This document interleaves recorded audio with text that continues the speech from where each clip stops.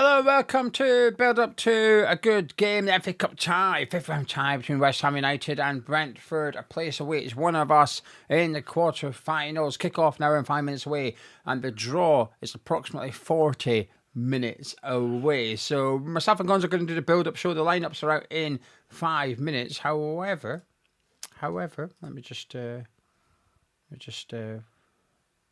we are. Robert might get a nice surprise when official lineups are out in just a few moments' time. Robert is saying, hopefully Pablo is on the bench. That would be a big boost. Ignore the screen, the ticker tape along the bottom has got the bench on it. Ignore that. That's an educated guess. It's not official. I'm just getting ahead of the game, hopefully. Anyway, Gonzo, how is oneself? Good, mate. Good. Yeah, I've got to tell you, I don't like this draw stuff. It's wrong. They should just wait until it's done. I don't like it. I don't think it's naughty. Why? What makes you think it's naughty? I just wait until the game's over. I'll do it tomorrow or something. I don't know. Just I wait until the round of fixtures. I understand, you're not going to get everything as you exactly want it, but I don't want a draw. So what's that? 20 minutes before we kick off the draw? Yeah. Not good to me. They do it every round, but I get what you're saying. It just feels a bit. It's unnecessary. There's no rush. Let's not do it tomorrow. I'd honestly do it Wednesday. I don't care. Just don't do it 20 minutes before the bloody game when your own competition is still in play. It's just odd. It feels really odd. That's all. It arguably gives us an advantage, doesn't it? Because I won't believe that if the draw gets done and we get drawn at home too, with the greatest respect to them, of course, Port Vale. I don't believe us and Brentford all go, oh, get it in, lads, and you get a bit more up for it, and you might find a better game. Swings and roundabouts. If it comes out, Man City will play the winner of West Ham Brentford. I'm not so sure both teams don't go, and don't maybe give it the oomph they might have previously given it. I don't know. I think it will impact the game one way or another, perhaps. So yeah, I get what you're saying as well. Just like you said, do it full time. Yeah. As soon as it's done. It's not like the balls are all numbered as well, so you don't alter anything. It's not like you unscrew them and pull the name out. None of that. It's just number 8. That's it. West Ham Brentford sorted. So yeah, I'm in agreement with you. Thank you on that one. Actually, how are you feeling ahead of the game though, minus the draw? Yeah, good. Looking forward to it. Absolutely. Yes. I don't know, it's like risk-free game, really. So why not bring it on? What about yourself? I get more excited for it, actually, as days go on. I was feeling pretty relaxed this morning, and I remained very relaxed, but I've started to get my hopes up a little bit. I started to buy into the FA Cup dream, if you like. I was saying to Mrs. Gio while we were having our sausage rolls, waffles and beans, I said to her, this has been a really bad season for West Ham. I said, but weirdly, it can still finish as the best ever season I've had as a West Ham fan. For sure. like, if we finish 17th and win the FA Cup, it's the best season I've ever had. I know. I was listening to an Arsenal fan on TalkSport earlier talking about all the things they're doing. I thought, you think you got it good? Well, I'm trying being a West Ham fan. It's all to play for, son. Yeah, so it can... And it can give us something to look forward to. And listen, at the minute, right, part of me was thinking, if we go out tonight, not then we'll focus on the Premier League. But then I thought, well, what if, right? It's going to forgive me for saying this out loud, but what if by the time the quarterfinals come around, we've lost every league game between now and then, and we're looking like we're getting relegated? At least the FA Cup will give you something to play for and something to look forward to. So yeah, I've started to get a little bit excited, to be honest with you, and find myself wanting to win this game more than I perhaps thought I wanted to win this game, if that makes sense. Yeah, look, it's so far it's been good for us. QPR, Burton, they've been good for us. Okay, Burton's maybe not the most entertaining game you've ever seen in your life, but Macclesfield beat Palace, Mansfield beat Burnley, Southampton beat Fulham. Yeah, why not? This is done. I think it's done us a bit of a favour. I think it really helped for Somerville, for Castellanos, you could say as well, and a few others as well, I'm sure. So yeah, I'm all for this. Probably for different reasons for other years actually, but I just don't feel that it is impacting on our survival in the Premier League at the moment. If later on in the competition it turned out whatever. We had an FA Cup game 2 days before a must-win Premier League game. We might have a decision to make, but as I say, Monday and Saturday, there's no decision to be made here. Just go out and try and win it. Yeah. Would you like to know the starting 11? I would love to. The Please. starting 11 for West Ham this evening is as follows. In goal for the Hammers, we've got Alphonse Areola with the back four of Walker Peters at right back, Mavropanos partners, Disasi at centre back, and Skulls at left back. In midfield, we've got Souček, Fernandez, and Kante, with Bowen on the right, Adamo on the left, and Pablo up front. You happy? Yeah. Yes, I guess so. Yeah, I guess I am. It's a strange team. There's no way I would have predicted that. No way. I could have had 5 goes at that team. I wouldn't have come out with that one. Yeah, weird. I think he's rested the wrong winger actually, but hey, that doesn't matter. If he gets it right, we get through. I think he's looking after his most important player, really. Yeah, absolutely. Yeah, for sure. Yeah. Obviously, resting Wan-Bissaka, you're saying. The defence picks itself. I'm pleased with the defence. Walker Peters, Mavropanos, Disasi, Skulls. I think that's a bit of a no-brainer. Switch to full-backs. Give Walker Peters and Skulls an opportunity. Keep that centre-back pairing or go back to that centre-back pairing rather. For context, Todibo is not on the bench tonight. So Todibo's not in the squad tonight. So I'm really pleased with the back four. Souček, Fernandez, he likes and trusts that partnership in midfield. Surprised Magassa nor Potts are starting. It felt like a good game for one of those. But what makes it more interesting is that Kante is picked ahead of those two as well. So it's not like he's gone Souček, Fernandez, and that's the only 2 midfielders. There's a third midfielder in there, and he's gone with the youngster in Kante over Magassa and Potts. I do wonder if it's to get Kante up alongside Pablo pressing. I suspect we'll see Kante high up the pitch tonight. And not a role Magassa nor Potts can do, really. So I think maybe that's what he's thinking is there. Bowen, Adamo on the left-hand side. And as much as we've been unimpressed by him so far, it's a good opportunity for him tonight. Right, okay, against Burton, he could use the excuse, while I was playing with Lamadrid and Wilson, what am I meant to do? And there was a couple of times Traore did do half-decent balls and there was just no one there kind of thing. Well, tonight he's got Pablo and Bowen alongside him, so hopefully that gets him a bit better. But I'm really pleased to see Pablo up front. Really, really pleased to see Pablo. You pleased to have our £20 million man up front?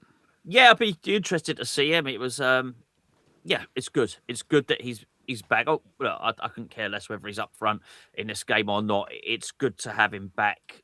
And this is perhaps where I do move more to the Premier League more than the FA Cup. His importance to the Premier League running is more important to whether he played tonight. But it's good as long as he wouldn't play him if he wasn't fit. But you know what? Even when he's fit, you only get 60 minutes out of him anyway because he runs around so much. He knackers himself out. So, yeah, I guess no harm done. It'd be interesting watching him play up front on his own. That's going to be interesting. He's often taken a deeper position when he's played with Tati up there as well. And so I think he's held the ball up. Don't get me wrong. But in terms of getting on the end of crosses and stuff like that, he's rarely been in there. So that's going to be interesting to see what type of positions he takes up, because that's one of at Gil Vicente. That was one of the things he was doing. He was a poacher. I think his first touch and his passing is suspect, but in many respects he's got a touch of the Součeks about him. That actually, when he gets in the box and he's got to hit the shot first time, he comes alive. So I think it's going to be really interesting to see, actually. Yeah, I'm really looking for to see Pablo up front, hoping he gets his goal tonight, and I hope it's an important goal as well, one that makes a difference. And we're seeing Tati off the back of his goal against QPR. Is that the reason? Well, we can't say for sure, but certainly helped. It wouldn't have done him any harm. And I think if we can get Pablo scoring tonight, that would do him the world of good. And if we can go in to the running. The bench for West Ham is on the screen now. I've updated it now. I've got one player wrong. Mayers is on the bench instead of Juve. No Juve this evening for West Ham. The bench for the Hammers is Herrick alongside Kilman, Magassa, Potts, Mayers, Wan-Bissaka. We've also got Somerville, Wilson and Tati on the bench as well. So plenty of attacking options on the bench for West Ham. Yeah, no La Madrid, which is interesting on there, I guess. But yeah, I mean, it's certainly given it a nice bit of depth there. I'm really pleased actually that he's not picked Kilman for this game. That was probably, if I had one stipulation, it would have been that. As I mentioned in the patron breakfast show, there was no need. There's no need to rotate the central defenders. None of them have played anywhere near enough football to worry about a Monday to Saturday game. I don't know which our best pairing is. I just know that Kilman's not part of it. So I just think there's a big drop off there. So well done. I'm really pleased that he hasn't played him. Shall we have a little chat around the Brentford team? Yeah, let's have a look. For those wondering, the graphics will be available at some point. It's FA Cup. The teams get announced later, so you're going to have to wait. And once they're available, that graphic next to Gonzo will start displaying the teams. But it's a 4-3-3 for Brentford, and they've taken this serious. They're going really strong. In goal is Kelleher at left back. They've got Lewis Potter with Collins and Ayer at centre back and Coyote at right back. In midfield, they've gone Henderson, Yarmulke and Damsgaard with a front three of Utara, Shada and Thiago. Yeah, they have, haven't they? Yeah. I like Damsgaard. Shada's good. Thiago's been outstanding this season. What's it there with the long throws as well at fullback, and that's a serious team. That is a serious team. They're definitely going for it. There's no doubt about that. They want this more than we do. That you can see that in the lineup there. There's no doubt about that at all. So, be really interesting to see how this one plays out. I think. Yeah, it's definitely they're more full strength 11 than we are for sure. I think the difference is the situation. If we were in Brentford's position, I'd like to think we'd go full strength, and if they were in ours, I'd like to think they wouldn't go full strength. So it's the circumstances of the Premier League are influencing the managers ahead of this game as well. I was hoping for a bit more rotation from them. I'm not going to lie, but Lewis Potter coming in at left back, Henderson's coming in at midfield. Trying to think who didn't play the last game because Jensen's been playing recently. So is Vandenberg, so he's rested. But it's a bloody strong team for Brentford, a really, really strong team. So it'll be interesting to see how we get on against them. Yeah. Shad up against Walker Peters, Utara against Scarles. Yeah. It's going to be tough. That's going to be very, very tough. That's definitely changed my thinking on the game, knowing their team now, that's for sure. The bench for the Bees this evening, Vladimirson is on the bench alongside Vandenberg and Pinnock. Jensen's on there alongside Donovan and Furo. Bent is on the bench with Stevenson and Shield. So quite a couple of youngsters on the bench for Brentford this evening. Shall we get straight to the bet, Gonzo? Let's just get this done. Yeah, absolutely. The draw will be done in about 20 minutes. We'll cover it live on here as it's happening. What do you fancy for tonight? I've changed my mind. I don't fancy us to win anymore. I don't know whether. I might well be on my own on that, maybe. So I think might make it up out of shots and stuff like that. I think we'll have shots, Bowen shots on target, that type of thing. Right, who are you fancying then? Bowen for shots. Yeah, but I was hoping you'd say more than one player. Souček, Bowen, Souček. What, could you Bowen, Souček, Fernandes shots on target? Fernandes, yeah. And then I'll whack in Thiago to have a couple of shots. Yeah. And I think I'll do Kante to commit a couple of fouls. I think he'll be higher up pressing, so I think he might concede a couple of fouls. He conceded 3 against Burton, so don't see why he wouldn't concede a couple tonight. That's 20-1. That'll do. That's 100 quid.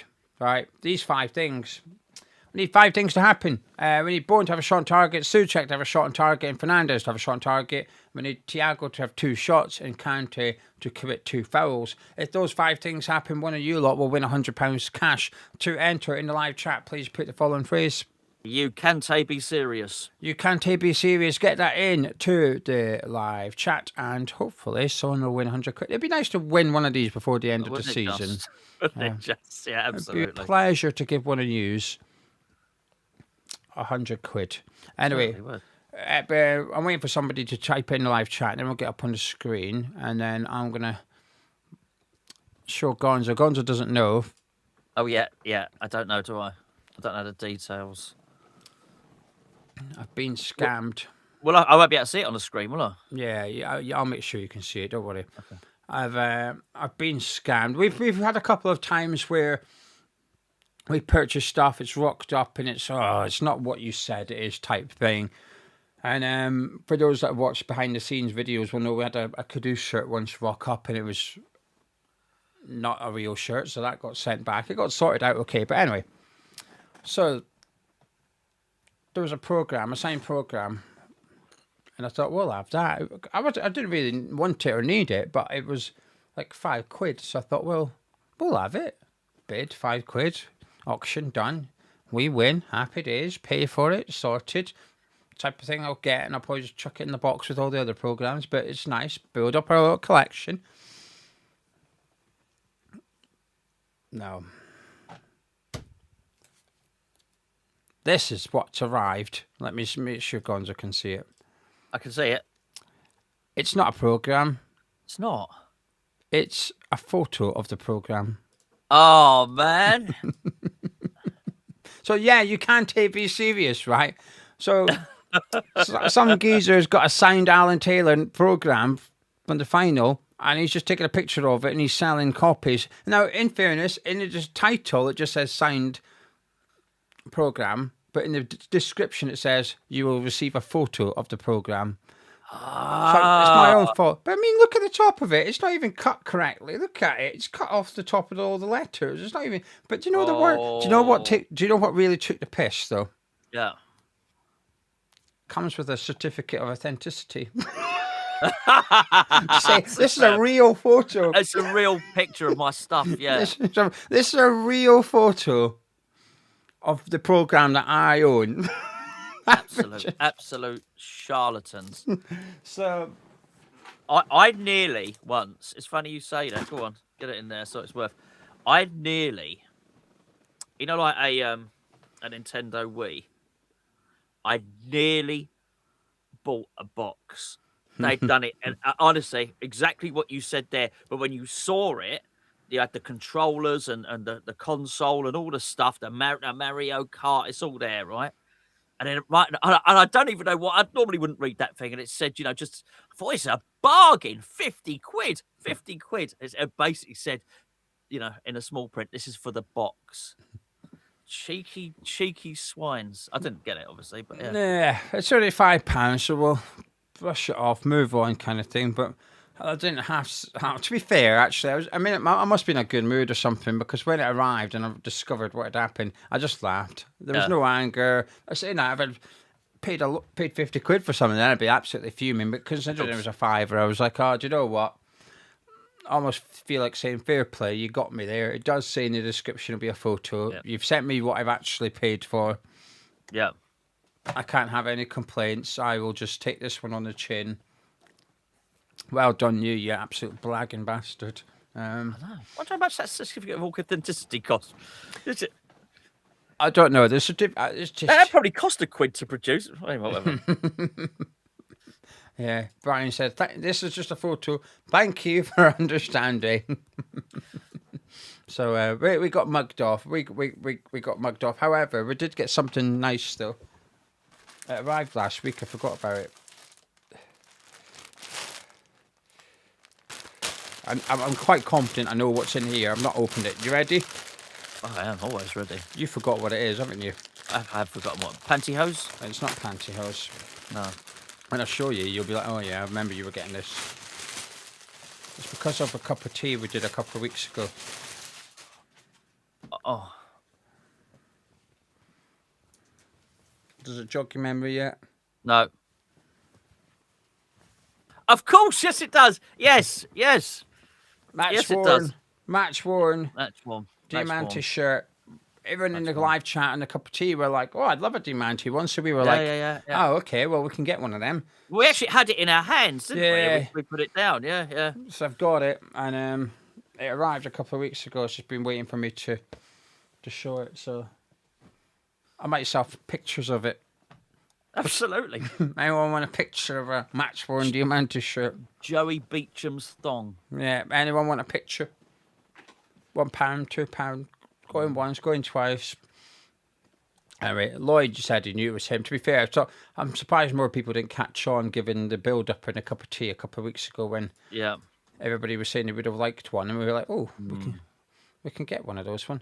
Lloyd, I've got in my possession for now, but Gonzo's going to be getting it. I'm going to make him a little box of stuff so that he can go show his.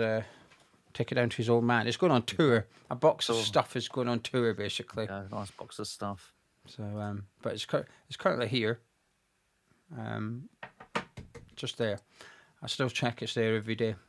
Crazy, isn't it? I do. I can't stop looking. It's like the equivalent of when you go on holiday. You put your passport in a zipped pocket, and you still check your passport is still in the pocket. Don't stop tapping it, do you? No, you keep looking and keep looking and keep looking and keep looking.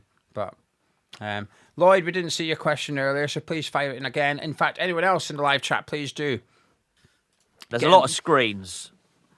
Get involved. Get your thoughts in about the West Ham team. Are you happy with the West Ham team? A few changes from Nuno, but I feel like it's quite strong, to be honest with you. He's definitely taken it somewhat seriously with a centre-back pairing and Fernandes and Bowen. There's no doubt about that. Yeah. I just think Brentford are taking it fully seriously. But I do understand why. I'm not cross about it. It's definitely changed my outlook on it, definitely. Yeah, I think. But so what, you've gone from thinking we'll win to... Thinking we'll lose, yeah. But more because of Brentford. Yes. Yeah. Yeah, I did not expect... Bear in mind what they did against Borough, I did not expect them to take it that seriously. That's a team that's done really good things in the Premier League this season, and our team, we've got, Traore there and all that sort of thing. Kante. I've got nothing against Kante, but we have players there who haven't proven it in the Premier League this season. So, yeah, it's I'd love Kante I'd love Traore to play well. I'd love them all to play well, of course. Yeah, it definitely dents my confidence. But you know what? If we can get to a set period before the substitutions. 0-0. You never know, mate. You never know. I want to see Kante high up the pitch though with Pablo. I want to see him up there. I want Kante doing the Pablo role. Get up next to him, help press him. Because he's really physical, Kante too. And that's something we've got to take advantage of. And also, he knows where the back of the net is on occasions, Kante does. He is. I wouldn't call him a goal-scoring midfielder. I wouldn't describe him as that. But you can strike it. So I'm hoping that maybe he gets an opportunity or something. But it'd be interesting. It is interesting that he's played Kante. But we discussed before when we were in your van, what do we do when Pablo's out? Who plays the Pablo role? And we didn't really have an answer. It's like, well, it can't be Wilson. Can't be Souček. It's going to have to kind of be Magassa. I do wonder if he's maybe having a look at Kante tonight going, well, have you got something so that if in future Pablo's injured or it's late on in the game and Pablo's knackered, but we're winning, I don't want to go too defensive. I can put you on and keep that high press going. So I do feel like it's an opportunity for Kante tonight. And I think it's, he's picked ahead of Potts and Magassa. That's massive. And Kante can't say, well, you're just playing the youngsters because Real Madrid ain't playing. He's the only youngster. Yeah, I mean, look, Bowen's playing, Fernandes is playing. He's definitely. I do think that Nuno is. I'm not suggesting he's not taking it seriously. He is. I'm looking forward to watching Kante play as well. Yeah. XIO saying, isn't this a 4-3-3 with Traore, Bowen, and Pablo at top? Yeah, it might be, but I think Kante will be higher up. I think out of possession, I think Kante will be helping Pablo press. I could be wrong. I could be totally wrong, but that would be my suspicion. Because against Man U, they were taking it in turns to press. Magassa, Souček, and Fernandes. They were all just taking it in turns to press. So there was always one trying to get up and help Tati. Pierre would have definitely rested Bowen a bit like so. Like Gonzo. But I think it might be okay, actually. Let me see if the teams... I can't see it yet. It says it's... If you have a look at the top, it says lineups confirmed. Oh, yes. Yes, there you go. Yeah, that's it, isn't it? There you go. That should start it. So for anyone wanting to know the starting 11s, like Daniel, the West Ham one's on your screen now, and the Brentford one will pop up in just a few seconds' time. John is saying Kante will be super important for us if we get relegated and need to sell in the summer. Yeah, well, you'd hope he's, as up to the level of the Championship and better, wouldn't you?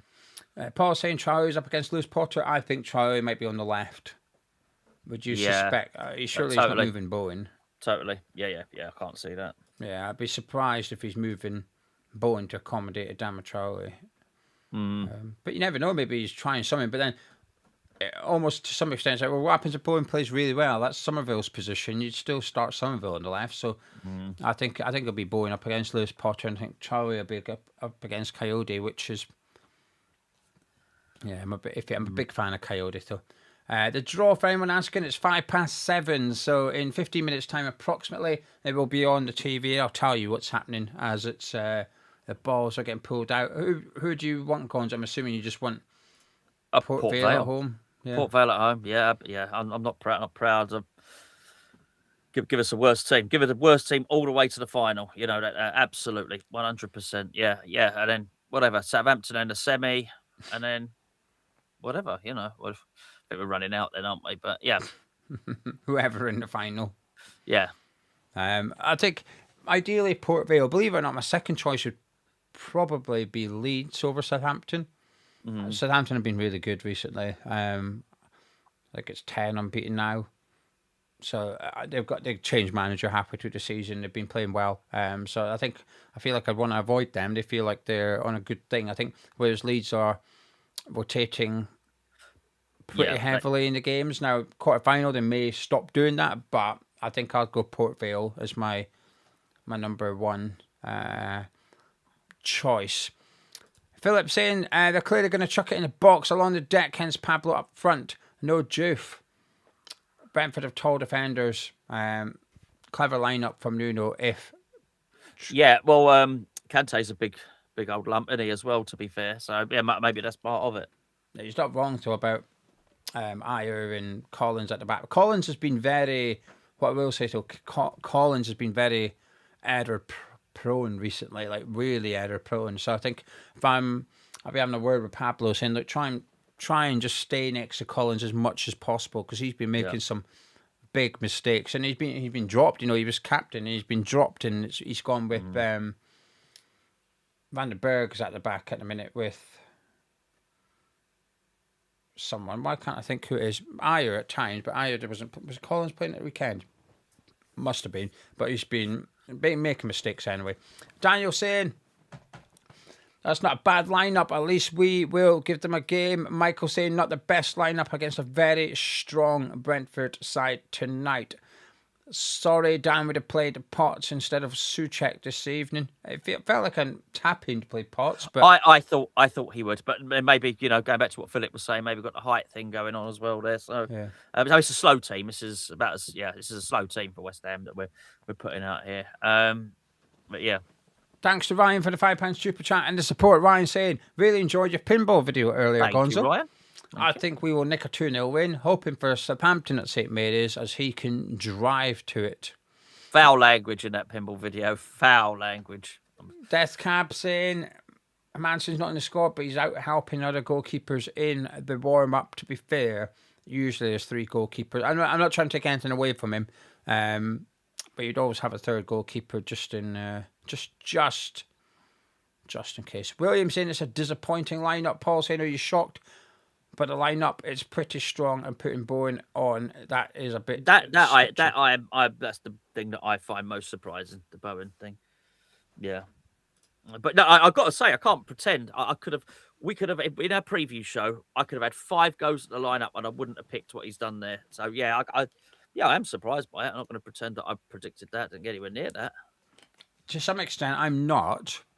But that's because I said to you this morning, it's near impossible to predict. Nuno's really unpredictable. Because when it came out, I was like, almost anything went. I think what would have surprised me most is if he went full strength. If he had Hermansen, Wan-Bissaka, Juve, Somerville, they were all starting, and then I'd be like, whoa, okay, was not expecting this. I was expecting rotation. Yeah, it's more. It's not that. I knew he would do it, but it's more Pablo starting, Traore on the left, Kante in midfield. Whoa, okay, wow, that's was not expecting that at all. So but definitely, Paul, definitely a bit shocked for me. Only the Kante one's the surprise, just because I would have expected Magassa or Potts in over that. But anyway, Sean saying I think Scar's going to be pretty exposed with the Dam in front of him. I agree. He never tracks back. Completely agree. Would surprise me if Dam is up top. Pablo in the 10 and Fernandez on the left. And there's a shout. I hadn't considered that at all. I'd be surprised if he's moved Fernandez. I'd be very surprised. Yeah, but there is zero. We've got zero chemistry, zero anything going on down that left side. With Traore and Scarles there. Yeah, I think you're right there. Why do you know that? Why do I know that? Because I've not. Okay, well, relationship, whatever you want to say. They've got no. I've not seen anything. Never seen them play. Exactly. So they could have. I don't think they will. I also suspect they won't. But I'm just saying. Right, okay. You're stating something, and it's with no evidence. I've got no evidence that they've ever played before together. So I'm thinking they will have no. Definitely got no evidence. That's what I'm basing my assumption on. Excuse me, I'm just trying to put a £5 on Kante to make a few fouls. Oh. I think he'll be the hustle and bustle tonight. Bosh, right, Gonzo, before you head off, I'm assuming you don't want to stay for the draw, so I'll let you get off. But what are you fancying tonight? What's your final score prediction? I think we're going to lose 2-1. I've done a full switcheroo. I've done a 180 or a 360, as some people call it. Yeah, that's one of the annoying things, isn't it? Yeah. As we discussed, we did a whole naked. That wasn't a whole naked on that, but we did discuss people to get things slightly wrong. Yes, I'm going full 80 though. So 180. What's an 80? I'm going a full 180. Or half a 360, as some people call it. I'm gonna go with Brentford 2-1 win, I think. Yeah, I think I'll join you on that one. Unfortunately, hopefully we're wrong. But we'll see. Anyway, Gonzo, thank you very much. Have a lovely show, everybody. Don't give that picture away too easily. It's in the bin. Don't worry about it. Right, thank you very much, Gonzo. Ta-da! Right, that's him gone. It's just me and you guys now. Just give me 1 minute just to get set up, get rid of the headphone, put in my hearing aid. I'll shut down the platform where Gonzo's hosted, and then we will get ready for the draw, which is in approximately 5 minutes' time. We will discover who awaits the winner of this tie in the quarterfinals. Hopefully it'll be West Ham. How you all feeling in the live chat? Let's see what you're all saying. I saying Nuno's damned if he does and he doesn't. I completely agree. I completely disagree, Irons. Whatever he did tonight, I was okay with. He couldn't do anything wrong tonight, Nuno. So I strongly disagree with what you've said. I appreciate some people that may be applicable to some people, but for me, nah, it's whatever. Ziggy saying about to start Port Vale if we win, but of course we know it's Liverpool, Man City. It would be nice, but Wick saying good to see Pablo back. Shouldn't he have a Brazilian flag in a team lineup? We don't control it. Don't blame me. I don't think he's represented Brazil yet. And he's got a dual citizenship, so maybe they've just left it that. The annoying one is Wan-Bissaka, because Wan-Bissaka's still, as far as I'm aware, still got the English flag. That's the more annoying one. Hammer21 saying hope for a win and no injuries or red cards. Hammer21, thank you very much for your kind support. Thanks to the support from Hammer21, from Ryan, and also from Feza. There's no adverts on the watch along that you're watching. Hopefully there's one when you click on it, but once you're in, and there's no more adverts thanks to those three. Feza saying I think it's an interesting lineup. Curious to see the formation. I think it'll be 4-3-3, but I think as I said, I think you'll see Kante jumping, but we'll see. James has been impressed by Kante's sub cameos. Excited to see him play. Sean saying, whatever happens tonight, the main thing is that no first team players get injured. We simply cannot afford for that to happen. I completely Agree with that one. Matt saying Bowen plays, although he looks dead on his feet. He would rest him. Jonas saying we need the bench players to get up to full fitness. So happy to see Kante and Pablo.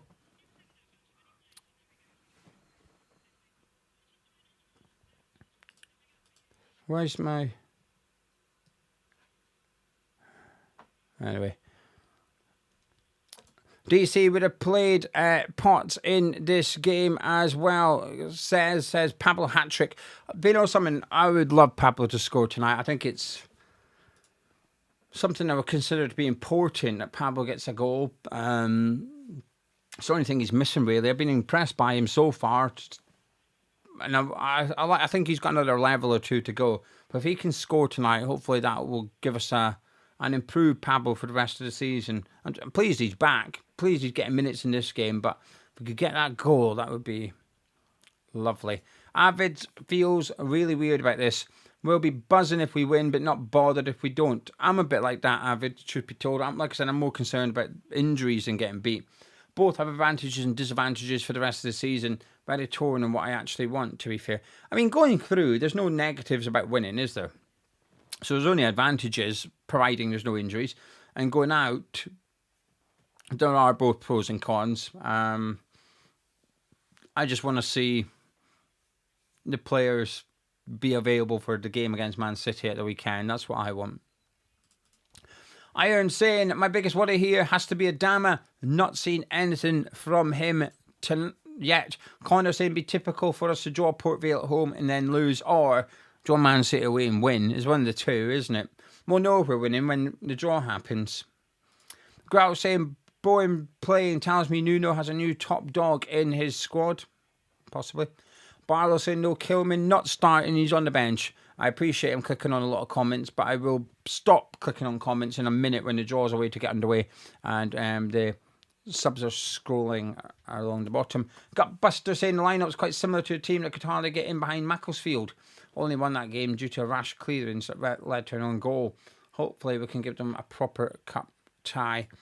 Iron saying, some in the chat are split, which is what I'm saying. I think it's a great team. Great to see Pablo back. The draw's in about 5 minutes. Once, I don't know, I've got TNT on anyway.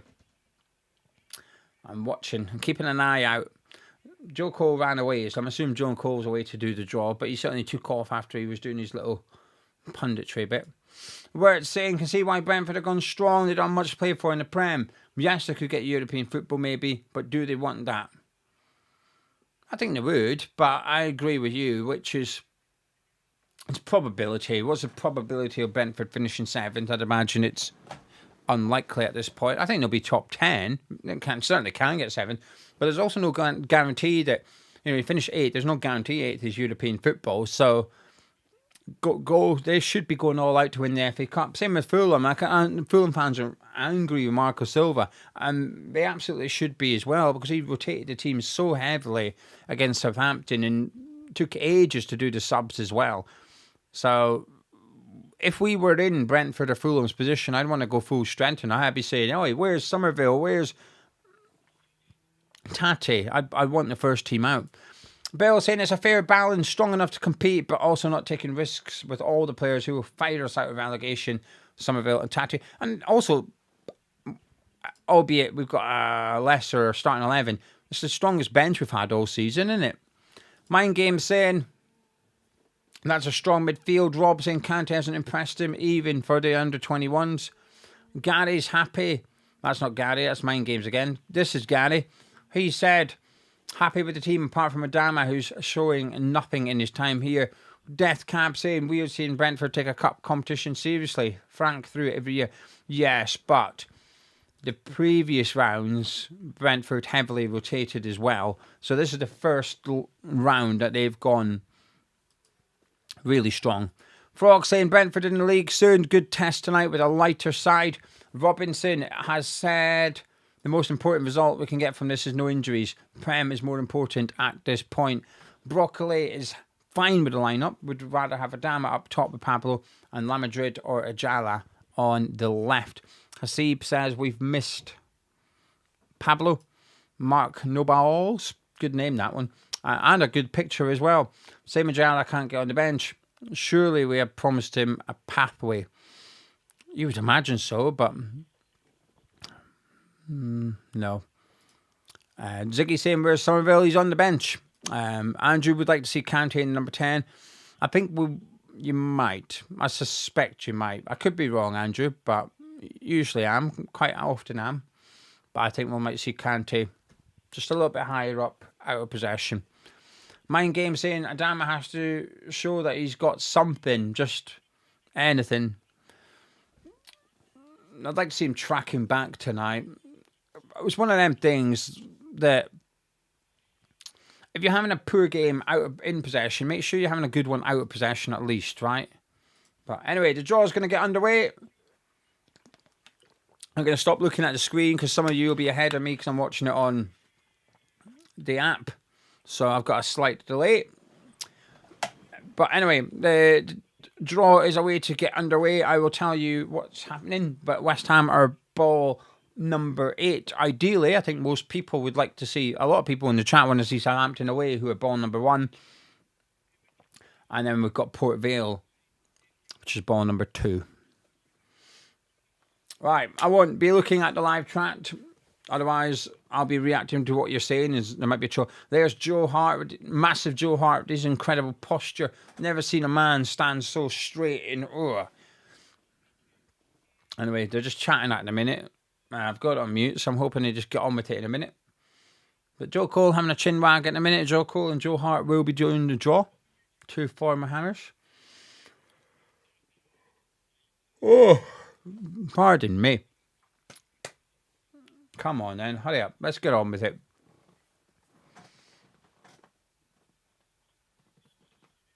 This is really going to get us up or down for the game, isn't it? We get drawn at home to Port Vale. Suddenly it's like, game on. Can we go win this, please? But we get drawn away to Man City. I think my desire for winning tonight will evaporate pretty quickly. Southampton, Port Vale, Man City, Leeds United, Arsenal, Liverpool and Chelsea remaining in the draw for tonight, as well as us or Brentford, of course.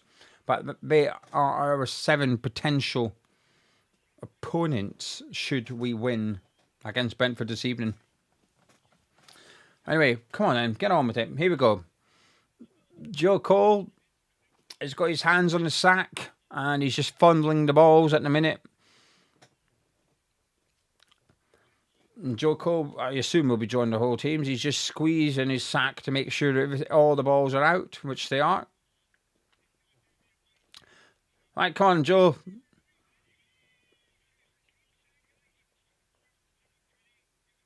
Joe Cole having a rummage in the pit. Number 1, Southampton.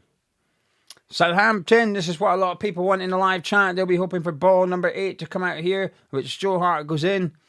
It's to his right, so he should handle it okay.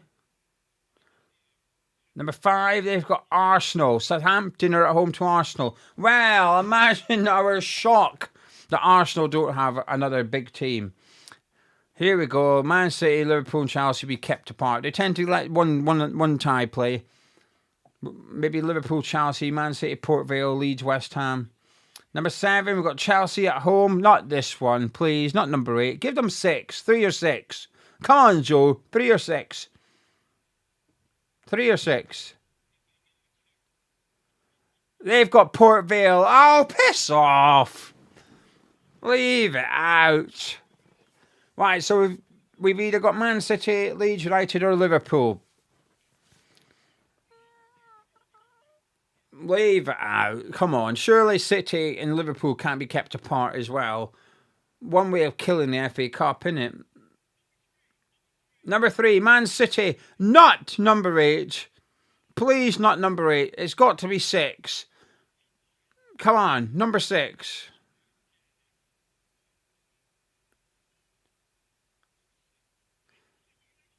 Six. Yay. Okay, we've got Leeds United. So Man City will host Liverpool. And us or Brentford will play Leeds United in the quarterfinal of the FA Cup. Joe Cole's just going to determine who is the home team. Hopefully it's number 8.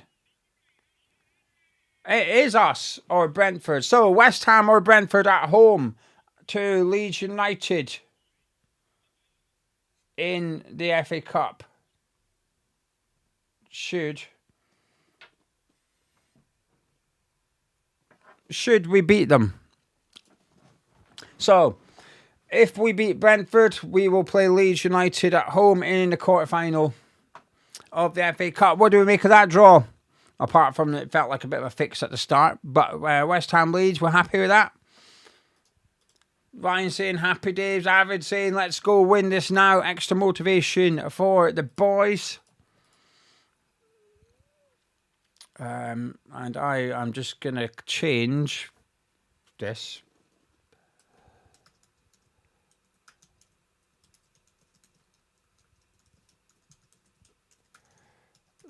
I'm just going to change the bit that's on the screen. West Ham United or Brentford will face Leeds United in the FA Cup quarter-final at home.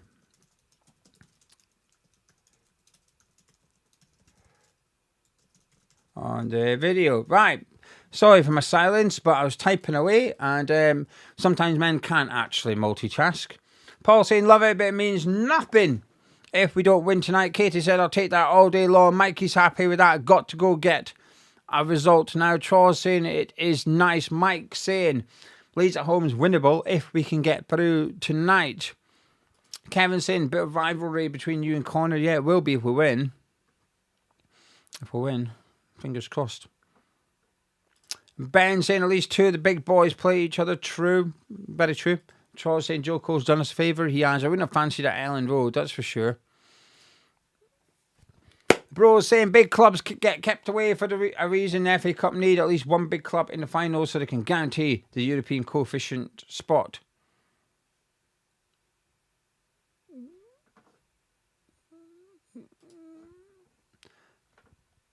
I'm unsure what you mean. The European coefficient spots depending on the team's performance in European football. I guess what you're trying to say is they want Man City or someone to win it so they go into European football and play well. But I disagree with that one because, Crystal Palace are currently... Well, Crystal Palace won it and got into the Conference League due to Textor, but Nottingham Forest and Villa have been in Europa League and they've been fine. I suspect anyone that's left in it, bar Port Vale and Southampton, obviously... Even Leeds United went on to win it. They'd be fine in Europa League. I think they'd get out the group stage. So I don't buy into that, bros. I have to disagree with that one. I do agree that sometimes they conveniently get kept apart, though. I just disagree with the reasoning. Jet saying a lot of top teams in the FA Cup draw. A West Ham win in the Premier League against the same team is a more important 3 points. Finton saying the draw is not too bad. Robinson saying it'd be a nice test for the final day if we win tonight. Avid saying practice for the last game of the season, if it still matters by that point. Hopefully not. Hopefully we're safe by then. Rocky saying team out there. What is me tonight? Brentford have literally full team out. Not literally. Close, but not quite. Time for Traore to shine. Barlow saying Port Vale semi, Southampton final. It would be nice. Just got to get to the quarter-final first. Ryan saying based on no evidence at all, I think Traore will be quality tonight. I'd be really happy if he was, Ryan. If there's one player I could pick to have a fantastic game tonight, it might be him. It'd be him or Pablo, because I always think, who would be beneficial? If we could get someone into good form that's currently not in good form. You know, Bowen's performances haven't been great, but he's still picking up. What's he got? 4 assists in his last 5 games or something. So he's still contributing, and he will between now and the end of the season. But Adama, Pablo, if they could just go up a level or two tonight and keep it going for the rest of the season, it can make a big difference. So, fingers crossed. Major saying we'll get to the final this year, play Liverpool 20 years after Scaloni fucked up and put the ball out to decide and Gerrard scored that goal. Revenge 20 years later and Spurs go down. That would be incredible, wouldn't it? I'm assuming the FA Cup's after the season's finished, right? It better be. Could you imagine we stay up, Spurs get relegated and a week later we go win the FA Cup? Like I said to Mrs. Gio earlier, this could be the best season I've ever had supporting West Ham. It's unlikely, but... John saying, play tonight. Leeds, winner of the cup game will lose the last game of the season. I can see it. Charles saying, yep, evidence is Traoré is no longer fast or strong. Mark saying, if we lose, would I be the only one who would love a Port Vale Southampton final? I don't think so. I think a lot of people would. Grouch saying, based on evidence, I think Traoré will be crap tonight. Pierre saying, assuming we win and we can beat Leeds once this season, would you want the cup win or the league win?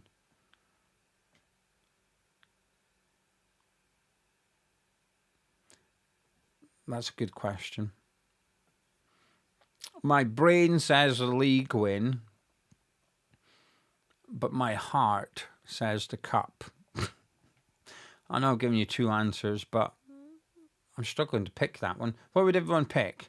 Going by the question that Pierre's asking, assuming we win tonight, we can only beat Leeds once, would you pick the cup or the league? But you've got to decide now. You're not allowed to say, well, I'll decide how the league's looking by the time we play them in FA. You got to decide now. What one would you go for? I'm inclined to say the cup. Plaque saying, Somerville will go missing against Leeds, just need to double mark him and he does nothing. Sort enough in the Championship. Charlie saying, gutted by the lineup. Now we've got an albeit tough but winnable tie in the next round and a good chance of making a Wembley semi. Only chance of success this season being put at risk by the selection. Right, people answering Pierre's question. League or cup? It looks quite split, to be fair. Let me see if I can... I'll do a quick poll, actually. I'm going to do a poll. 10-minute poll. League or cup? Rather than me just sitting reading them all out, but it feels quite split, so this is the better way to do it. There you go. The poll is live in the live chat. Please pick which one. Just to reiterate once again, Pierre is asking, you only get to beat Leeds United, assuming we win tonight, you only get to beat Leeds United once, either the quarterfinal of the FA Cup or the last game of the season, but you've got to decide now which one you would win, which one would you choose. I'm going for the cup. So get involved in the poll. I like a community question like that, and especially one that's going to split opinions a little bit. I like stuff. Matthew's a bit like me. My head says league, but my heart says cup. Me too, Matthew. But a wise man, well, it was actually a female, a wise woman once said to me, you can change your mind, but you can't change your heart. Always go with your heart. Grouch saying, thing is, if we stay up this season, we're banging the relegation zone right from the start of next season. If we have to sell our best 2 or 3 players. Plaques saying, as a Leeds fan, I'll take the league. So he'd pick the league over the cup. Even though they've got 3 points on us at the time of asking the question.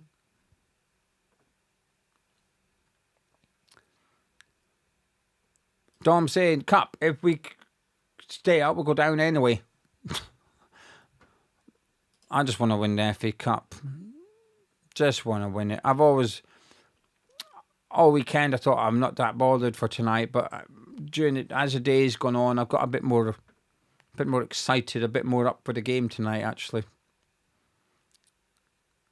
I haven't watched any football over the weekend, which is a first for me. I was down in Essex over the weekend. I got lucky. It was my friend's Tom. Do you remember Tom? For those, there was 2 Toms. Tom Down.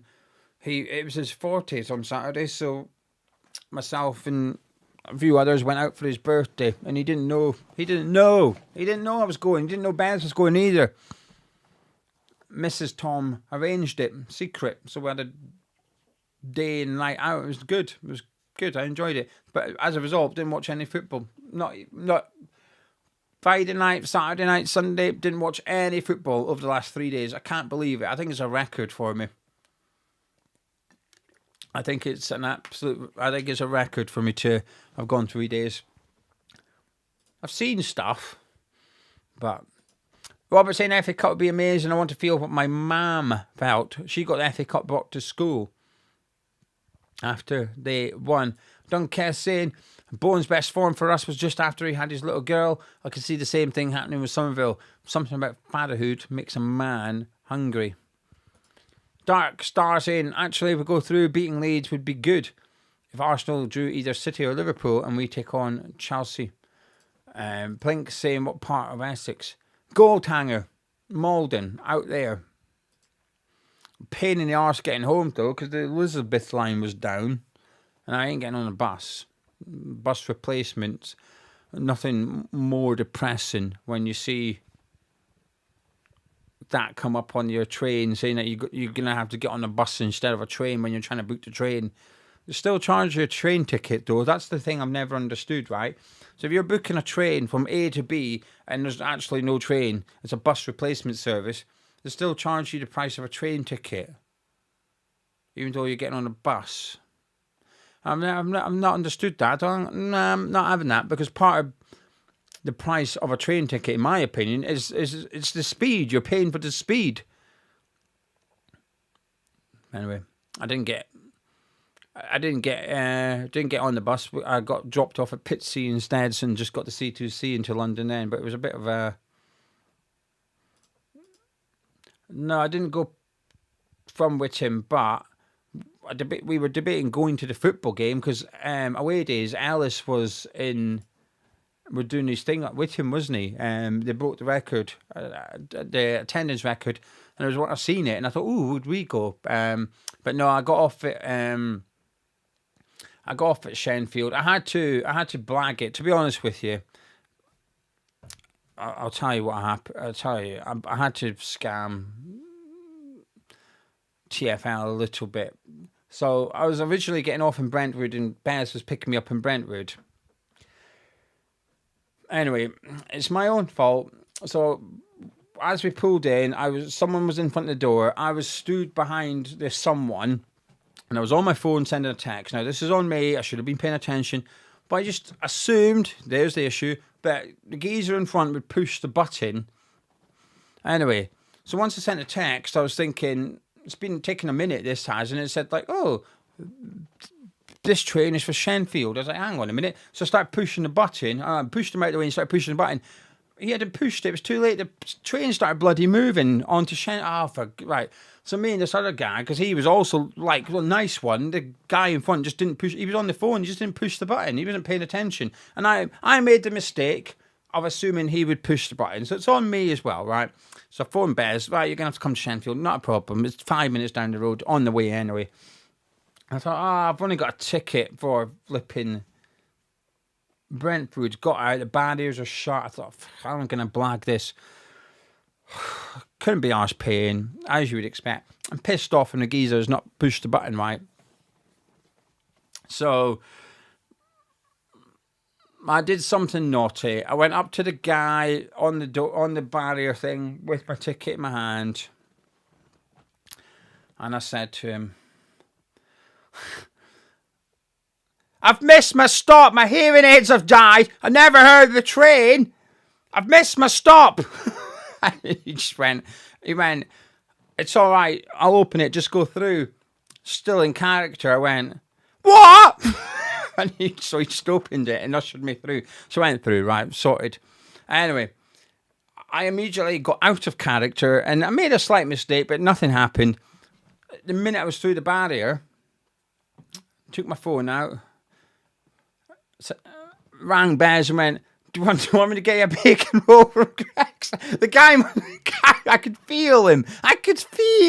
staring in the back of my head. I was walking out just on the phone chatting normally, but anyway, problem solved. Karma got me on the Sunday. I was meant to get on a bloody bus, so swings and roundabouts. You win some, you lose some, but there you go. Sometimes having loss can be a good thing.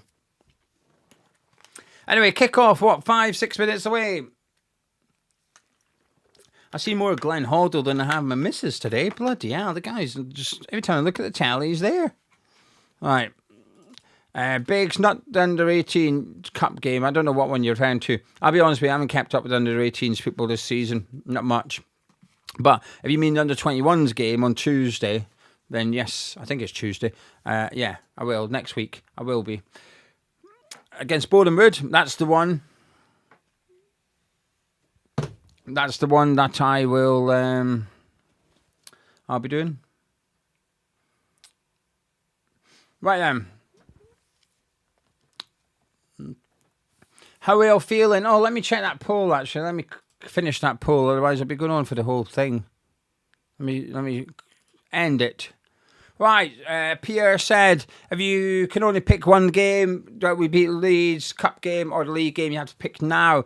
69% of people chose the league and 31% of people chose the cup. I thought it would be the other way around. I thought more people would have picked the cup than that, to be honest with you. I get it, though. TB, what's your score predictions? Everyone in the live chat, let TB know what your score predictions are. Mine's 2-1 Brentford, but I'm relaxed about it. I've got hope. Aston Martin saying, here's £2 if we win. We got Leeds United. Thank you very much. Very, very kind of you. Big Slap saying, yes. Done 21s. Yeah, I'll be doing the watch along for the final. I'm looking forward to it, actually.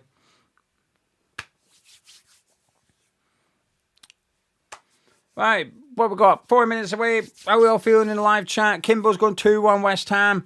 Today, Toddy's going 2-1 Brentford. Mike's going 2-1 Brentford. Plaz, who's a Leeds fan. No, it's not our first team. It's half and half.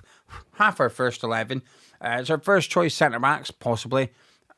First choice 2 centre midfielders in Souček, Fernandes and Jared Bowen. So 5.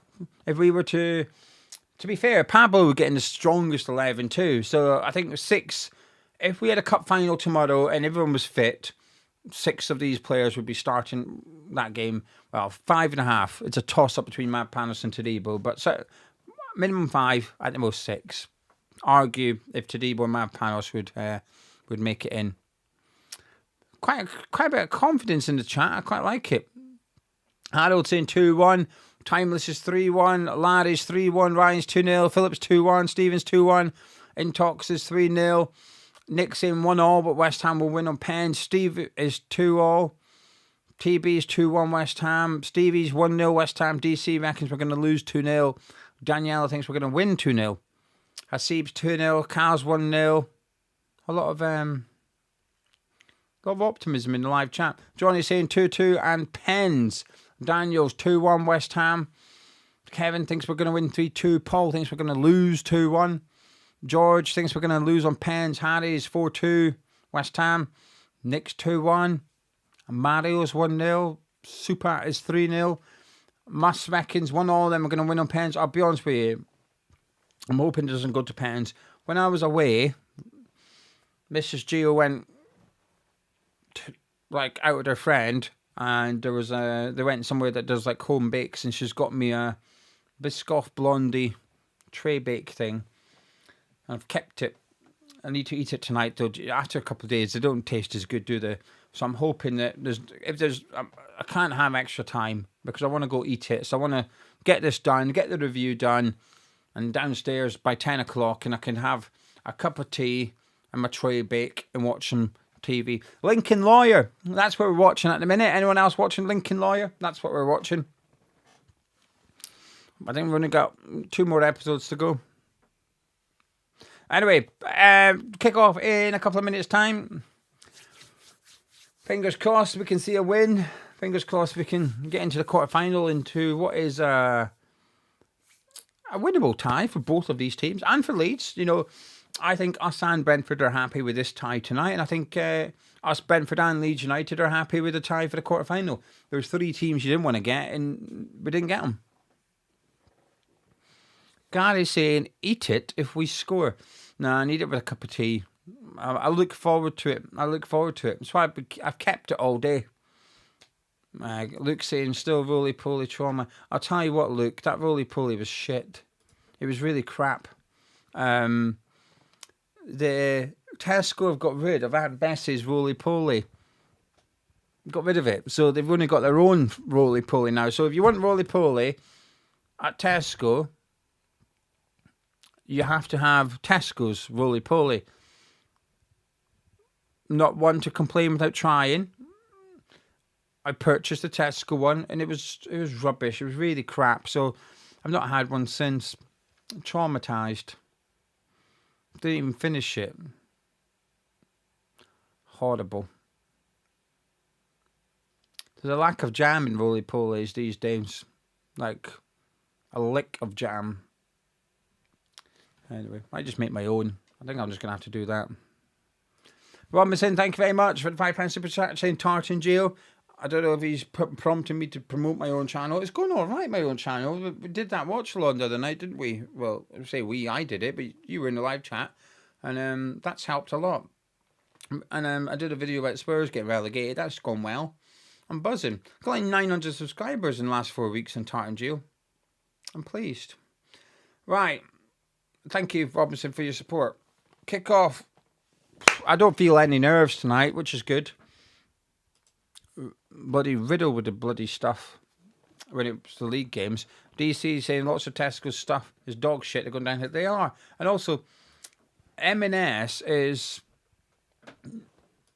like a lot of things are the same price. Like M&S beans are cheaper than Heinz beans now. Not that anyone cares. Oh shit, I forgot to... Right, let me do the clock and then I'll do the scoreboard. I know it's a bit backwards, but I'm getting ready. As Brentford will get the game underway at the London Stadium.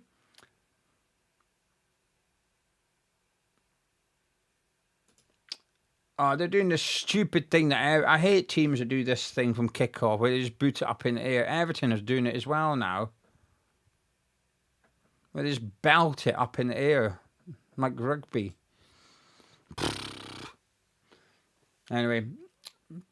Shada. Oh, crikey, they've had a shot already. It was a difficult angle. High, well over the bar.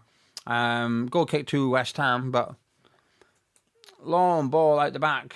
Good long ball. Shada got in between Walker Peters and Mavpanos and left-footed effort, but it was a very difficult chance and it doesn't bother Areola whatsoever. Anyway, take the goal kick. Areola goes long, looking for Pablo. A bit ugly at the minute as Ayer just wallops it into the air. Bowen's brought it down really well against Keane Lewis Potter. Great touch by Bowen. It's Bowen running in. It's still Jared Bowen. It's Bowen. Deflected wide. Corner kick. Good play by Jared Bowen there. That was an absolute fantastic first touch. Oh, that's delicious. He's nutmegged him as well. A really high ball. Such a vertical drop. And he's just delicately touched it and it's gone through Keane Lewis Potter's legs. Paul, it's not full. I think there was 13,000 tickets still on sale, like at lunchtime today. So it's the upper tiers at the back are bare. There's no one in them.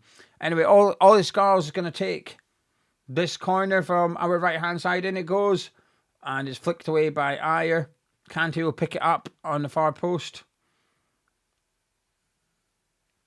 He's worked his way out to Fernandez. He gives it to Scarls, who may shoot here. He does.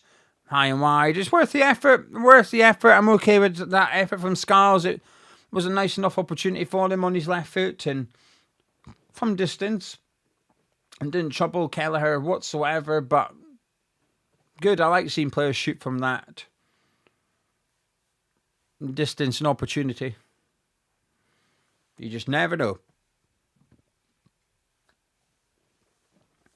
Kelleher goes long with the resulting goal kick. Shada flicks it on, but Mavpanos just pops out for a throw to Brentford down their left-hand side.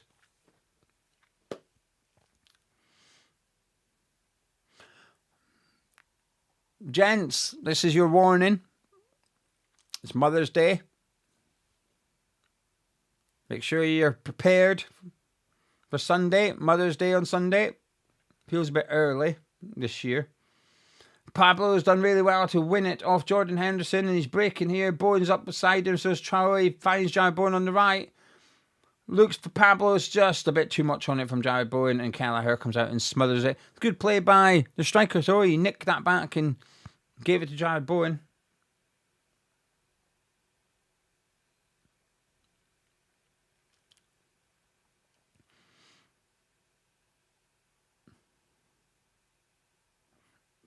Just not enough bend on it from Bowen. He tried to use the outside of his foot just to wrap it round, and it just didn't have that curve on it, so it just went straight to Kelleher.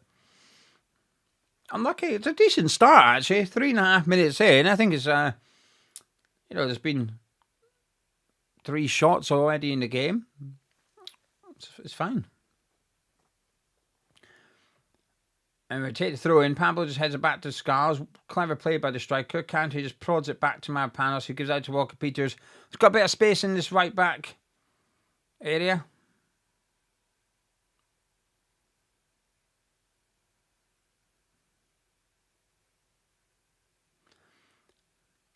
West Ham just playing it along at the back.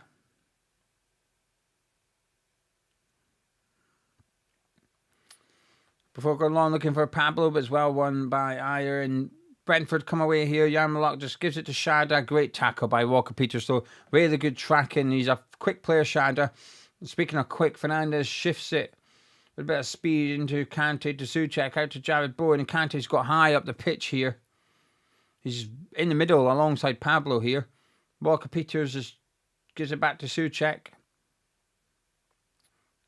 Fernandez just knocks out to Adama Traore on the left-hand side.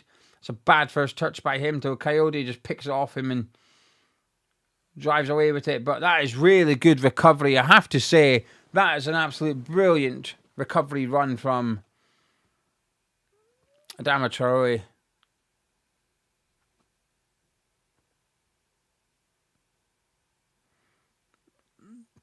Walker Peters loses the ball, though.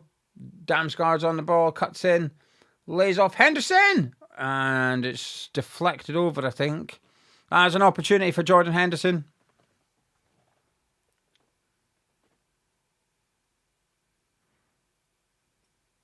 May have come off to Sassy. Let's have a look. No, it did not. High and wide by Jordan Henderson. That was a good opportunity for him, but he's completely missed the target.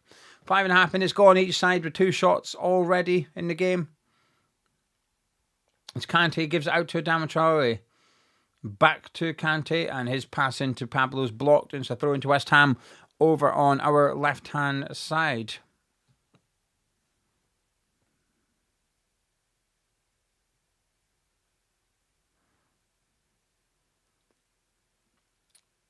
Pablo battling away, and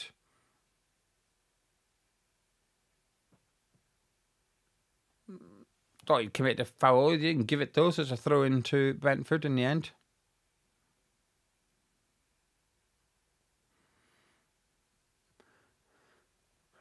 Camera just panning around the stadium to show how empty it is. But listen, it's Brentford at home in the FA Cup on a Monday night.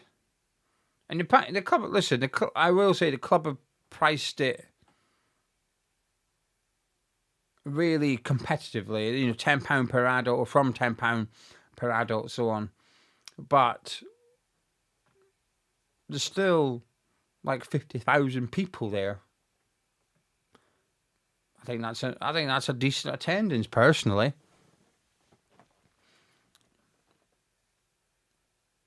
Anyways, 7 minutes on the clock at the London Stadium. Yarmouk on the ball, and it eventually works his way out to Keane Lewis Potter, who looks to play over the top for Thiago. Too much on it, and it's a goal kick to West Ham.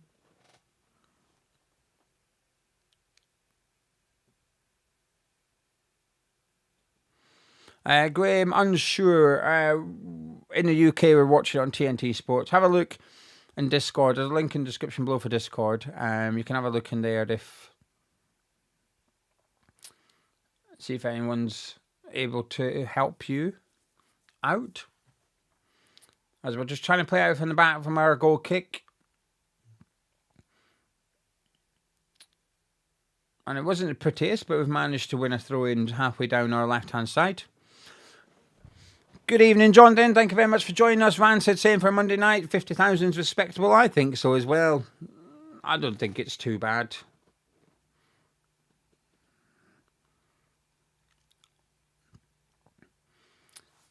Kante on the ball just shifts out to Kyle Walker-Peters over on the right-hand side. Leo is just saying that you can have a look on the Discord. He's using the Discord link, and you're able to obtain a link to the match.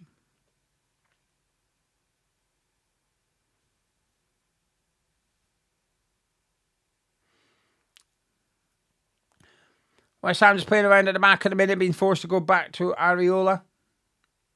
And he goes long, looking for Pablo. but Ayer deals with him well in the air, and Coyote picks up the loose ball.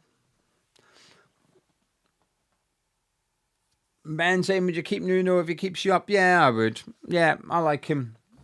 I liked him before West Ham, and he pissed me off when he first came here. It really annoyed me. But there's a lot to like about the West Ham in the last 2 months. There's a lot I like about us, to be honest with you. And I think a lot of it is down to Nuno. Slap, if you have a look under the video, so where you're watching the video, scroll down, there's a description box.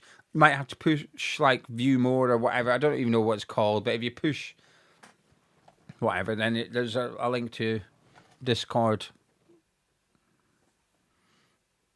If you Google it, maybe you just Google Hammers Chat Discord, I'd imagine it comes high up on the list of Google.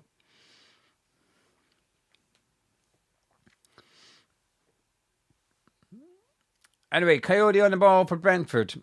Just puts it out to the left-hand side where Collins is peeled out to, as Keane Lewis Potter's gone high and wide as he usually does.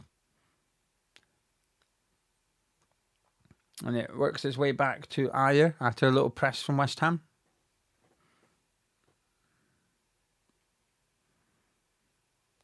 Lovely ball that into Shada, and Bowen gets a tackle in, but it's knocked down to Shada, who worked his way through to Coyote. Good save, Areola. Well done, Areola. That's a brilliant save. Good save by our keeper there. That was a really good opportunity for Coyote. Probably should be 1-0 up, to be honest with you. Utara with a lovely touchdown to Shada, who I think he was trying to take on Disasi, but he ended up working his way to Coyote, and he's under pressure. Areola did really well to narrow the angle, and Scarles was coming over to put pressure on him, but it's a really good save by Areola.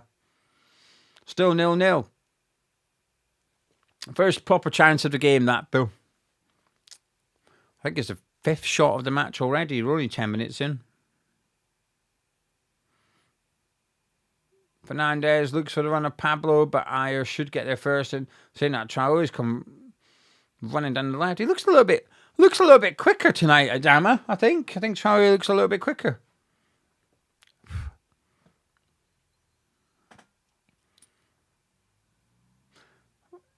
Matt Paris on the ball just inside our own half. Out to Walker Peters. Who puts it into Pablo. Good ball, Walker Peters, and Pablo gives it out to Jared Bowen, but he's under pressure from Lewis Potter, and he's forced to go back towards Mavropanos.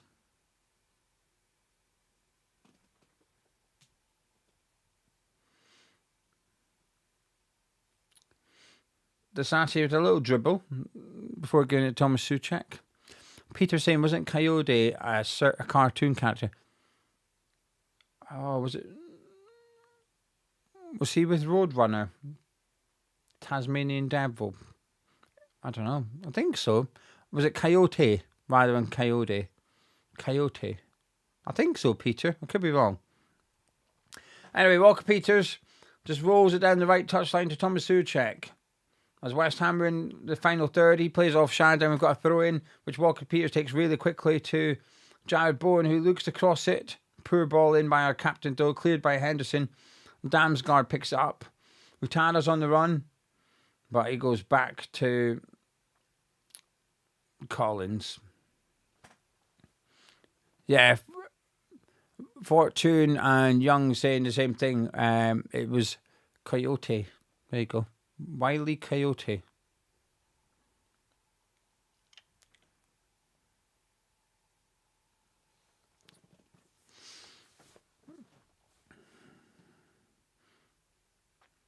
Pablo just tasseling Ayer as he plays out to Coyote, who goes down the line to Tara. He tries to spin Scarles. He does well. He gets away from Kante. He's done well here, Tara. Gives it to Damsgaard. A chance for Brentford, but that's poor by Damsgaard, and all his Scarles picks up the ball and just clears it as far as he can. Pablo gets brought down by Ayer, and the referee's not interested. He says, play on. And that's exactly what the Brentford defence do.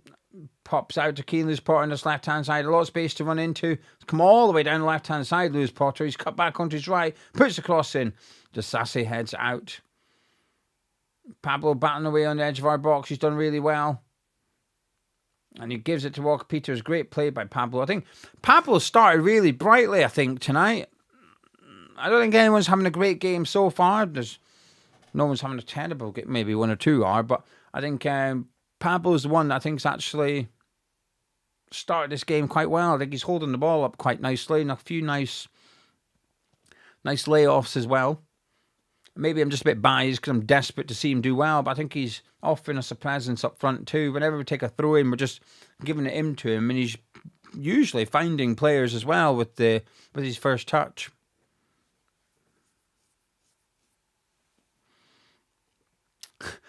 Timeless saying, good to see Pablo not limping.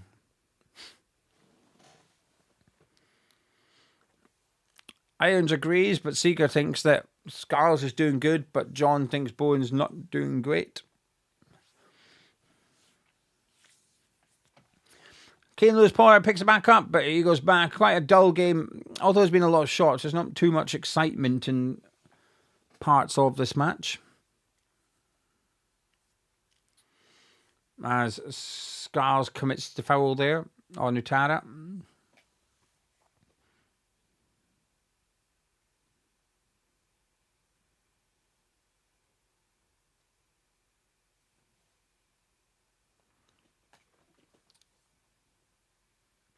Coyote out on this right-hand side. Gives it into Tara. He goes by Scarles. Great play by the Brentford winger. And comes across from him. Head away by Mavpanos.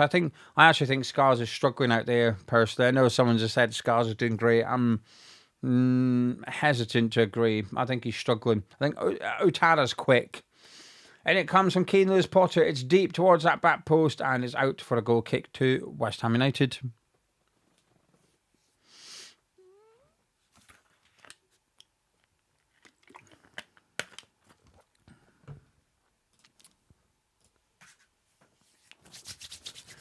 Coming up to the 16th minute at the London Stadium. Just want to say thank you for joining me. If you're new to Hammers Chat, please do subscribe. And also please drop a like on the video as well. That'd be very kind. So if anyone comes onto YouTube, searches West Ham Brentford, we could be their #1 recommended result. Thanks to you all dropping a like on the video by clicking the thumbs up button. As Ayer feeds it into Damsgaard, Utada's on the move again, but Brentford's playmaker hesitates and goes back to Coyote as Brentford just work it. Well, Henderson's taking it back off him and he's gone down the right again with Coyote, but Collins is screaming for it on the halfway line for Brentford.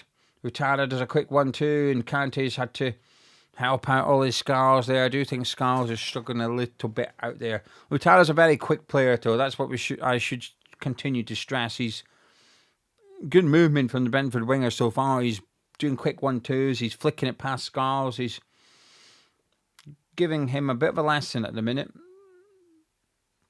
And Souček does well just to stop Yarmouth getting away there.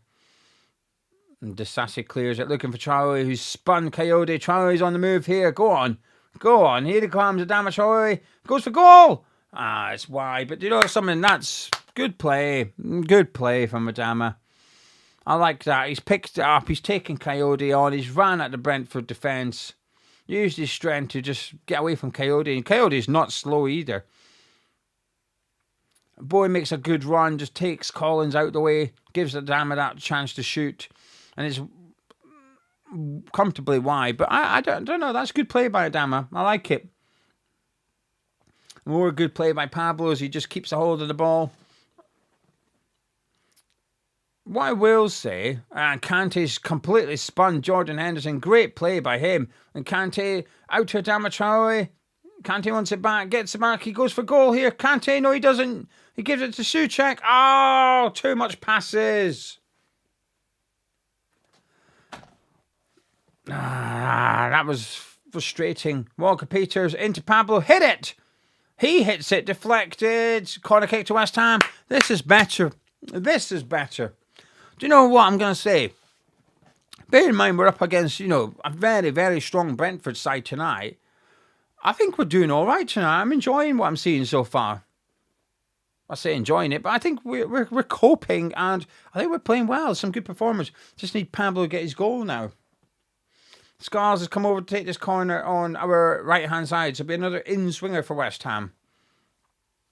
Pablo just Having a word with Jordan Henderson.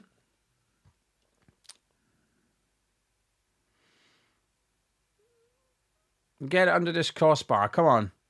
And it comes from Skiles. Headed out. Fernandez picks it up. He sends it back in. It's back to the back post. It's in. It's ball in. Yes.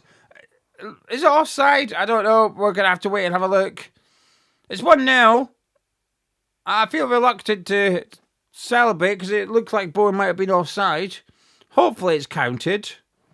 I'll wait and see.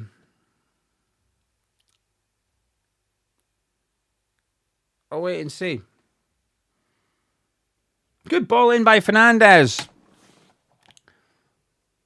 I mean, it was not the best corner by Scars. Thiago headed out. Fernandez gets it onto his left foot, swings in the cross. That's onside. Pablo heads it down. He's onside. Brilliant. 1-0 West Ham. Happy bloody days. Get in. I thought he was offside. I'm not going to lie. Thought he was offside. Anyway, I know I'm behind, but I don't have a TV. All right, everyone always complains about this. But also, you're behind on me. So when I speak, now you hear it about 15 seconds later. So there's a delay from... Anyway, you get what I'm saying.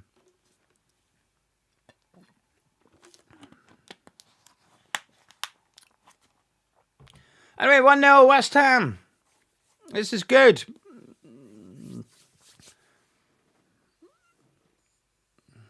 This is good. Brentford get the game restarted. Out to Kane, Lewis Potter. Head blows, you do not need to buy me a TV. I'll get one eventually. We've just got... Everyone knows what it's like. When you buy a house, there's 101 things to do, and a TV is... It's not... I always say it's far down the list. It's not even on the list. There's 101 things we need to do first. I'll maybe get one for 2027-28 season if things go well.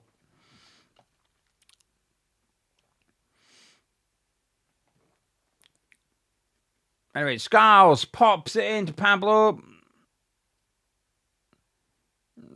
Fernandez is on the ball now for West Ham. He just dribbles away from our defence with it. He's good at travelling the ball. Walker Peters made a good run. Good ball by Fernandez out. Bowen's making a run to the front post. Walker Peters was looking for him. Cleared. Back to Walker Peters though, and Fernandez is on it. Kante's in a bit of space. Lovely ball by Fernandez into Jared Bowen. And Jordan Henderson cuts out, and it's cleared by Collins. Good header by Mapanis. Bowen picks it up. Gives it to Pablo. Oh, that's unlucky. They're like showboating. They're showboating here. I like that. Bowen got it. Lovely little ball into Pablo. And Pablo seen what Bowen was wanting to do, but it's a difficult one.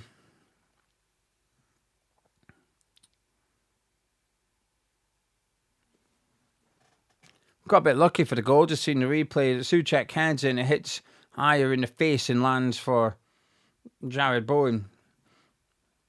Good anticipation by the captain, though. I always like it. There was the Brentford owner said something that I always say, and I feel really justified by it, truth be told, right? And I've always said the thing I rate when a striker's missing a lot of chances, I think I tend to overlook it a lot because I say, well, the fact they're getting a lot of big chances means that they're good with timing, they're good with positioning, and if you do all that and it's a finishing that's letting you down, that can be worked on. I actually think your movement, your timing, it's the reading of the game. I think that's a harder thing. And Matthew Benham, the Brentford chairman, said the same thing. Said that if a player misses 3 one-on-ones in a game, he likes to look at it that they're getting 3 one-on-ones in a game rather than the fact that he's missed them. Anyway, there you go. I don't think anyone really cared about that, but just thought I'd tell you. Irons is the same. The same thought about Nicholas Jackson at Chelsea. I agree. Now, he's not done great at Bayern Munich, but I completely agree with you.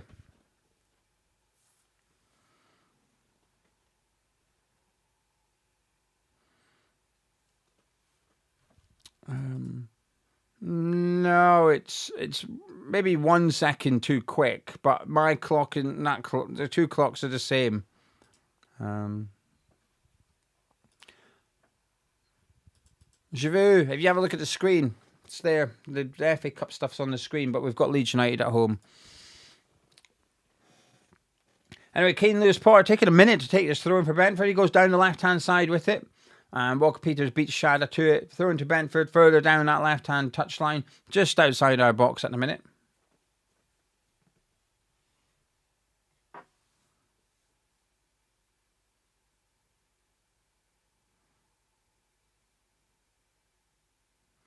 Coyote will take the long throw. The best long thrower in the league, in my opinion.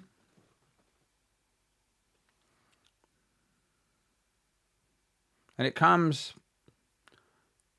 and it's headed away by someone in Traore. Heads away. Yarmulke shoots and he slices it badly and it's out for a goal kick to West Ham. 25 minutes on the clock. West Ham United 1, Brentford 0. Showing us the Champions League games tomorrow night. We've got Galatasaray, Liverpool on TNT Sports.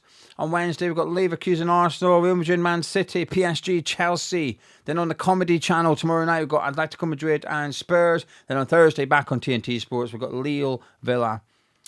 Forest against that club I can't pronounce. And Palace. Who the hell are Palace playing? Is that Larnaca?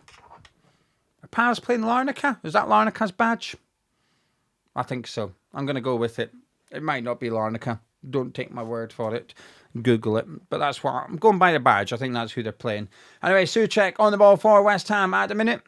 Just pops it back to Disasi. And out to all the Scows. We've really settled down in this game, West Ham. Even before the goal, we were playing, or having some good moments and good passages of play prior to us scoring. But since the goal, we've just continued it, really. Brentford are getting enough of the ball, but we're looking comfortable out of possession. Pablo's absolutely bossing it tonight. I think Pablo's brilliant. Saying that, King Robert just said Pablo's so bad. Well, he's not done great there, admittedly. But I think he's done badly there, Robert. I will agree. He's cut in. He's not got enough on the ball, but I think he's having a really good game, personally. I'm really pleased by what I've seen from Pablo. And I think he might have been offside anyway. Decent enough play there, Bowen and Pablo, and he's only a toe offside. Anyway, Henderson's on the ball for Brentford. And now Coyote is. Henderson with a long ball over the top. Good ball, good one by Thiago. He brings it down well. Gives it back to Utada. He plays it back to Henderson. Yarmulke on the ball now for Brentford. In the middle of the pitch. Out to Tana. Up against Scars, but Scars does well just to get his tackle in. It's a throw into Brentford. Another opportunity for Coyote to launch one into our box.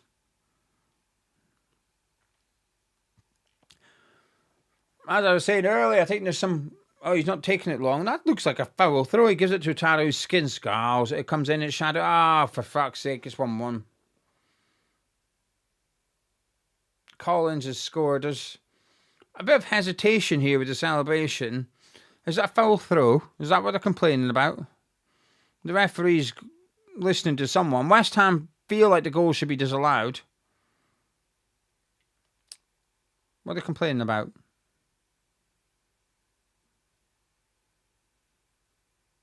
Bowen's getting in there to the referee to have a word. Let's have a look. Utada goes by Scarles, pops it in. Thiago's, he's in the way. So Thiago's in the way of Ariola, but I think he's onside. Unless they're complaining it's handball. I don't think it's handball either. I think it hits him on the chest. Let's have a look. Nah, it hits him on the chest. And I don't think he's offside. I don't see any reason why this goal shouldn't stand. I'd like it to be disallowed, but I think it clearly hits him on the chest, stomach area.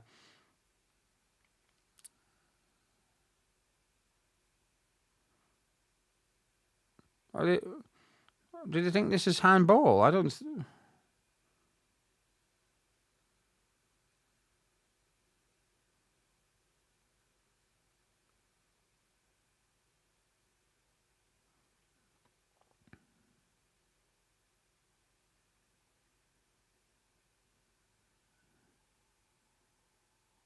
I think I'm going blind. I can't see it hit him in the hand at all. I'll turn to the chat in a minute, but they've given a goal. Yeah, I don't. Anyway. Yeah, I didn't think it hit.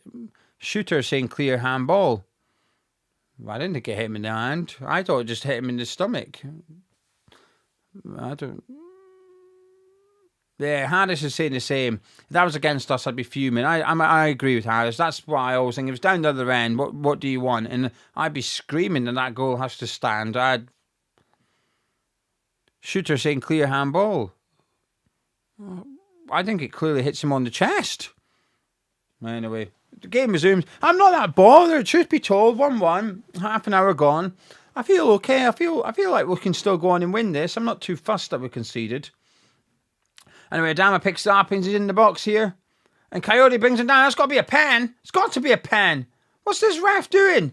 That's a pen. That's a pen. We should have had a pen there. Coyote's legs got clearly tangled up in between Adama Traore's ones. It's got to be a pen. I'll be shocked if this isn't a penalty. Obviously, I'm not seeing a replay yet because Brentford are on the attack to make it even more potentially complicated for the referee. Shada gives it in to Yarmulke. He's going to have an effort here. He does it. He gives it to Damsgaard. He crosses it, headed away by Thomas Soucek. And Coyote picks it up out to Otara. There's got to be I cannot wait to see this replay. It's way too high and it's going out for a goal kick and referee's just holding up play here. Right, show me the image looks bad. I want to see the footage. Push play. Come on, geezer. Yeah, he's getting sent to the monitor. It's got to be a pen. I mean, I haven't even seen the replay yet, but that has got to be a penalty. His legs were so tangled up. Unbelievable. The fact he never gave it in the first place is quite worrying. It wasn't even a difficult decision.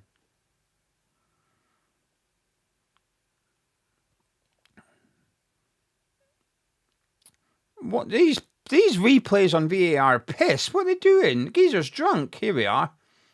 Yeah, you can say that's not a pen. He puts his leg in between Traore's and trips them up. 100% a pen. 100%. And you can't say I'm biased. Well, you could. You can accuse me of being biased. But I've literally just said that the Brentford goal should stand. Right, let me lip read. Open mic. Let's have a look.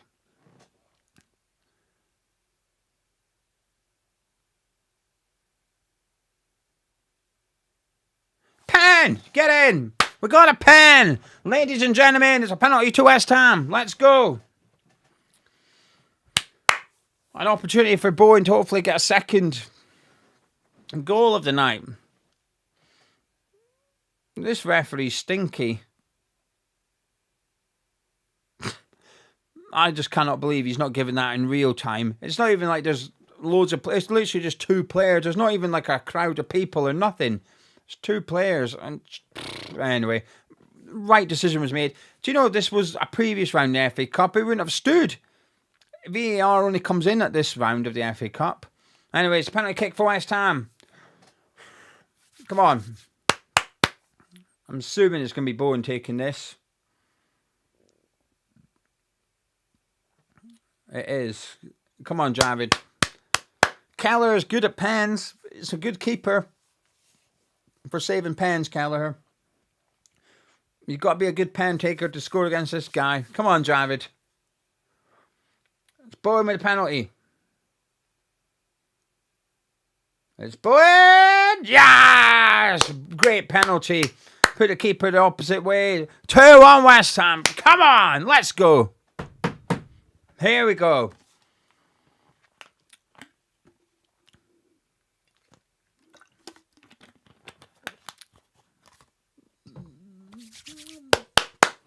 Two, 1 West Ham.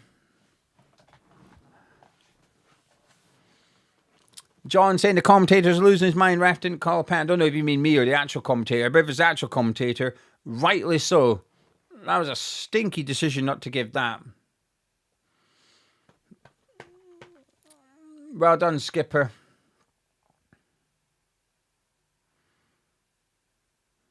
He looks relieved, Bowen, doesn't he? He looks relieved. Looks happy. So it should be 2 goals for him. 2-1 West Ham. Brentford get the game restarted. And they've stopped doing that stupid flipping thing from kickoff.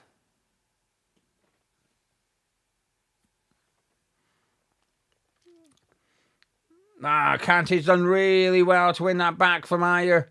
And he sends a cross in, it's blocked. Corner kick, great play by Kante. That's what you want to see. Nicks the ball back, tries to get the cross in, block, corner kick, well done, good play. Fernandes will take the corner over on the left-hand side.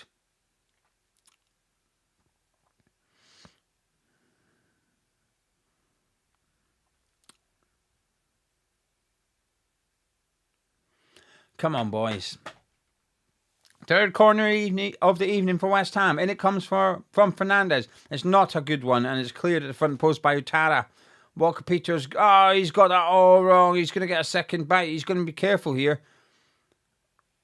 And he goes all the way back to Ariola. He's seen Thiago chasing the ball down, but he just did the right thing. And Ariola goes long. Bowen brings it down nicely, but can't keep a hold of it. And gives Brentford the opportunity to... Great play, Bowen. He's just taking it off of him. Good tackle, Jared Bowen. He gets the pass a bit overhit. But he's got it, Charlie. He's got it.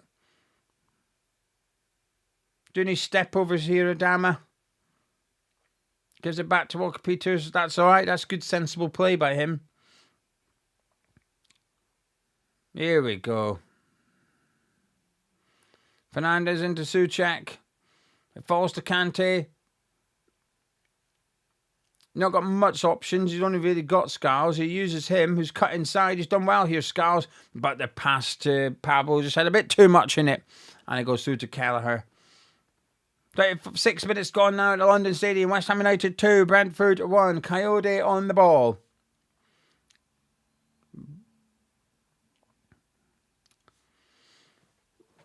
Tell you what, this will be excited. If we can win this and have a very winnable quarter-final at home, that's exciting, isn't it? At the end of the day, one of the three of West Ham United, Leeds United and Brentford, one of us is going to Wembley. That's brilliant.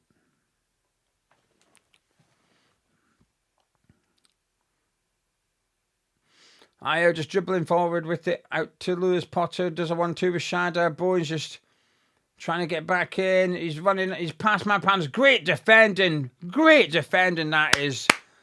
The Sassy and Kante. I don't know which one it was that put it out. I don't really care, but they were both. Keane Lewis Potter had a great little run away from Mavropanos and Bowen couldn't touch him. And it's Kante that gets his toe on it. That is superb defending by him. He's having a good game tonight. He's having a really good game. I thought he was poor against Burton. But when I did my player ratings on Patreon, I did say that that's not the Kante that we've seen for the under-21s, in my opinion.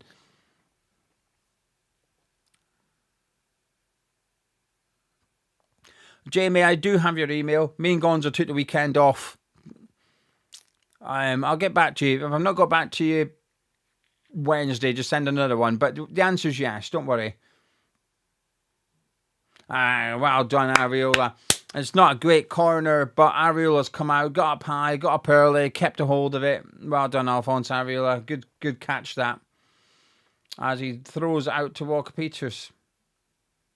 And gives it to Pablo, who plays off Keane Lewis Potter. And it's a throw into West Ham.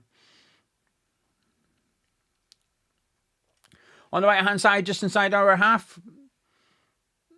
Oh, I forgot our kickoff was at 8 p.m. on Saturday. I don't like that kickoff time. Anyway, Scarles comes forward with it from the left-back position. Back to Fernandes. Damo on the ball.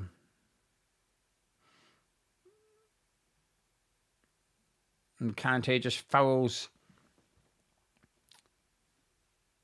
Yarmulke there, who takes a free kick quickly to Henderson, picks out Damsgaard, Lewis Potter on the move on the left. But Damsgaard switches it and goes out to that right-hand side to Utada. Up against Scars. He's having a good game, Utada. Cuts back to Shada. Fernandez with a good tackle. Brentford want a penalty, but it looked like a good tackle in real time. Brentford still want a penalty. No doubt VAR be all over it. Shada's still down. Lewis Potter on the left-hand side, up against Walker-Peters. Good defending by Walker-Peters, and it's a corner kick for Brentford. And the referee's just going to have to pause the game here to have a little look.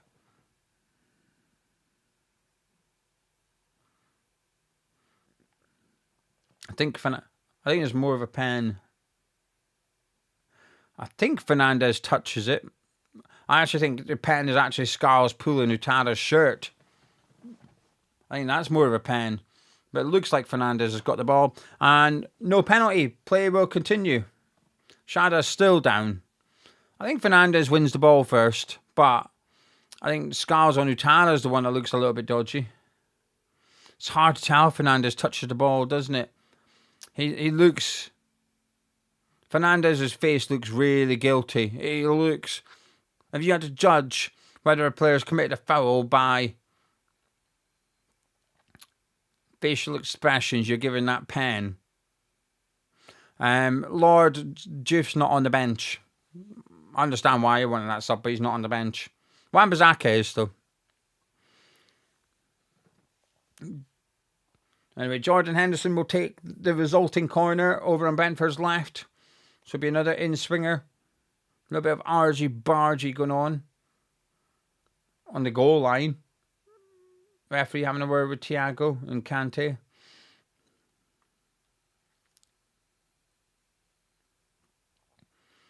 And it comes from Henderson.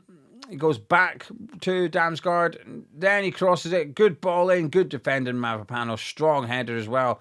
Shada heads it down. Collins picks up. But Adama does well. But Utada does well to help his centre-back out. Adama's battling away. I'll give him that. He's having a good game tonight, Charlie. And he's won a goal kick. That is good play. I'll tell you something. I'm not Adama Traore's biggest fan. That's clear. He's having a good game tonight. He's won us that pen. And his tracking back is... It's good tonight. I'm impressed, actually. I'm pleased.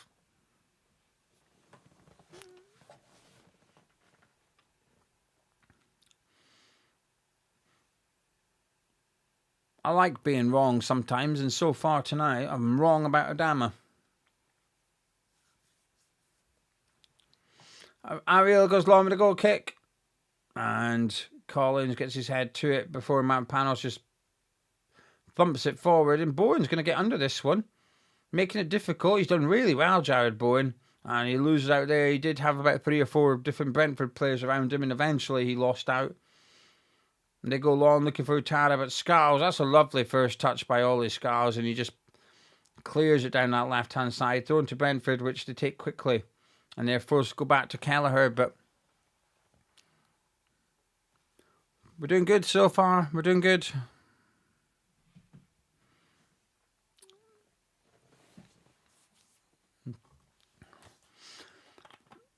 .42.5 minutes gone.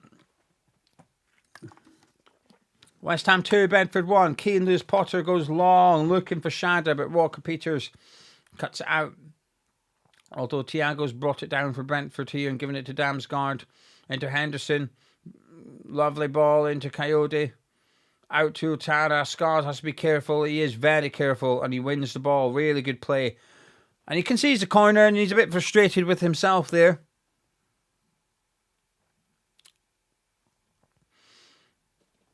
Understandably so, he did the hard bit. Corner kick to Brentford. Utada will take it from the right-hand side, and because he's what's the word? Ambidexter? I don't know. I can't remember the word now. He's going to take it with his left foot. Basically, he's two-footed. And it comes... Oh, fuck, that was good defended by all his Scarles. Collins got a firm head on that, and it looked destined to go in the back of the net, but Scarles just blocked it. Not quite on the line, but felt like it was on the line. As good as being on the line. Well done, all his Scarles. That's a good defensive header, that was. I thought that was going to be 2-2. Anyway, what's the word? Ambidextrous. Oh, I was close. I'll take it. Ambidextrous. There we go. Anyway, Utara, ambidextrous. In my opinion, I think he's two-footed. Yarmulke just on the ball for Brentford at minute. Henderson feeds it quickly to Damsgaard. All three attacking players for Brentford in a cluster in the box.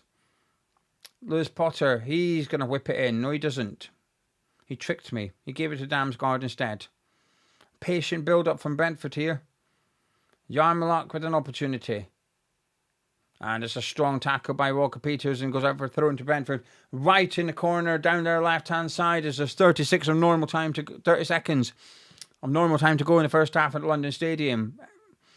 There's going to be a good few minutes added on, though, with that VAR for the goal and then the penalty. I'd imagine we're looking at 5 or 6 minutes at least.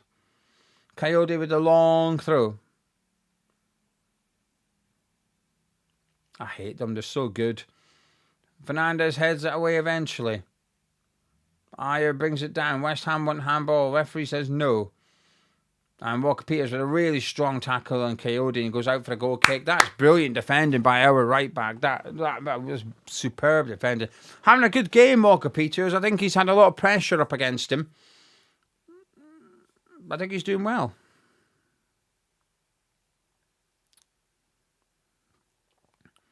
Six minutes of stoppage time, which is fair.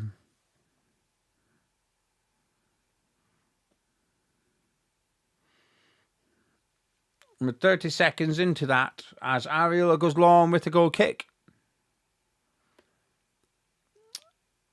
And Ayer beats Pablo to the ball in the air, but West Ham get a throw in from it on our right-hand side, just inside the Brentford half.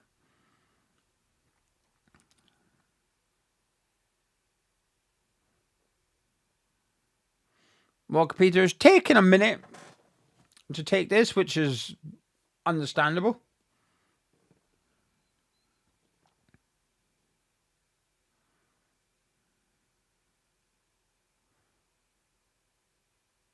Looks for Pablo, but Shada got there first.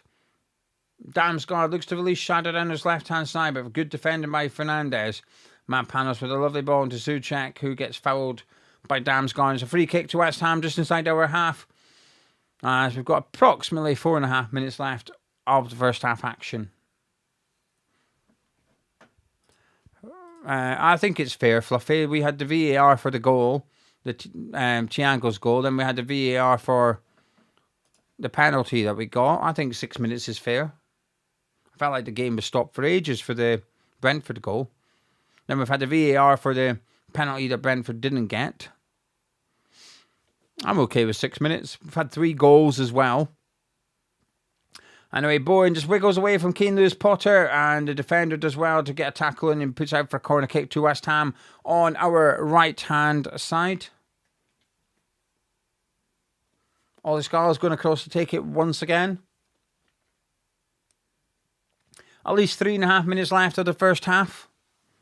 Corner kick to West Ham.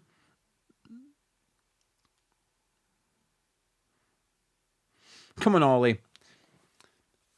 We've had a decent delivery and a not so good delivery from him tonight from corners. Let's see if we can get a better one. Although the poor one did lead to the goal. And it comes from Scars. That's better. I like those ones. Souček puts it back into the box. It's Disasi. Oh, passing now. He should score that. Walker-Peters picks it up. Back out to Jai Bourne on the right-hand side. Attack not over from West Ham yet. They're just trying to find a little bit of space to cross it. Back to Bowen. He gets brought down by Utana, and the referee gives him the free kick. And it's a decent one. And Disasi should maybe be scoring that one. It's a really deep corner from Scars. Souček at the back post heads it back into the area. And it falls to Disasi, and it's on his left foot, and he swung at it and completely miskicked it. He barely makes contact with the ball, Disasi. Gets it horribly wrong. But a good chance. That's a good chance. Anyway, corner kick. Free kick. Fernandez will take it. From the right-hand side, he's going to go straight into that area. He's looking for Souček. Oh, great save, Callers. Bouncing round. And Brentford will get that cleared. Pablo fouls Shada. Referee plays advantage, but Ollie Scars does brilliant to get back, and that's a really good save by Kelleher. Really well worked free kick that. Kante just making sure Souček had a clear running and goal there. Gets good contact, Souček, gets the header down low. I think it's just excellent goalkeeping. We should maybe have got a third one in the last few minutes. 2 opportunities there. Souček and before that, Disasi. Unlucky. 90 seconds to go if the referee only plays the minimum of 6. As Brentford come down the right-hand side with Coyote. In it comes. Head away by Mavropanos. But Traore's done really well again, and Kante ends up cleaving it. Good tracking back once more by Adama. I've been impressed this evening. Brentford looking to get an equaliser before half-time. Lovely ball to Atara. Great recovery there from Mavropanos. He's seen the run and got across to help out his right back. And it's an opportunity for Coyote to launch one into our area from another long throw. Down the Brentford left-hand side.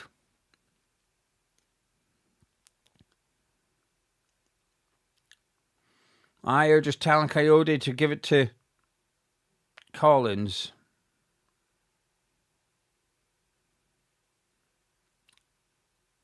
That's where he puts it. It bounces. Scars gets the head away only as far as Damsgaard. Blocked by Adama Traore. Kante beats Henderson to it. He's battling away here, Kante. It's ugly, but it's effective, and it's out for a throw-in too. Brentford, as Jordan Henderson's hurt his wrist. Good play there by Kante.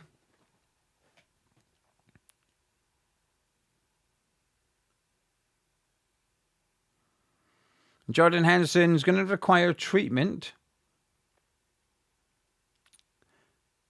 Ooh.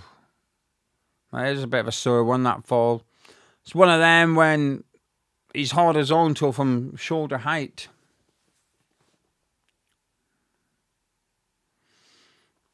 Anyway, we've only got about 30 seconds left of the first half, but it's paused at the moment while Jordan Henderson receives treatment. Then we'll have a chin wag at half-time, see what you're all saying.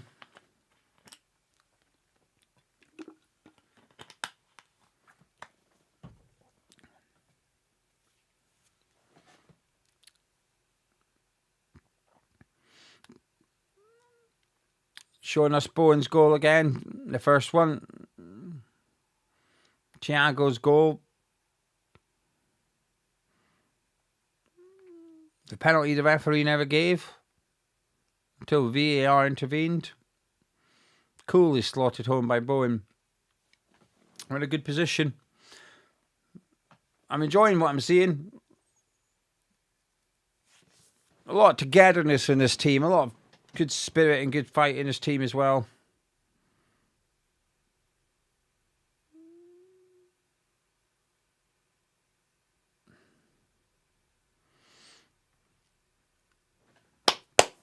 Come on. The best season I've ever had in my life is still alive. Tom is saying cup winning 15, flipping cup winning 17. I'll take that. Cup winning 17 will be the best season I've ever had supporting West Ham, even though it's been bloody miserable for 80% of it. Well, maybe 60%. The second half's been good. It's just the first half that was bad. Imagine we win the FA Cup, and for those my age and lesser, those of us that weren't around in 1980, this would arguably be our best season. Not the most enjoyable one as an entire season, but in terms of the end result, which is winning the FA Cup and staying up. Weird. Football's weird, isn't it? Anyway, last attack for Brentford. Long throw by Coyote, and Bowen gets up early and gets it away.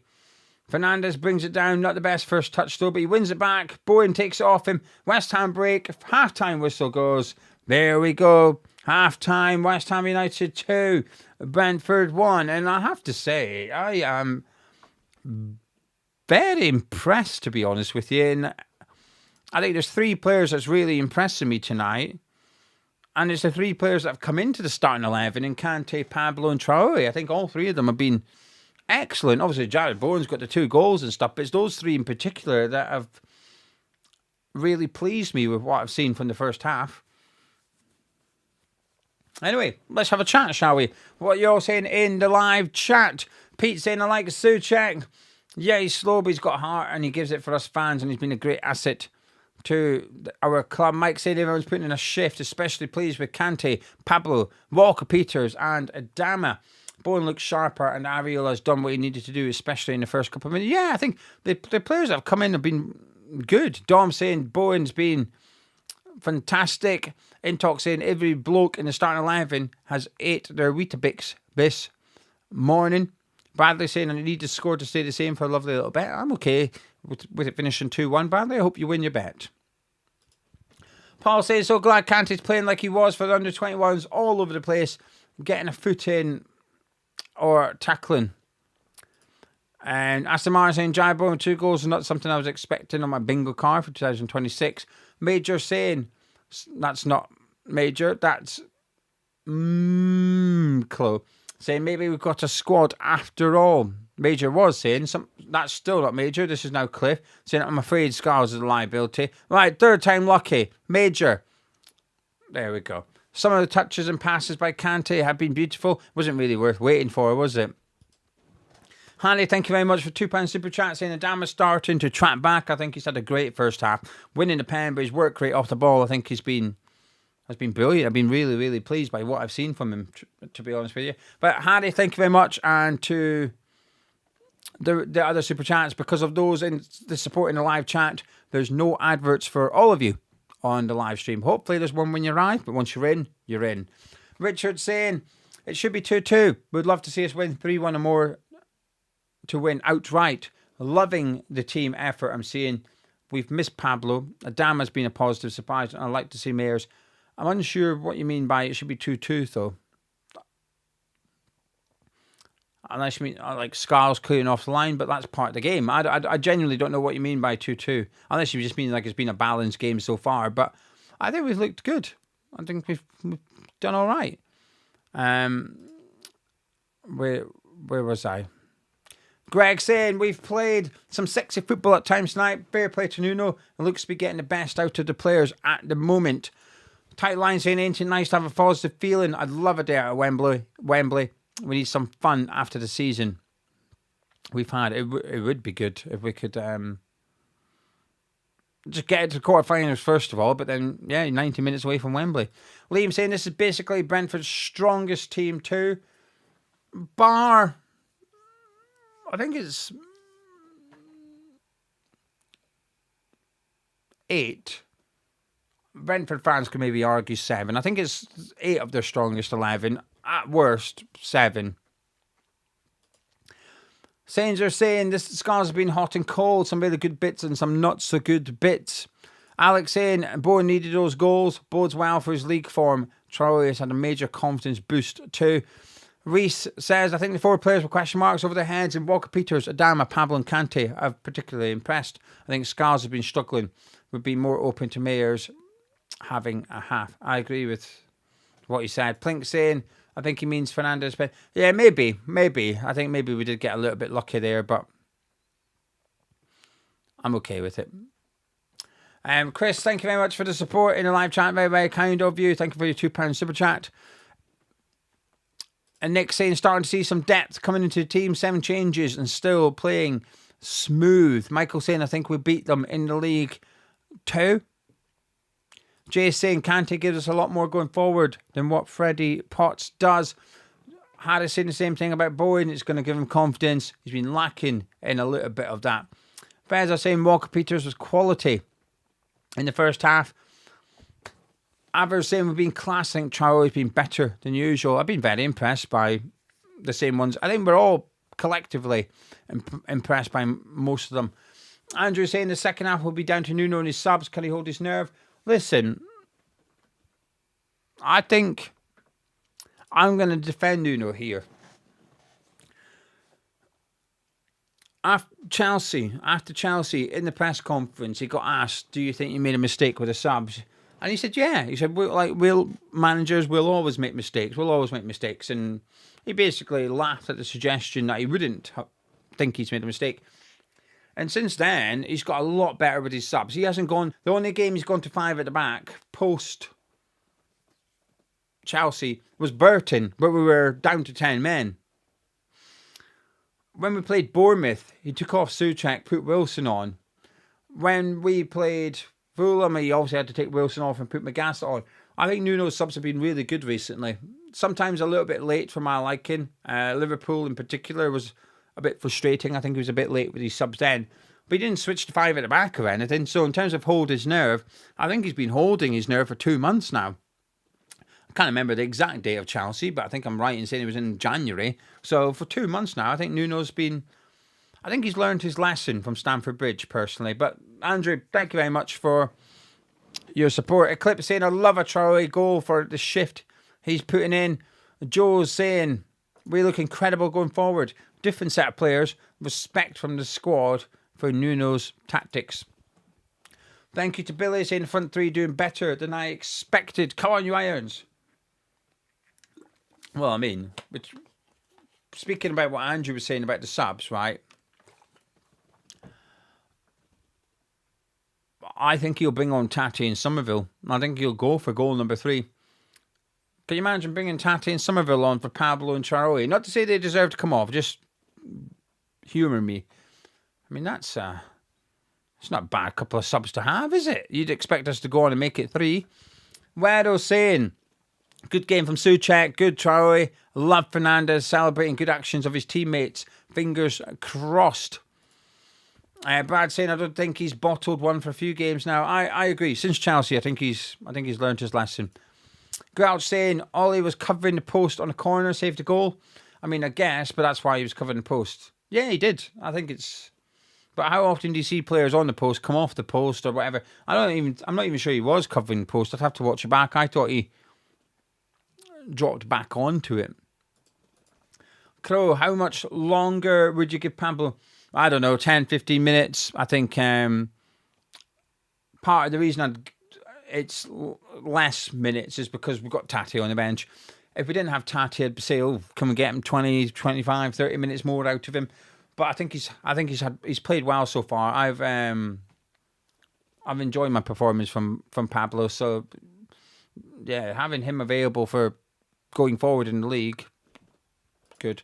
Love Rose saying, Kante is impressive. Aston Martin saying, bringing on Pablo and Adama for Tati and Somerville is a great sub for Nuno. Brad saying Souček would get double figures every season in Brentford's team with those throws. He would. You do get some crap long throws though. We've never been good at it.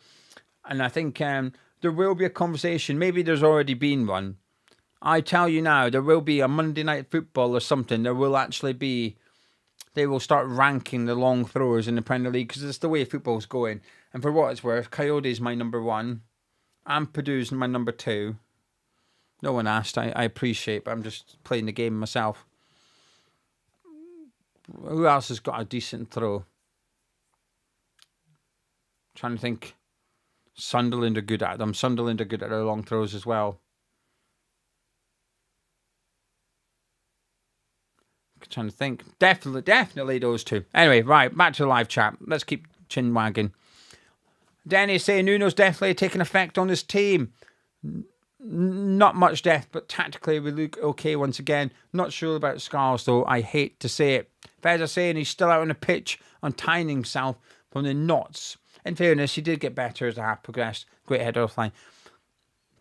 Utara's just skinning him, isn't he? And he's quick. Utara is very, very, very quick. Joshua saying, my number 1 is the Irish woman, McCabe. Oh, yeah, she can launch it, can't she? She can. Thank you to Ray. Is it too early to hope for European football next season in Premier League? Some really good players here. Keep up the good work. No, listen.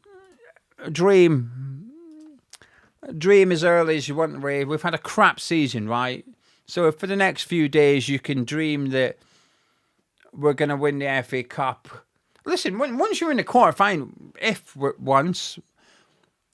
when your team is in the quarterfinal, you absolutely should dream that you can go on and win it. Leeds United fans should be dreaming that they're going to beat us and get to the semi-finals. 100%. I think maybe as a Port Vale fan, that might be pushing it a little bit. But when you're at that stage of the FA Cup, you certainly can have hope and dreams that you're going to go on and win the FA Cup. And you should certainly have, well, you don't have to, but I've certainly got hopes that we'll stay up now.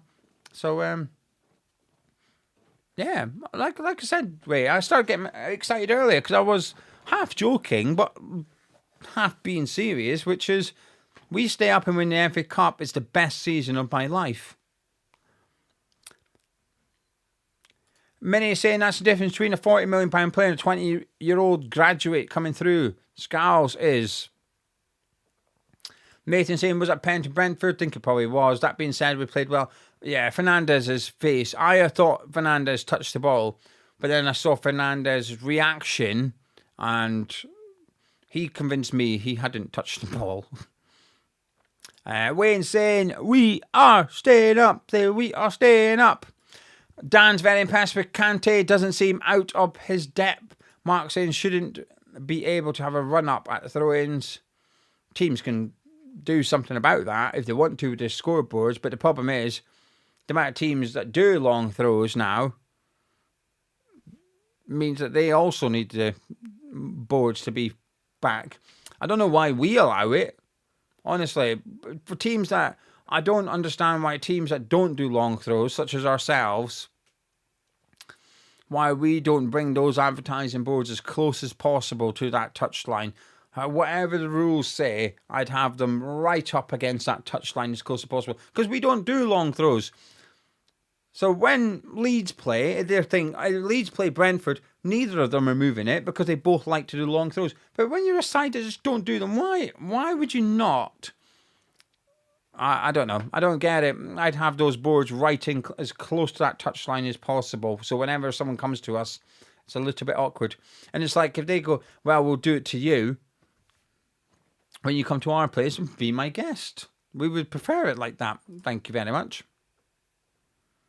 Richard said, us staying up, winning the cup, and Spurs being relegated. That would be a good season. Bloody hell, I'd be celebrating 3 times. Paul saying, Brentford looked like they could score again, but I'm not so sure they looked like they could be winning the game. Yeah, we look like that we could score again. Get Somerville on. Bang! Brian with ban towels. That I agree with. That adds too much delay for my liking. And what annoys me more is when they pick the ball up and start getting a towel. Oh, just get on with it. I also would agree with it. Use your shirt if you must. That's it. Brian, who's your first sub? I mean, I've changed my mind. I was keen on not risking Fernandez and Somerville tonight, but actually, I really want to win. So I think I'd be inclined to bring on Somerville. Because the game's already quite open. So I think I'd get him on, and then Tati for Pablo whenever Tati's tired. The only issue with the Somerville sub, neither Bowen or Traore deserve to go off. Bowen's got a couple of goals, but Traore is playing well. But I do like the idea of bringing Somerville on and trying to make it 3-1. But I'd maybe wait. I wouldn't do it now. I'd keep the team the same. And maybe the other sub I would consider is Wan-Bissaka on for Scarles. I'd consider that sub. Wan-Bissaka's been fine at left back in the past for us. And I'd be bringing him on to go one-on-one defending. Wan-Bissaka struggles when wingers cut inside, but Utada's just going on the outside of Scarles, and that's usually where Wan-Bissaka excels at defensively. So I think I'd bring Wan-Bissaka on for Scarles at half-time, and then I'd wait a little bit, and then maybe look at Tati for Pablo, Somerville for one of the 2 wingers. Apart from that, I'm okay with leaving it as it is. I think the midfielder playing well. I think all the team are, to be honest with you. Dale saying we need Pablo off this type of pressure and running with Tati against Man City. They might crumble. Fluffy saying don't think Leeds will be easy though. No, it won't be. But do you know what? I don't think tonight's easy either. We're just playing well. Throp saying the same thing. You're playing well. I knew Leeds would draw you somewhere along the line. Well, we've still got 45 minutes to go. Harry disagrees with me. He doesn't think Adama's tracking back. I think he has been bar once. There was one occasion I felt Adama didn't track back sufficiently, but I actually think he's been tracking back all right, actually. Just Coyote's bloody good. So Mayers is coming on. Having a word with Juice before he does. Somerville's looks like he's coming on, but he's still got his jumper on. So it's okay, the jumper's coming off. Right. So Mayers and Somerville coming on for West Ham at half-time. Nuno's not waiting around or messing around. He's making his changes. Wants to win.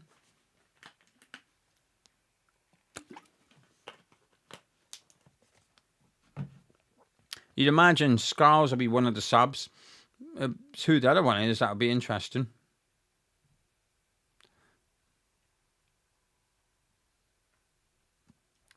Scarles off, Mayer's on. Not a surprising sub, that one.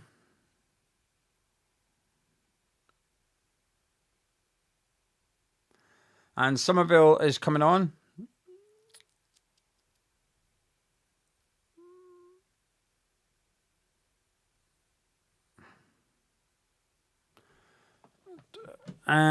To replace Adama Traore, which I felt was harsh, actually. Second half is underway. I've missed my opportunity to do the clock, so I'm just going to hover. My clock will be up and running in 10 seconds. Anyway, Adama off. Maybe there's an injury, but it feels a bit harsh. But Somerville's on, so we've got stronger. There we go. That's the clock up to date now. There we are. Beautiful stuff.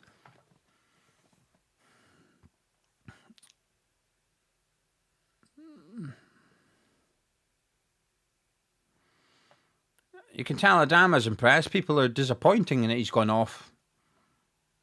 People are disappointed Traore's gone off. I'm surprised he's gone off, but maybe he's got a knock.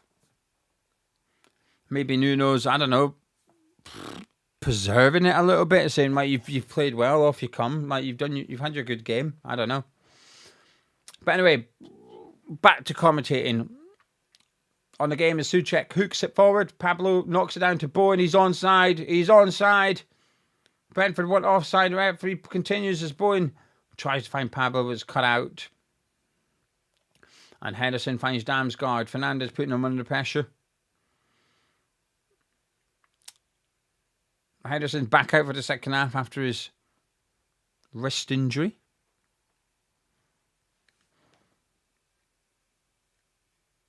Ayer plays it down that right channel for Utara. But Disasi's come over there and just bodied him. And it's not a great clearance by Mayers, and it's a throw into Brentford. And Diggy, exactly this. If you said I'd be disappointed Traore was coming off before the game, I'd have laughed at you. Yeah, I agree. I agree with that. Coyote with another long throw. The only good thing about these long throws for West Ham is it takes them ages to do them. So they're running the clock down for themselves here. Anyway, I was bouncing around. The referee, the linesman's given offside. It was a little bit scrappy in there.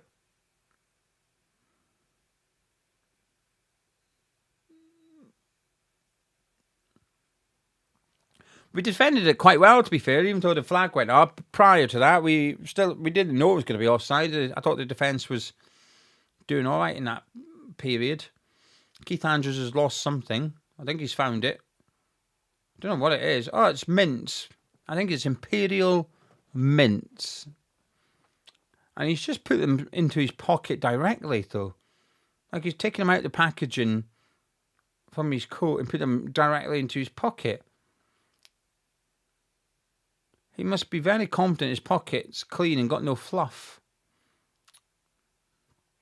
I'm assuming it's Imperial mints. There were certainly numerous of them. Somerville with a lovely ball out to Bowen. Break here for West Ham. It's Jared Bowen. Blocked by Collins. Bowen gets it, picks it back up and gives it to Walker Peters. West Ham got numbers forward here. This is back to Fernandez. Somerville on the ball outside the Brentford box now. And that was poor by Somerville. He's lost it, and Brentford come away with it.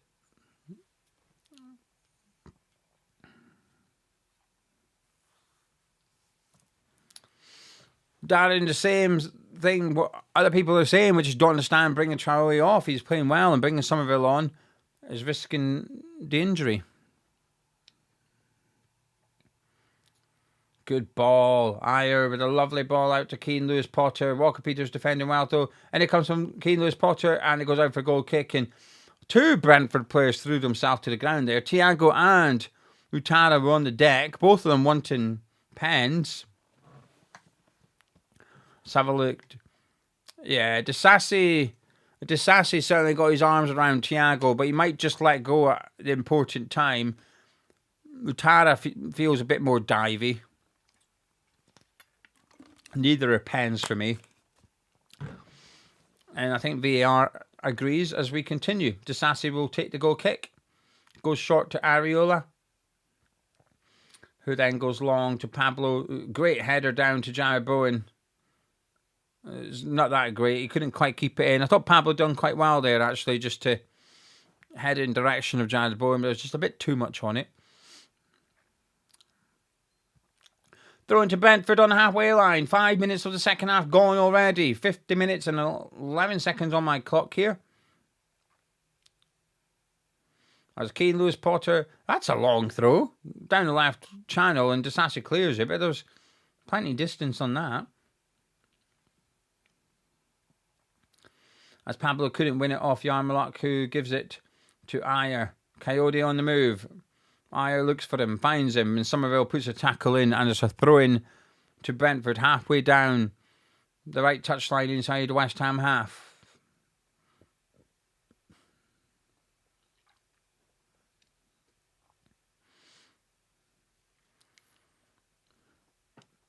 Paul, you are as petty as me, and now I should say it's Paul McGinty. There's a few Pauls. Paul has said, how are Spurs going to do tomorrow night? Personally, I hope they're in the tie for the return leg and get battered 5-1 at home. And that's my kind of pettiness. I'm exactly like you, Paul. If anything, I want them to draw. I was going to say let them win, but I don't want them to win. That'll give them a bit of confidence. Just draw. Or lose, like you said, lose 1-0 so they're still in the game. That's the perfect result, isn't it? They lose 1-0 and get smashed in the second leg. Anyway, throwing for Brentford. Guess what? Coyote's going to throw it long. Oh, it is boring, isn't it? It just kills everything. I dislike these. They're effective in their work. It's just... That's a terrible... Areola catches it in the end, but it's threw it down low and hard. Anyway, Areola throws it long out to Mayers into Somerville, tries to spin Yarmouk, and referee agrees Somerville was fouled, and it's a free kick to West Ham just inside our own half.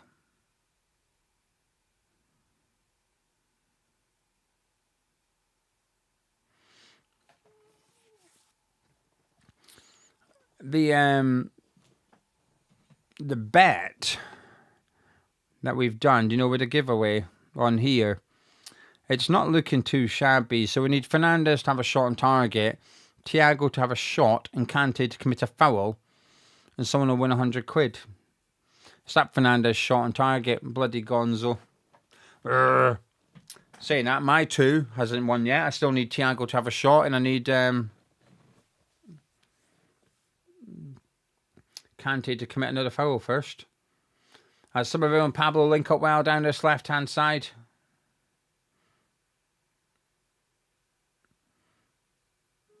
No, Utana cuts out the pass. Disasi battles really well down that side, and Thiago puts a tackle in. Thrown to West Ham. Good play there by Disasi. Strong play by Disasi. Danielle, I don't watch the rugby, so I'm really sorry. I know we won, but I didn't watch it.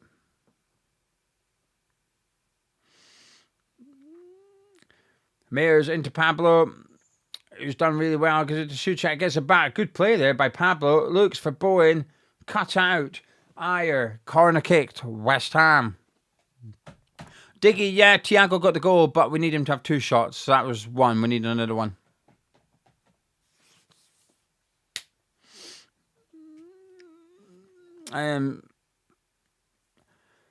Tries, we would get European football. We get relegated and win the FA Cup, but we also get European football if we stay up and win the FA Cup. Right, 55 minutes on the clock. West Ham got a corner kick over on our left-hand side. Somerville will take instead of Fernandez. And it comes from Somerville. Good deep corner to the back post. Not sure who headed it, but Souček puts it back down into the area, but Shada picks it up. Damsgaard's on it now. Looks to release Shada. Fernandez does well to block it, and he goes over throw to Brentford. But that's okay. There was a good opportunity there for Brentford to try and sort of counter-attack from there.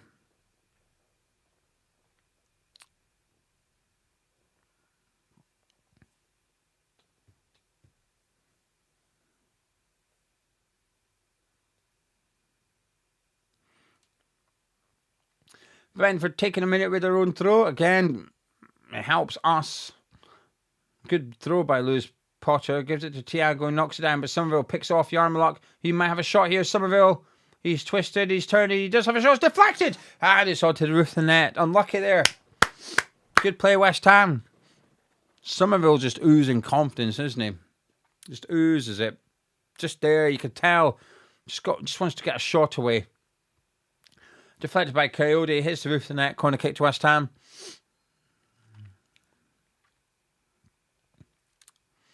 Make your own luck and all that. Jared Bowen goes over to take the corner kick. On our right hand side, 55 minutes gone, nearly 56. 2-1 West Ham. Jared Bowen with the corner kick. And it comes from Jared Bowen. And is well caught by Keller. Got up early and he releases Shada really early. Somerville trying to get back to help out defensively.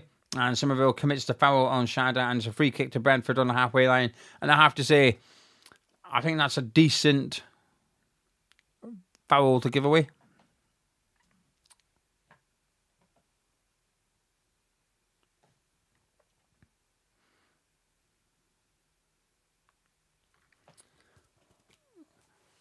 Collins plays out to Lewis Potter. Brentford haven't offered much in the second half, have they?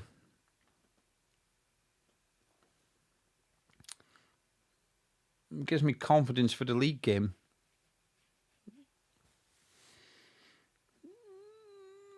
Kind of wish we were playing them this weekend now. Oh, apologies, you forgive me. And Grace was sick during the night, so I was bathing Grace at 1 o'clock this morning. That was fun. Meanwhile, Mrs. Gio was stripping the cot at 1 o'clock this morning. The joys.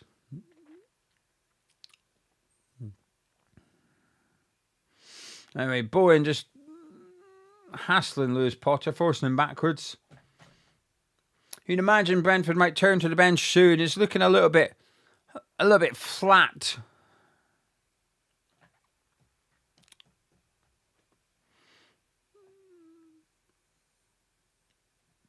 Ayer strolling forward with it. Pablo's just got a little bit less energy than he did in the first half, but Kante goes up and helps him. Poor play there by Brentford, and it falls straight to Pablo. Got a bit of space here, but Shada gets back in. Good tackle by Shada, and Pablo was just laying on the deck, knackered. I think maybe we're going to have to put Tate on for Pablo soon. He's just looking. He's done 58 minutes. I think that's a decent return for his first game back. I think he's played really well. Tate's getting ready to come on. It's a sensible substitution by Nuno. On the assumption he's coming on for Pablo, it's a sensible sub to do. Pablo's had a really good game. Just looking a little bit tired now, which, to be fair, even before his injury, Pablo used to get tired around about the 60th, 70th minute mark anyway, so there's nothing new. But you add in the fact he's been injured, it just makes sense to take him off and go again on Saturday. And he's had a good performance. I think he's basically made himself an option for Saturday should he wish. And I'll tell you something though, this will be our third sub and we've still got Wan-Bissaka, Potts, Magassa on the bench. We've still got some really good options on there. Anyway, Tati coming on to replace Pablo for West Ham. He's going off to a standing ovation and deservedly so. He's putting a real shift out there. I'm pleased. He's had a good game. I'm pleased with what Pablo's contributed tonight.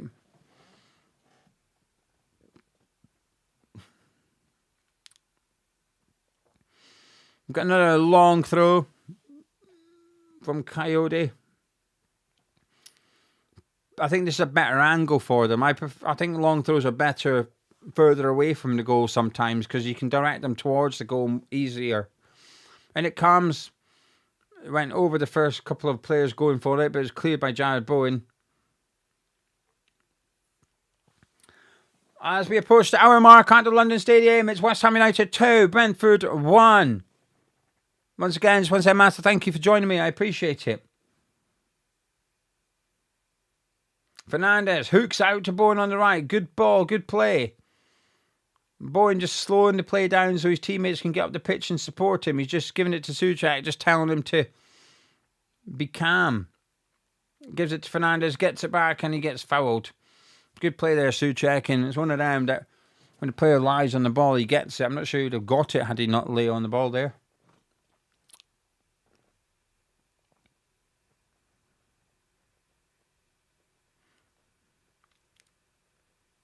This would be a good win. This would be a really good win. Fernandes will take the free kick.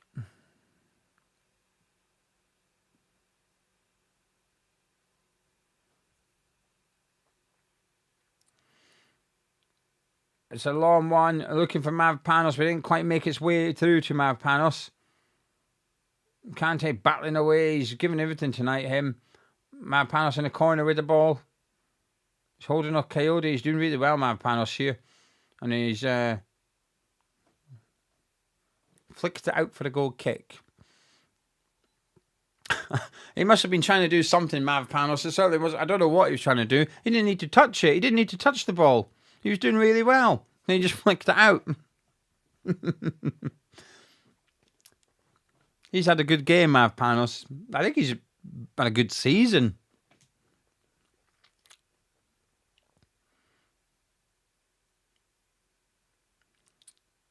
Brentford just started to get a little bit frustrated with each other there. Ayer didn't have much options on, and in the end just had to just sort of boot it forward. And no, they've got another throw in. Well, Jensen's getting ready to come on for Brentford now.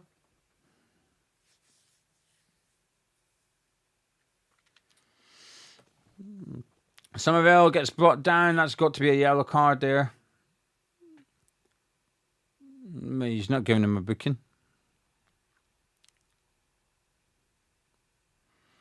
I think he's lucky. Yarmouth luck. Not get booked for that.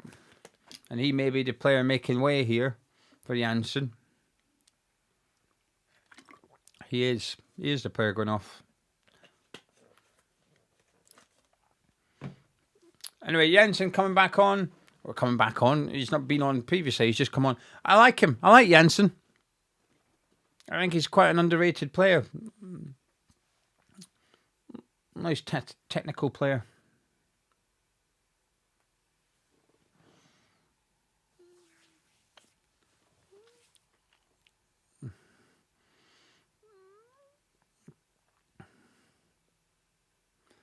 Brentford just playing around outside their box at the moment.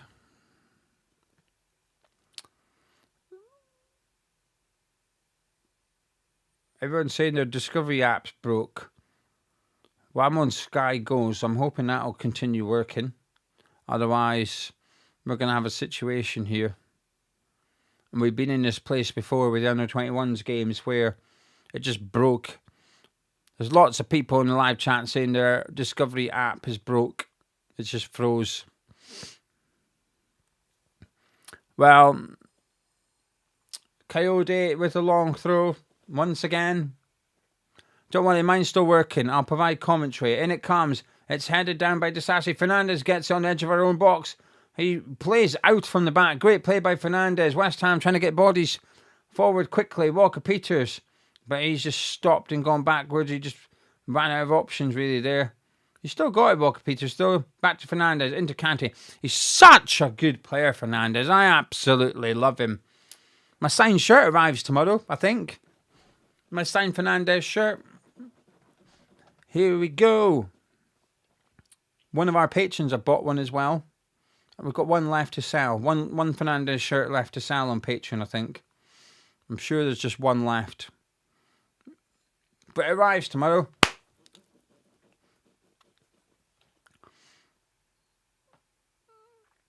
Souček on the ball. Back to Jared Bowen. He pings out to Somerville. On this left-hand side. He keeps it in. He's done really well. He's running that Coyote. Somerville, he smashes it into the box. It's deflected. It falls to Souček. And it's blocked. Pest, that was a good chance. Mayers picks it up though. Gives it to Kante. The attack's not over. He crosses it deep towards Thomas Souček. But him and Keane Lewis-Potter are having a wrestle. And it's a free kick to Brentford just inside the box. That was good play there by Somerville. Bowen, I tell you what, Bowen sent that a long, long way. And Somerville picks it up, and I'm just looking for Bowen here. Yeah, look, Bowen absolutely burst his arse to get into that box there. And Somerville was looking for him. A Brentford player diverted it away from Bowen, and it fell to Souček. Made a decent enough connection with it, but was well blocked by Collins. Good play by West Ham. 65 minutes gone. We're playing well. We deserve to be in front. Half an hour away from victory. Half an hour away from qualification to the quarterfinals of the FA Cup as Thiago brings it down for Brentford. Gives it to Lewis-Potter on overlap on that left-hand side. Shada and Utara in the middle. Lewis-Potter looks to get it in there, but Marpanos blocks it, and it's a corner kick to Brentford over on their left-hand side. Keith Andrews continuing to eat his mints.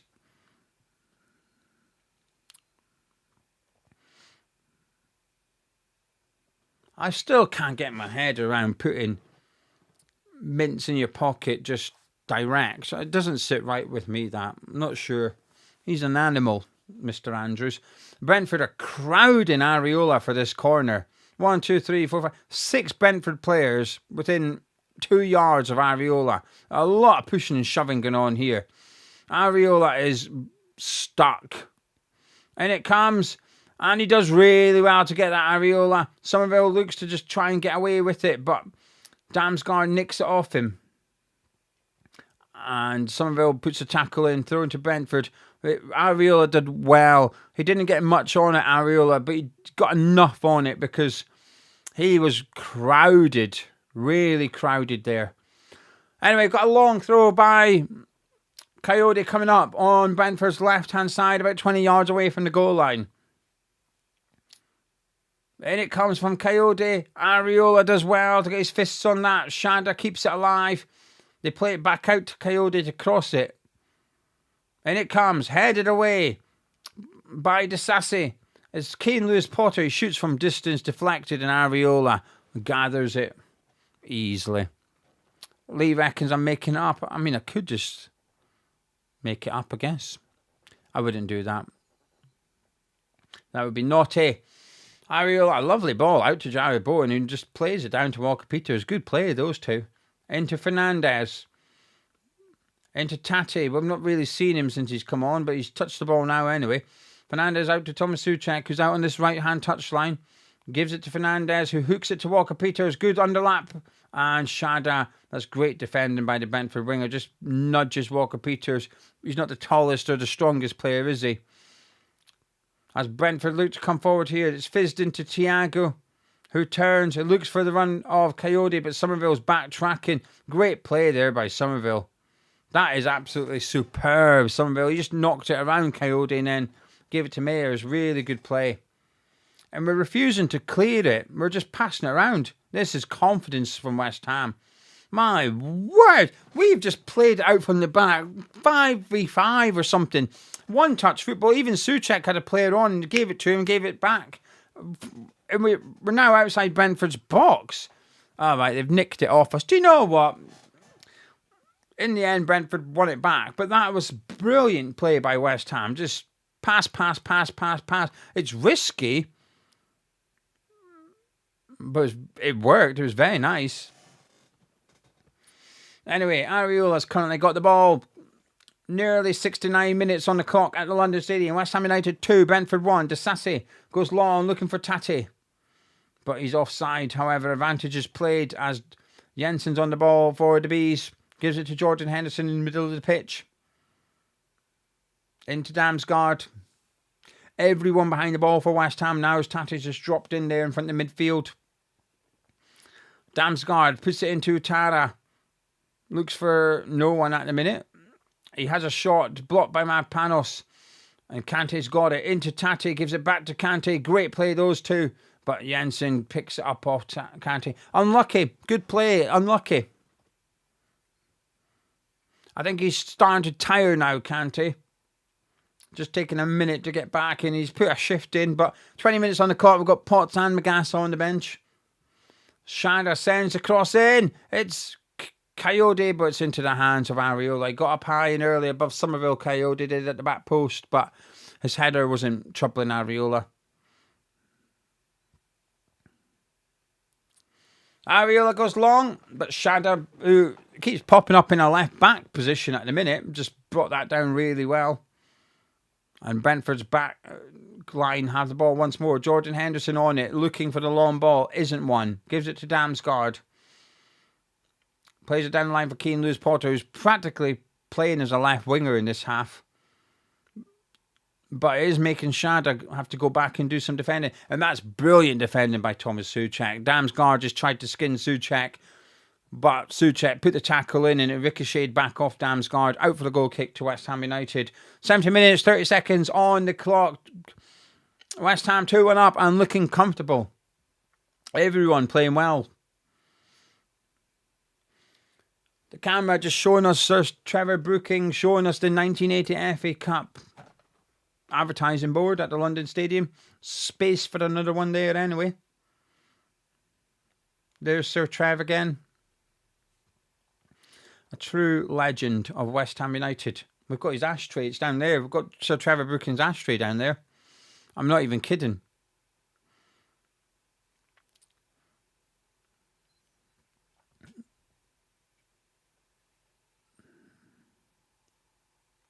Anyway, Brentford take the throw in quickly. Tati just putting pressure on the Brentford defence, but he's the only one pressing because the rest of them, they're sitting back a bit now. Kante's got a bit of fatigue. Somerville's getting pulled back by Coyote. Him and Bowen are having to track back a lot in this half. So Tati's sort of got a real thankless task up there. There's no one to really help him press. Damsgaard on the ball, looks for Utara inside the West Ham box. It's a horrendous touch by Utara. My word, a touch of a trampoline. And it's a goal kick to West Ham. Brentford are just losing a bit of faith. Just losing a bit of faith. Lee, I should just stress, when I say it's Sir Trevor Brooking's ashtray, it's a Sir Trev got it as a, I'm not 100% sure. He got it as a gift. It's when he got the freedom of the town. I think it was presented to him as a gift, and he gave it to John Lyle as a gift. So that's where we've got it from. We've got it from John Lyle's family. So we've got it down there. It wasn't going for very much in the auction. And we weren't meant to buy it. I wasn't meant to. I was in charge of the bidding. So me and Gonzo agreed what items we were going to bid on. And that was not on the list. And when it came up in the auction, I panicked and bid. And we won. Right, okay. Kante's just been hauled down by Ayer, right? And he's gave the free kick. And he's been asked, why have you not booked him? And the referee said, he got the ball. So why is that a free kick? No, he didn't get the ball. It is a free kick and it should be a yellow card. But the referee's literally just said he's not gave out a booking because he got the ball. But he's gave the free kick. I don't know why I'm looking up. There's no one there. I don't know why I'm looking for someone. Anyway, Fernandez takes it, goes low, looking for Mavropanos. He heads it back into the box. That's a tactic we do quite often now. Bowen brings it down. But Brentford are trying to get this cleared. Souček knocks it back down to Jai Bowen, who puts into the area towards Tati. But it's cleared by Collins. Matt Panos makes a bit of a mess of that, but he gets it on the second attempt to Walker Peters, who goes back to Areola. And the West Ham keeper will just take a minute just to let his defence get back before he plays it to Mayers, into Somerville. Back to Mayers. Brentford just pressing up here at the minute. Areola's possibly going to have to go long here. And he does. Pings it out to Walker Peters. Areola's distribution's been really good tonight. Much better from Areola.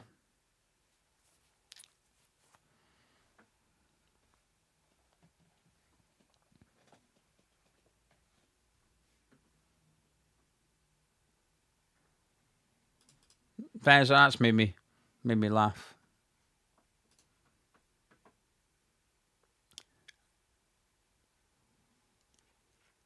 I think it was like £60 or £70 plus you have to pay 20% on top of it as well. So it costs us about 80 quid, 90 quid, something like that. I don't know, something like that.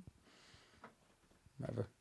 What, do people actually want to see the ashtray? If people want to see the ashtray, I'll get it. There's a sub away to happen because Magassa's ready to come on. I assume it'll be for Kante. But I will get it. It's literally right there because I'm sorting through everything. Fernandez at the minute just plays out to Mayers. Back to Fernandez. And he just pops it back to Disasi. West Ham playing keep ball a little bit here. Running the clock down. 15 minutes of normal time to go. Magassa ready to come on for the Hammers. I would be surprised if it's not for Kante. Fernandez goes long, looking for Tati, and he's committed a foul on Collins there. And we're doing the sub. Hang on, let me get the...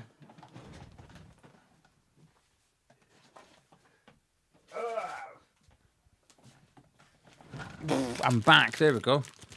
There we go.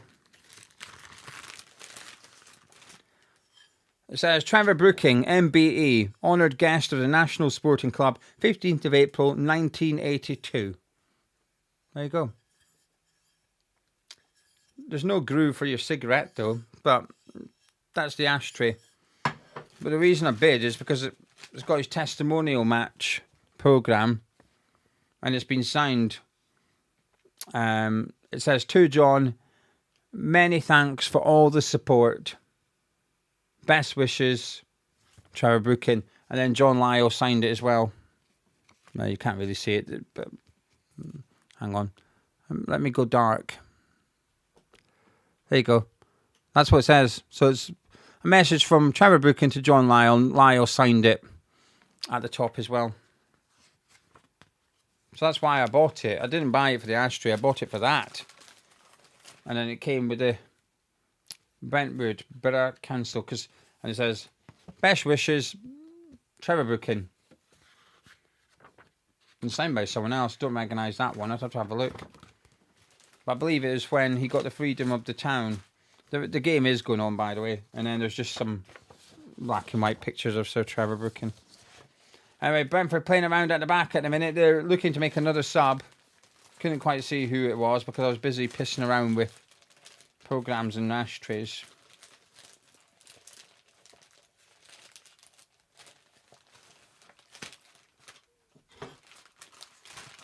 That can go there for now.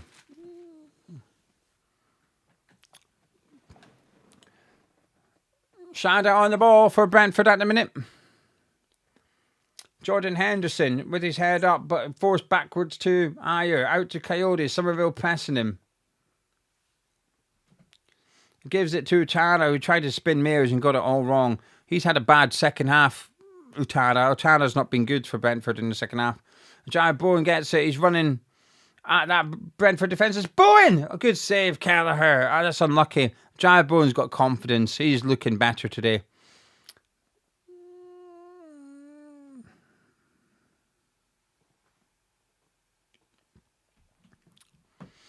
Good play, Bowen. Good strike, good save. Corner kick, West Ham. That's Magassa coming on. Well, Magassa's already on for Kante, but I think Donovan's going to come on for Brentford soon. I think it's Donovan. Anyway. Corner kick. Bowen will take. In it comes. It's deep and ooh, Callagher just getting there before Mavpanos could. Mavpanos is still in the net. As Tati's trying to pick him up. Play continues though, as it's not a head injury, as we are not cheats. If it was Arsenal, no doubt someone would be holding their head in that net, so the play has to stop. As Henderson goes long into Otara, who plays it out to Keane Lewis Potter. Shadow's on the deck for some reason. Lewis Potter gives it to Otara, who crosses it for Coyote, and Brentford want a penalty. Coyote, he's given the pen. Oh, for fuck's sake.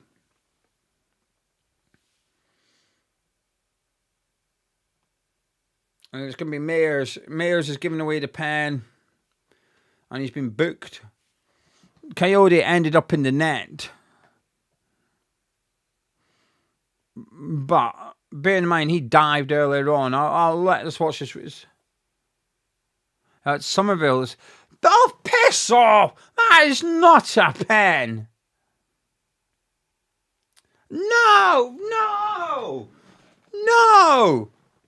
That is not a pen. That is not a pen. If a centre-back done that and it goes out for a goal kick, everyone said it's good defending. No, that's not a pen for me. Somerville gives him a push, but it's not. It's one arm. It's more...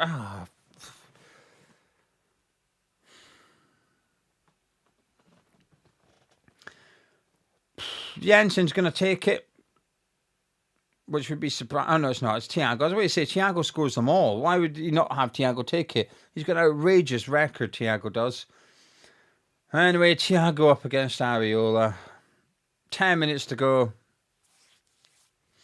Not extra time. I was looking forward to my cake. Here's Thiago. Come on, Areola. Thiago! 2-on. What we're saying, chat. Was that a pen? Am I being biased? I don't think it was a pen. I don't think it's a pen. I don't think I'm biased. I'll try my best to be unbiased, but I did not think that was a pen. No. Decent finish.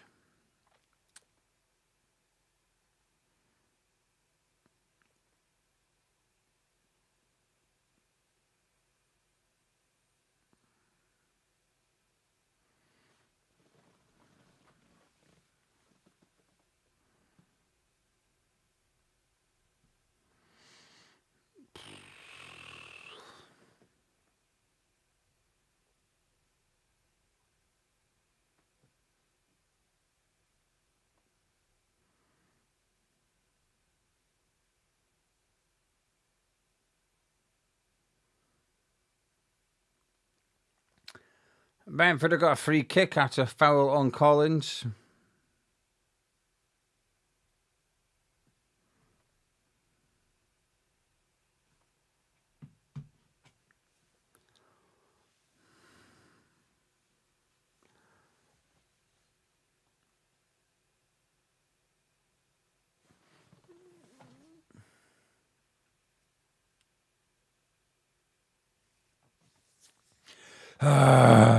Right, 7.5 minutes of normal time to go. Callagher with a free kick for Brentford, just outside his own box, goes long. Shada gets a flick to it. Thiago picks it up. Mavpanos putting pressure on him, does well. Walker-Peters brings it away from him. He's under pressure now. Mavpanos clears it, but not only as far as Henderson. Damsgaard picks up. Keane Lewis Potter on the overlap to support, as he has been all game. Jensen makes a good move. Damsgaard twisting and turning, gives it to Lewis Potter. Lots of players in the box for Brentford. It's Keane Lewis Potter! Fucking hell. Still 2-0, but Brentford have definitely got momentum now.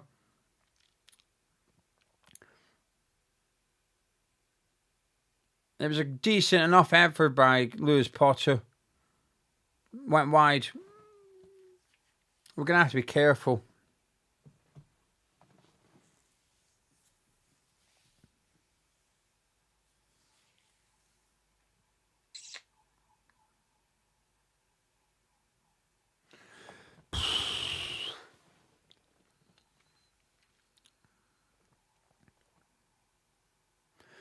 Anyway, Brentford have got the... Collins goes long, looking for Thiago. Disasi beats him to it and falls to Shada, who beats Fernandez to it. Brentford moving the ball much quicker. Henderson just popping out to Keane Lewis-Potter, who's played well tonight, Keane Lewis-Potter. He's come down that left-hand side once more. Back to Shada. Bowen's got back. Putting a really good tackle, Bowen has, and he breaks away from Shada and away from Jordan Henderson. Looks for Somerville. Finds Somerville. Somerville and Tati running at Iron Collins. It's Somerville on the ball. Takes it to the left. He's got closed out as well, defended by Brentford, but Somerville still has it. He turns Coyote. He's inside that Brentford box, though. Somerville cuts it back, but it's cleared by Shada. And Utara just volleys it down that pitch towards Thiago, who's done really well to hold this up. Now Jensen has it. Henderson. Donovan's still not on for Brentford. As Damsgaard works it back towards Jensen. It's gone all the way back to Kelleher. We've just not been at it the last... since Pablo's gone off, really. Tati just hasn't done enough.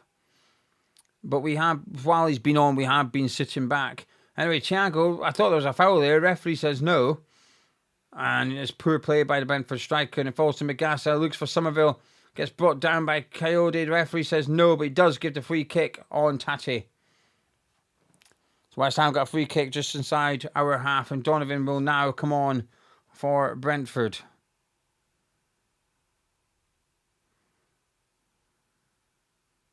And he's going to replace Damsgaard, actually. Another attacking sub.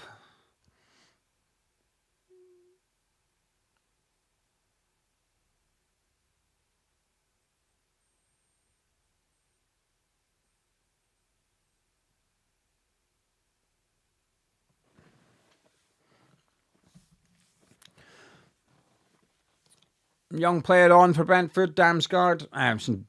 Donovan, not Damsgaard. Donovan's come on. Let me just check, actually. How's our bet getting on? I know Fernandez ain't had his shot on target. I think that's it. Well, if Fernandez has a shot on target, someone wins 100 quid. Right, come on, Gonzo. You need to boo him. Henderson knocks it down to Thiago. Back to Jensen. He gives it in to Henderson once more. He shrugs off Magassa. Out to Lewis-Potter. Back to Henderson. A good chance to get a cross in here for Brentford. But he gives it to Utara instead. Magassa under pressure. And it comes from Utara. Headed away by Disasi. And further away by Myers. Thiago brings it down. Gives it to Donovan. 1-2 with Coyote. He cuts in. His pass is blocked. And Jared Bowen picks it up. He's under pressure here, Boyd. He can only really give it to Mayers. And he just plays off Jensen and takes the throw in. Good play by the youngster, who's looking tired.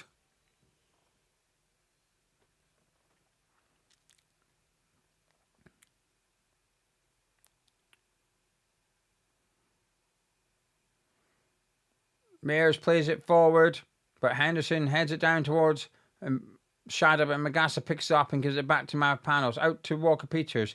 Into Magassa. Good play, Walker-Peters. Had a solid game, Walker-Peters. Magassa, that's a bad ball. He's not been great since he's come on, Magassa. He's been sloppy. I think Tati's been ineffective and Magassa's been a bit sloppy. 88 minutes on the clock. I'm not going to get my blondie, am I? I was looking forward to that. Now I've got a difficult decision of eating it really late, which I don't want to do, or eating it tomorrow, and it's not going to be fresh anymore, is it? Big decisions.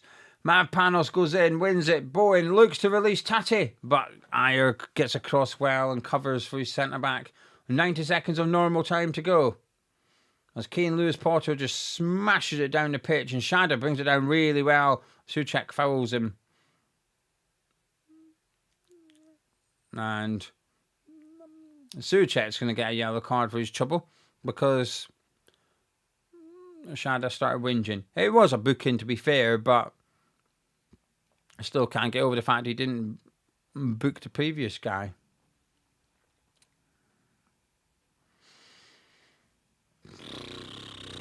I don't like extra time. Jensen with a horrendous free kick. He just played it straight out for a throw into West Ham. 89 minutes gone. See how much stoppage time goes up. Nuno does not look happy.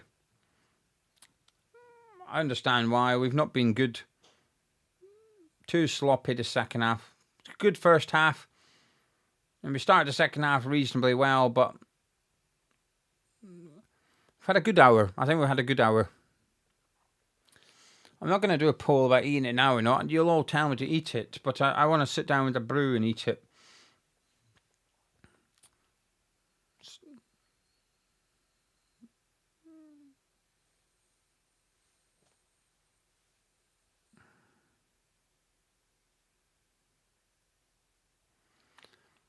Bloody hell, I'm getting some hate here. Geek. Just eat the cake. What's all this bullshit about it being too late? Love the content, but the annoying crap about too late to eat a cake is ridiculous. Bloody hell, it's just a bit of a joke. Rude geek.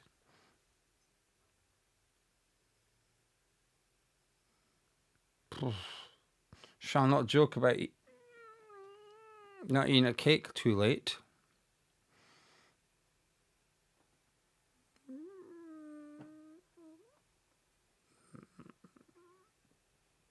It's past the 90th minute in the game. I'm hoping it's not too late to commentate on the game, but I shall continue anyway. I don't know if Rude Geek's going to allow me to commentate on stoppage time. Don't know, might be too late. But Mayers heads away the long throw from Coyote. Somerville brings it down. It's not great, but Fernandez, he looked to release Javid Bowen there, but it was just a bit overhit. Lewis Potter picked it up, give it back to Keller here. He goes long. There's 4 minutes of stoppage time. We're playing a minute of it already. 3 minutes to go at the London Stadium. Extra time is upon us. West Ham United 2, Brentford 2. Henderson plays out left for Utara, who does well to keep it in and puts out for throw into West Ham, instead preventing that goal kick. Walker Peters tried to get an extra couple of yards. The referee said, no, get back in your corner. And he's gone back and he's just going to jog up and throw it then, isn't he?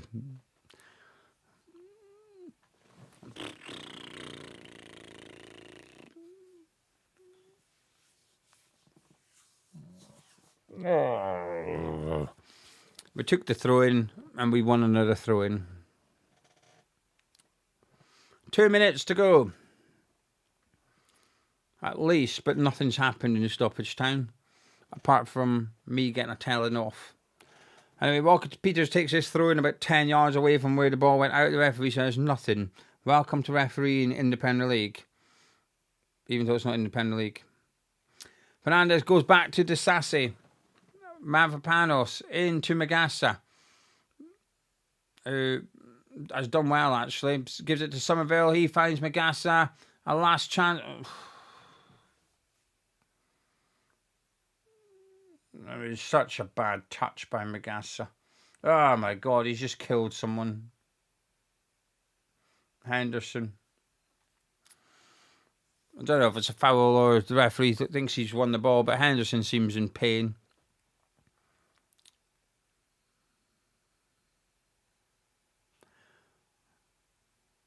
He's not had a good game, Magassa. He's been pretty poor.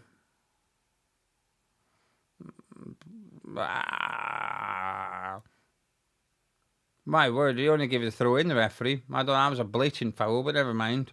We continue. Lewis Potter on the ball, 45 seconds to go.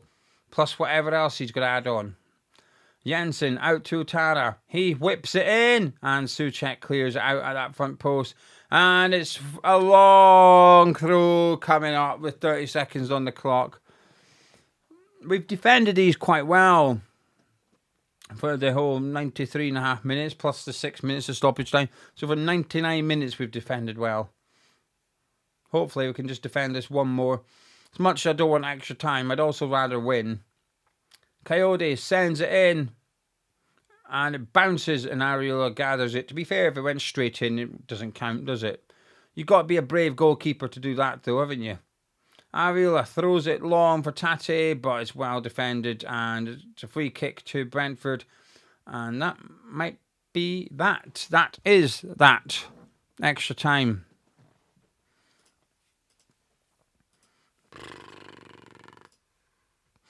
Right then, what are we all saying? Second half was a bit boring, weren't it? Magassa was piss poor when he come on.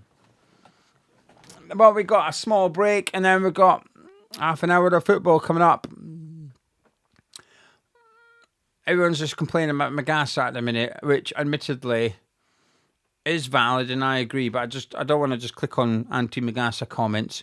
Diggy's saying the last thing we need is extra time. That's not Diggy, that's Mind Games. He said our rotated 11 looked better than our first team.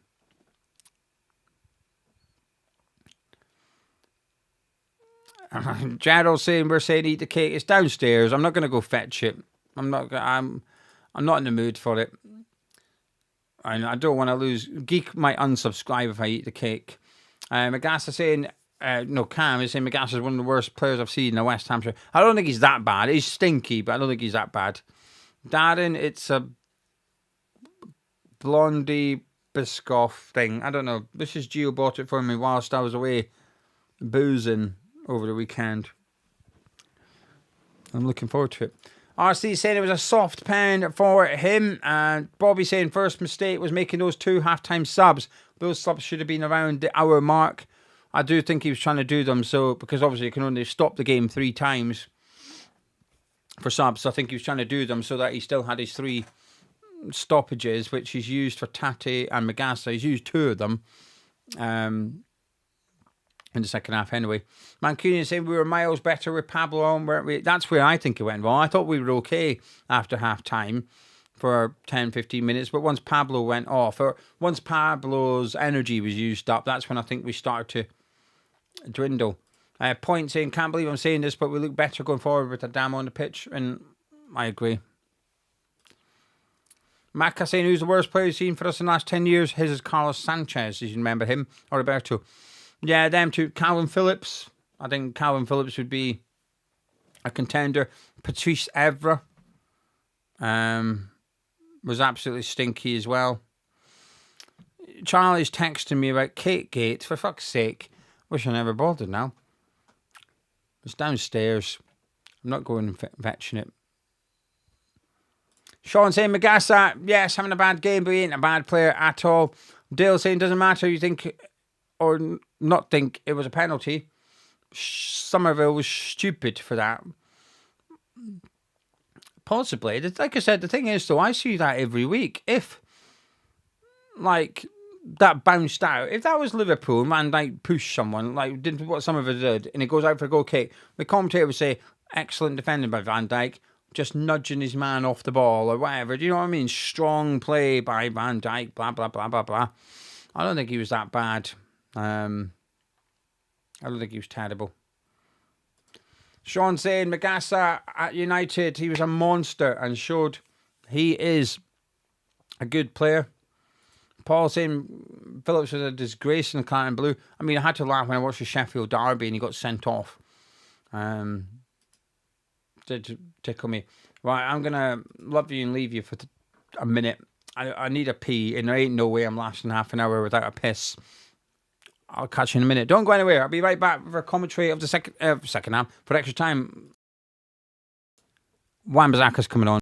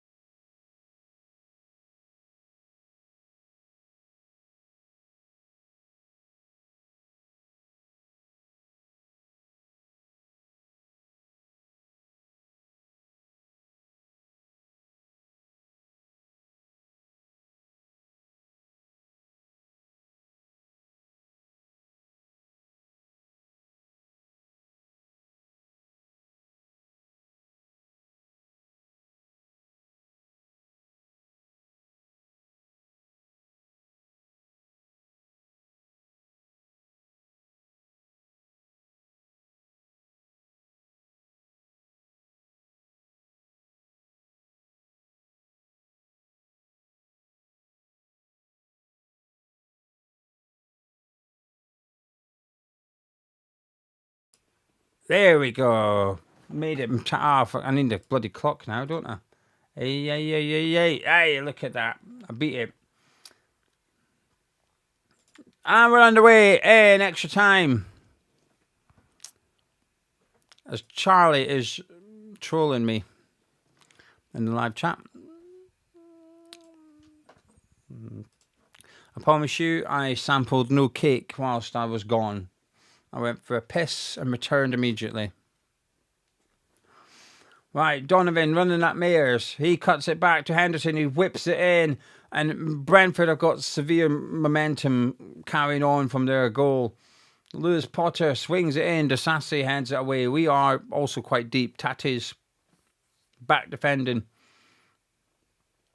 I wouldn't fancy penalties either with Kelleher in goal. I appreciate we've already scored a pen, but I think Kelleher is one of the better goalkeepers when it comes to saving penalties. I don't know if that's factually true. Statistically, I don't know.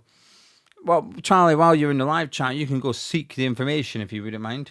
But I'm sure Kelleher's like up there with his save percentages. I'm sure he's saved like an outrageous number in a row before tonight as well. Don't know. Ayer on the ball for Brentford just outside his box at the minute, but looking relaxed as he rolls it to Coyote before going back to Kelleher, who hoofs it down the middle of the pitch. And Desassi beats Thiago to it. Mad Panos brings it down. Utana goes in with a bit. Referee's given a free kick in the end, but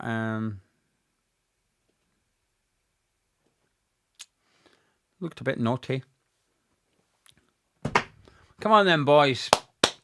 2 minutes gone in extra time so far. Wan-Bissaka, who I assume he came on for Walker Peters, after having a pee. I think so. Must be a dozy Walker Peters, but Wan-Bissaka's on anyway. Back to Jared Bowen. McGass, well, it's not the best pass, but Somerville brings it down and keeps it in. Tell you what, we don't have cake here, but what we do have... What's this? Bombay Mix. Came with beer 52. I hate the other ones. I've not ate them yet. Keeping them. Don't know what for, but I'm keeping them for when I get hungry. Tate on the ball. Sometimes come hide in the room.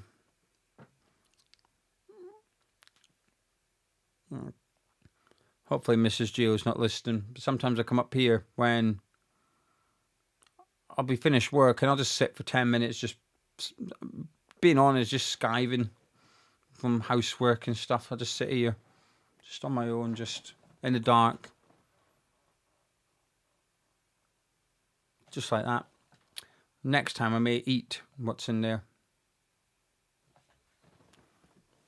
Right. Somerville on the ball for West Ham at the minute. He switches play out to Wan-Bissaka on this right-hand side. He does well to keep it in. Up against Lewis Potter. Bowen's giving him support. He uses him. Only Tate in the box for West Ham at the minute. So he gives it to Somerville, who's just outside it. Trying to get a bit of room here for his shot. Somerville uses Mears on the overlap. His cross is deep and it's out for a goal kick. Peter saying would have been better if it had gone straight to pens. I don't disagree, to be honest with you. But here we are.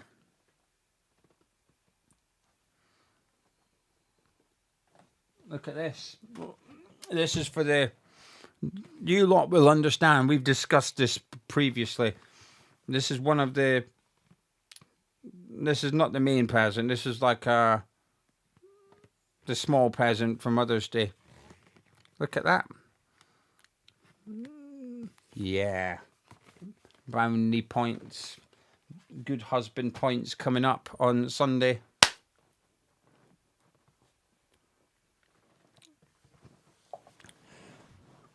Collins knocks out to Key Lewis Potter on this left-hand side for Brentford. Everyone back defending for West Ham.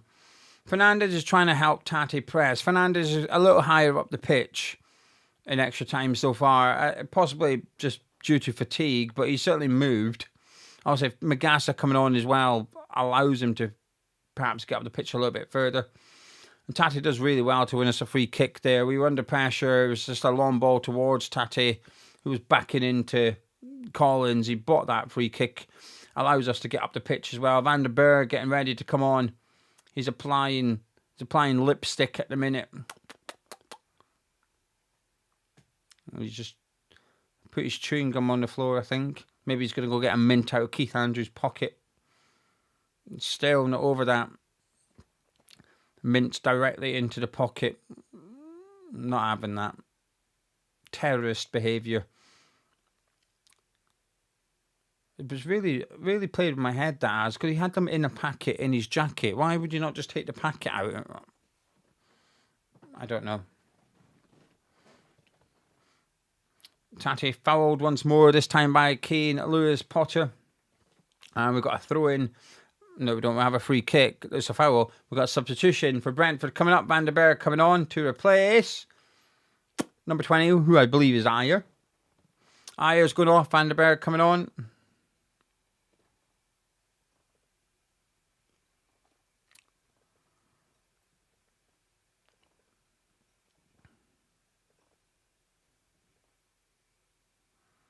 No mint for Ayer. Straight past Keith Andrews. No mint. Disappointing. Maybe he's ate the ball. Wonder if he's come prepared for extra time. Second packet required. And it comes for Fernandez looking for Thomas Souček. Oh, it was a good ball, actually. It found Souček, but a very difficult header, and he just did what he could to guide it towards the goal, but obviously wasn't on target. Didn't even reach the goal line. Keller picked it up, released Jensen. Bowen's struggling to get back. He's a little bit tired.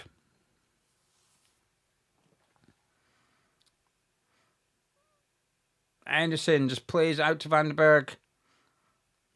He's in that right centre-back role for Brentford now. Good centre-back. Gives it to Thiago. Good run. Thiago! Shot saved by Areola. Difficult angle. The referee plays it off. Bowen plays it off the referee.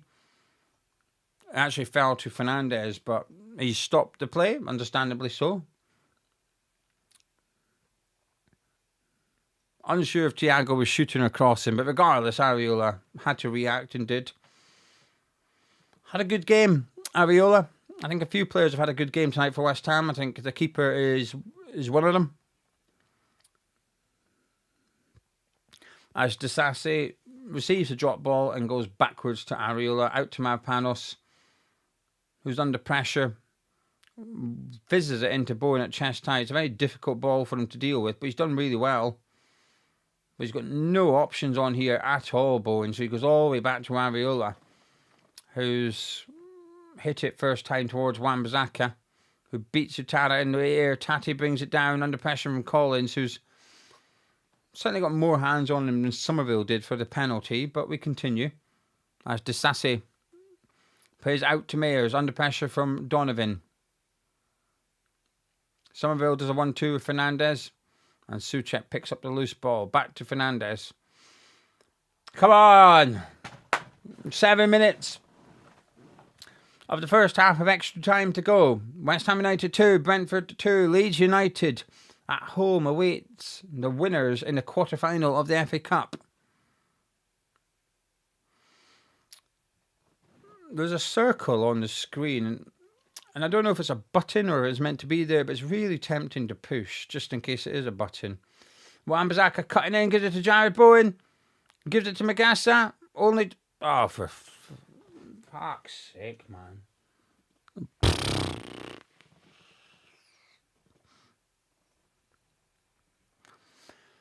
He tried to cross it and it was terrible. I think Oscar Pistorius could have done a better cross, and the fucker's got no legs.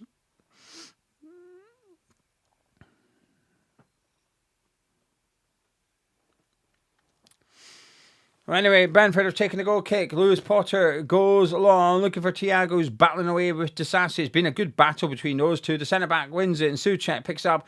Space opening up here now. It's starting to be a lot a large distance between the two defence. Fernandez gives out to Jared Bowen. West Ham have got players forward here. As Jared Bowen looks to play into Magassa, it's cut out. Utara gives it to Thiago. Souček's got to be careful. He's on a booking. He is. Henderson gives it to Coyote.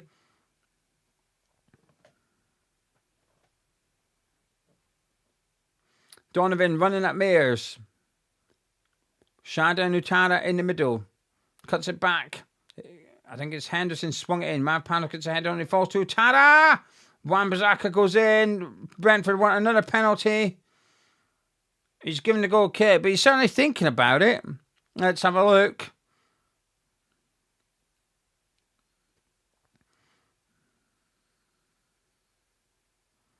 That's an absolute dive.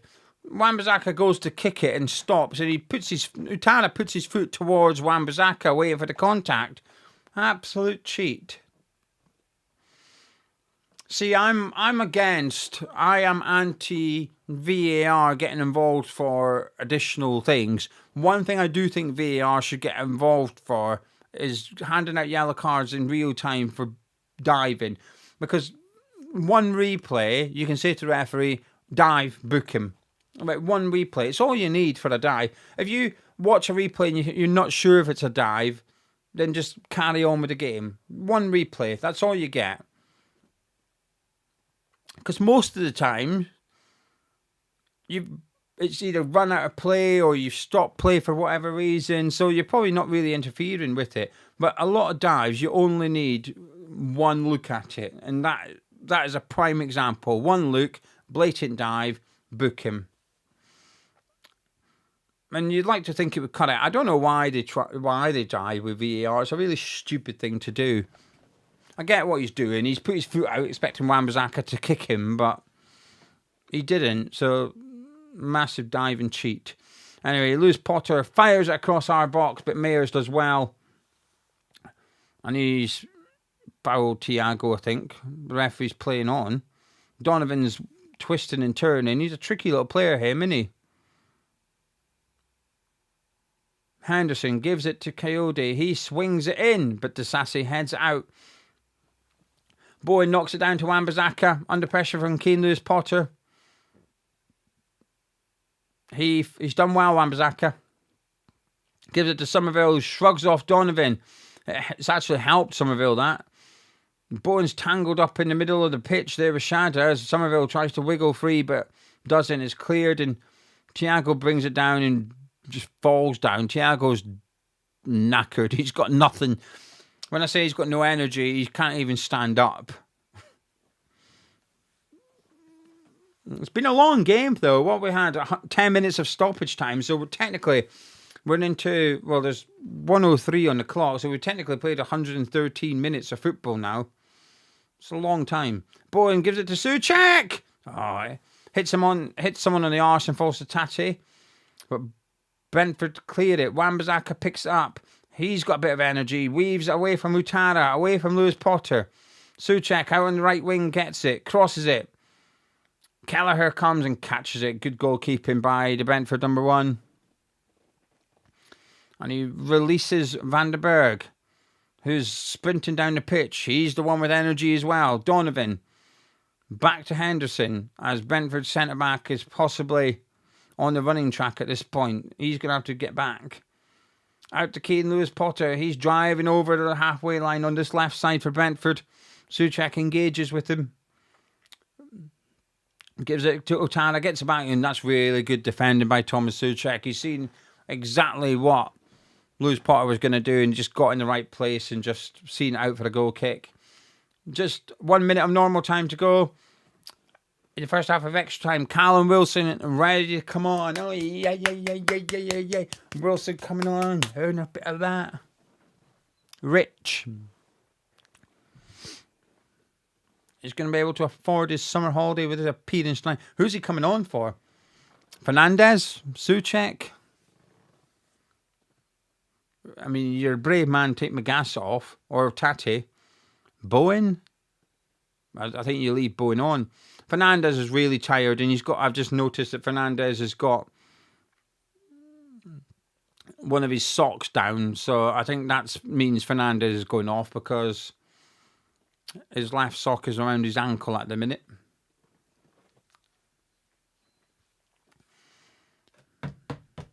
Well, we've had the 15 minutes of extra time.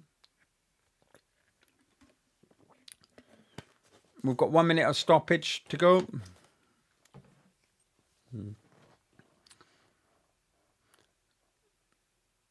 Goes long with a goal kick for Souček. Collins beats him to it. Utana flicks it on. Thiago brings it down. He gives it to Shada. It's a good play by Brentford. One-on-one with man panel. Shada, he cuts it across. It falls to Donovan. And it's over the bar. But my word, that was close. And there's an inquiry going on among the West Ham defence as to whose fault that was. But that should be 3-2. Shada does really well. And Donovan's unlucky. He's not far off. It's a difficult chance. I think Utara and Shada are having a go at him. I think they were expecting the youngster to leave it for Coyote, who was coming behind Donovan. I think he was at Birmingham, Donovan. I think that's where he's from. And scored a decent amount of goals, I think, for the youth team. But I'm sure he's from Birmingham. Don't know. Might be more bullshit I'm making up. Don't know. Not intentionally. If it's wrong, I'm not. It's an innocent mistake. But my brain's telling me he's from Birmingham, so I'm going with it. Right then, let's see what you're all saying. In the live chat, Nick saying we're gonna lose. Ash saying why would you play Magassa over Potts?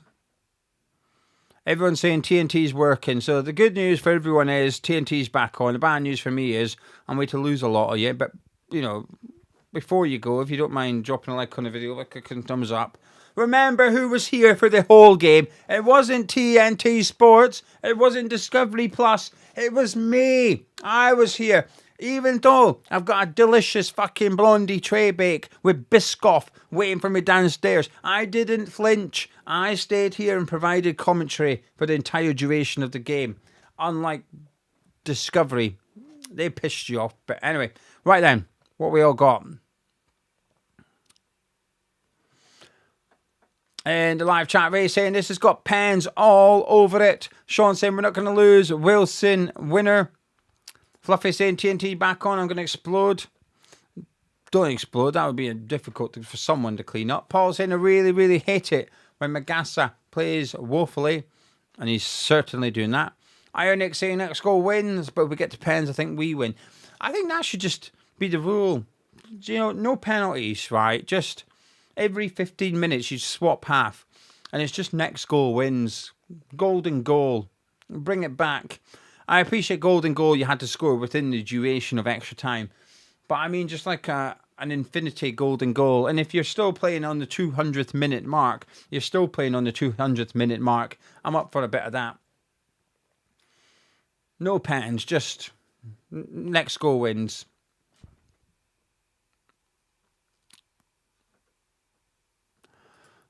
Alex saying, I don't want to see Magassa take a pen. I don't want to see anyone take a bloody pen, to be honest with you.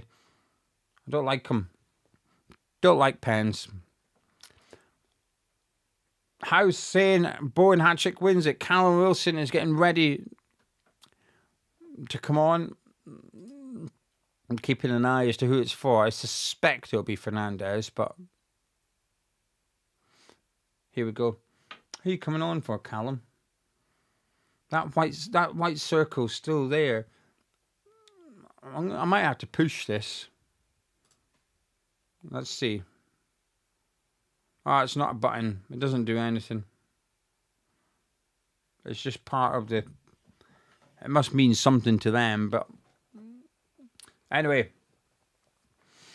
Callum Wilson is on, and Shada is off for... So Fernandez off, I think. I'm sure it was Fernandez. I got distracted by what looks like a button.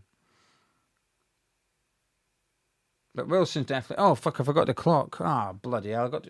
This button's causing me havoc here. I'm all over the place because of it. Come on, put your clock up. Oh. There we go. Right, I'll push the button. There we go. My clock is now synced up to what I'm seeing. Anyway, Fernandez off, Callum Wilson on, Shada off. How do you say this guy's name? Fado?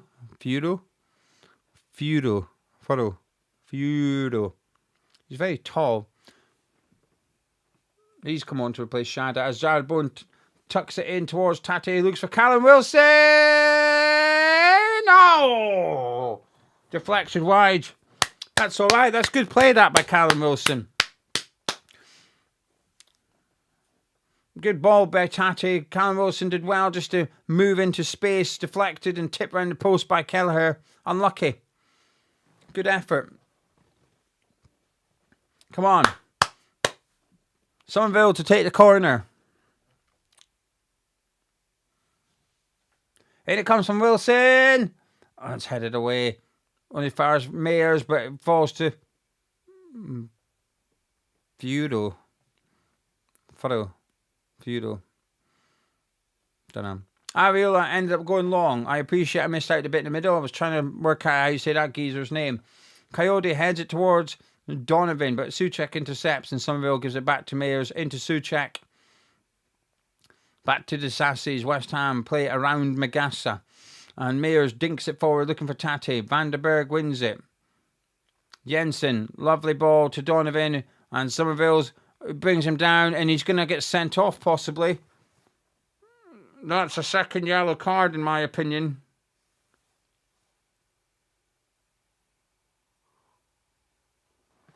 It's a little Fernandez-esque against Fulham this, but that to me, that's a booking. That's a booking all day, every day, that is. And he hasn't given it. So we've definitely got away with one there. Somerville's massively got away with that. That's a yellow card. If that happened against us, my head would be on Mars right now. My head would be spinning. So that wasn't a second yellow. Goes out to Donovan, up against Mayers. Jordan Henderson in support, about 15 yards behind him. But he's twisting and turning. He's possibly from Birmingham. We don't know. Tate cuts out at the front post though, and Somerville picks it up and he's running away towards Jordan Henderson, who's just retreating at the minute. That's a good ball by Somerville, but it's too far for Jared Bowen. Kelleher plays sweeper keeper, belts it down the middle of the pitch before Mavpanos is bodied by Feudo.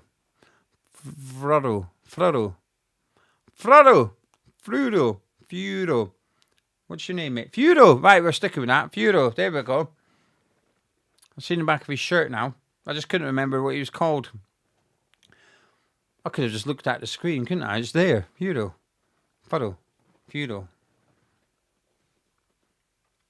Matt Banners goes long, looking for Somerville as he switched play. It's too long, and it's out for throw-in to Brentford. Right down by the corner flag on the right-hand side, however.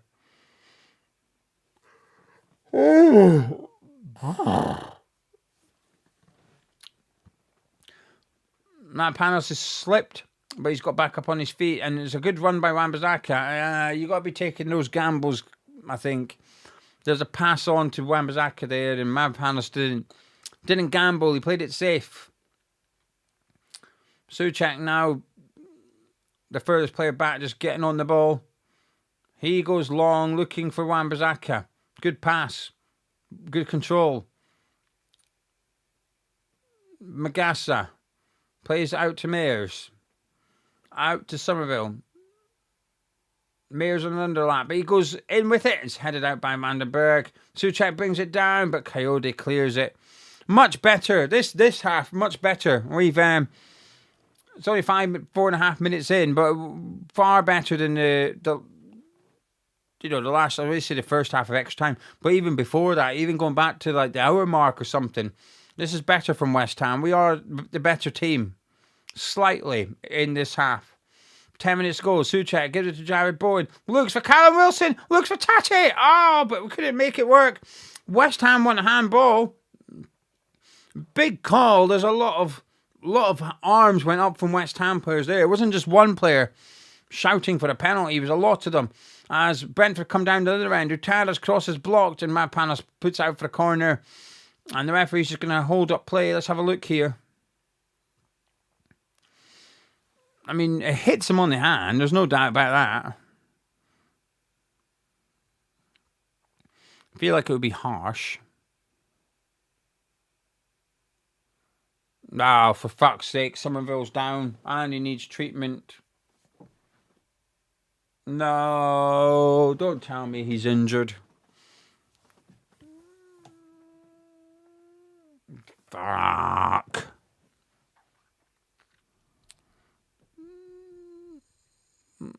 This was my biggest fear for tonight.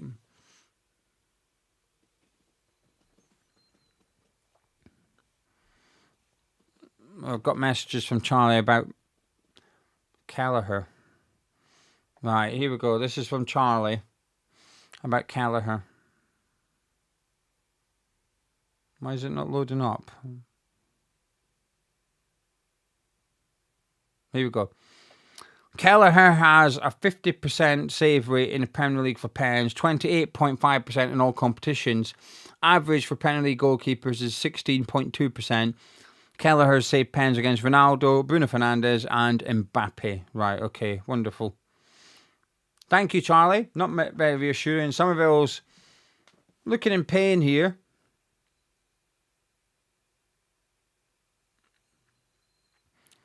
Personnel. I think he's going to continue.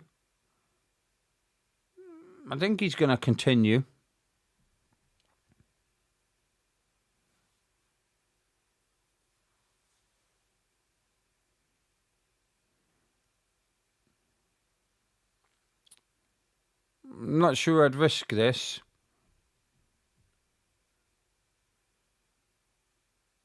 Do we have a sub left? I think we do. I think we've got one sub left. Mayers, Rambazaka, Magassa, Tati, Somerville.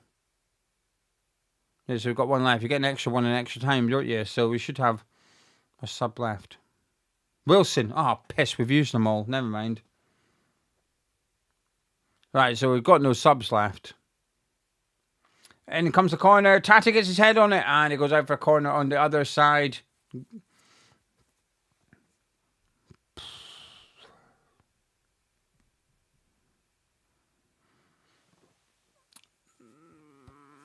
We're possibly going to have to play with 10 men now. Brentford with corner over on their right-hand side. Utana shall take. Somerville is back on. He's come back onto the pitch. And he's definitely got a limp and a wince on his face. And he looks like he's got deep heat on the back of his leg. Utana sends a corner in. It's to the back post. Thiago can't quite get there. Feudo does, but it's out for a goal kick to West Ham. 114 minutes coming up on the clock.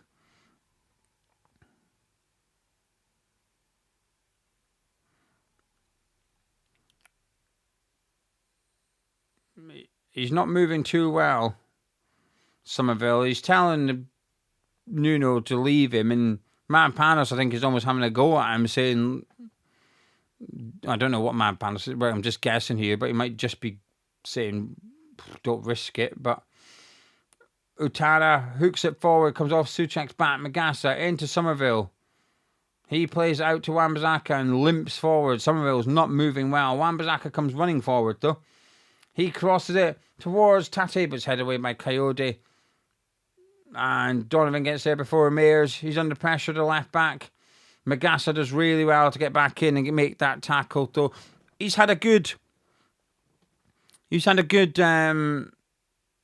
extra time, Magassa. I'm trying to think, maybe not so much the first half. He's had a good second half and extra time, Magassa. Kept it simple. Redeemed himself a little bit. 5 minutes to go plus stoppage time. Kelleher all the way out to Keane Lewis Potter. And Bourne can't chase him. Bourne cannot get back to him. Bourne's telling Souček, you're going to have to come closing down. I can't run. In it comes from Utada, and Ariola gets up early, gets his hands on it. Tati makes a move. Coyote preventing him from playing the ball. But he gives it to Souček. The game's opening up anyway, but will either of us get a winner in 4.5 minutes? Into Somerville. I think Somerville's sort of gone up front a little bit here because Tati's come out to the left-hand side. So I think we've just moved Tati to accommodate Somerville central so that he doesn't have to do tracking back, which is a wise thing to do if that's the case. But then it looks like Somerville's just come back over to the left, so never mind. Ignore what I said. Control Z, Control Z, Control Z. So Souček on the ball, who's been dropping very deep since Fernandez has gone off just to get on the ball and try and drive West Ham forward. Had a good game, Souček. Out to Mayers, but the passes short. Donovan puts out for throw-in to West Ham. 3.5 minutes of normal time to go of extra time before we get stoppage time. A lot of times, but here we are. Mayers gives it to Somerville. Back to Mayers. Souček. Back to Mayers. Back to Souček. Back to Somerville. Into Tati. Great play by West Ham. It's Tati. It's deflected. And it hits the roof of the net. That's unlucky. That's good play by West Ham. Good quick passing. Out on the left-hand side by Mayers. Souček. Somerville. Then giving it to Tati. Had an effort on goal. Deflected. Unlucky. Good play. I enjoyed that. Corner kick to West Ham.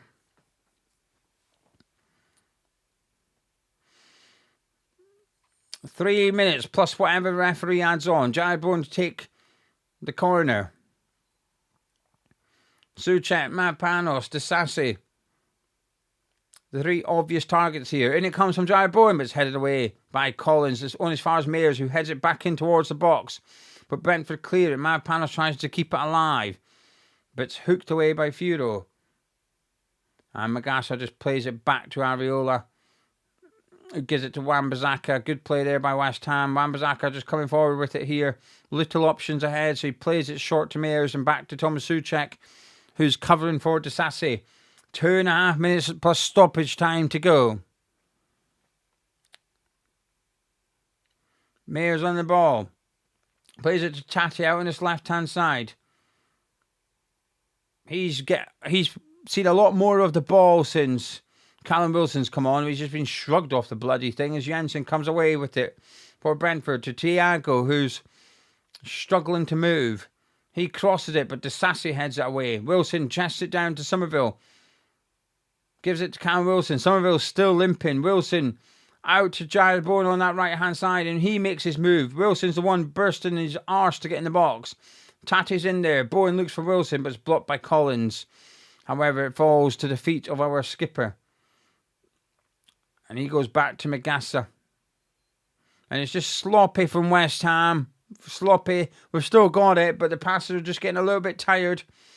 As Bowen looks for Wan-Bissaka on overlap. He crosses it, but Collins heads it behind. There's a minute of normal time to go, and we've got a corner kick here, which Jared Bowen will take. You'd imagine this is the last chance for West Ham to avoid penalties. 1 minute to go. Come on. Bowen will take the corner. If you're watching live, if you wouldn't mind dropping a like on the video, that'd be much appreciated. And please also subscribe if you're new to the channel. Bowen will take this corner kick.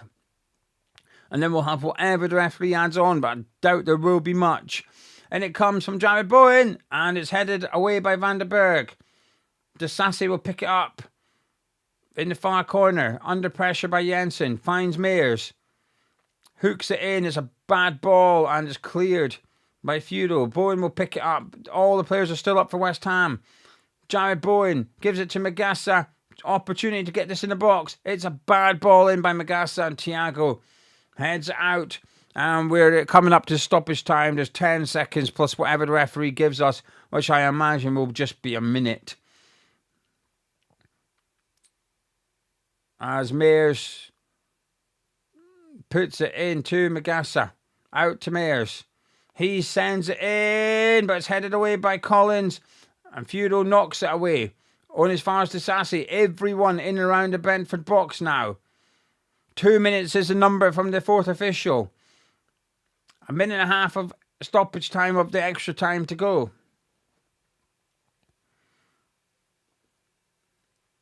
West Ham have definitely been the team on top in the second half of extra time.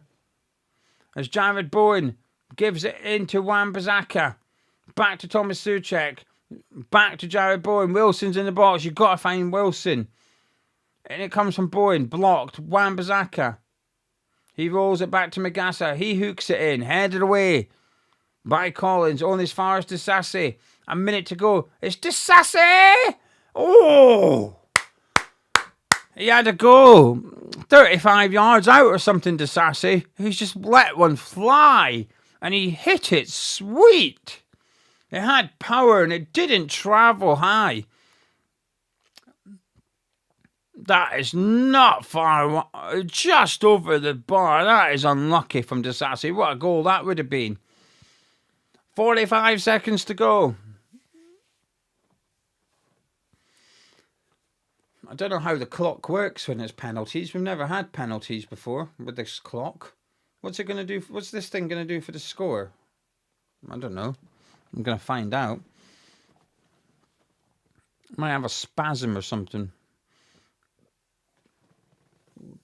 I've got a throw in which Mears is going to take, but...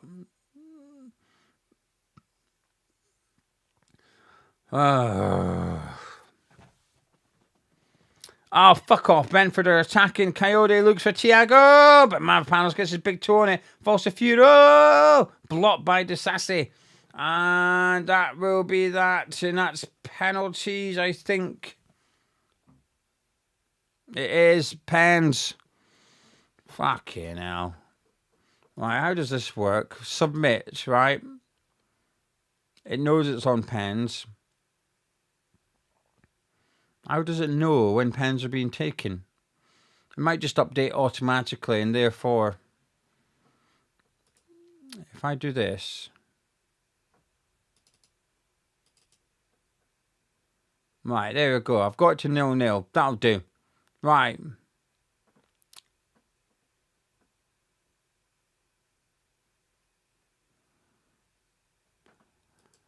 Christian, how does pens work? Someone's injured, but part of the 11. That may have to take one. You've got to take one.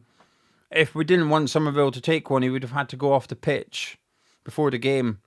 So then, in theory, we only had 10 players. So you're just going to have to take one. Right, okay. So, I've got the scoreboard set up. Do you know something? I think we played well for an hour. Then Brentford were the better team for 45 minutes. Then I think we played well for 15 minutes. It's been a good game. Been a good tie. Two decent teams. At the end of the day, this lot are 7th in the Premier League and they fielded a really strong side. And we've been more than competitive. Yeah. This will be interesting. They've got a really good goalkeeper. A really good goalkeeper for pens. Somerville's sat on the bench at the minute.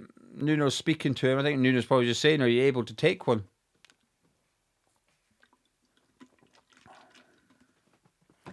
Here's Kelleher with his 50% save rate, which is just ridiculous. What did Charlie say?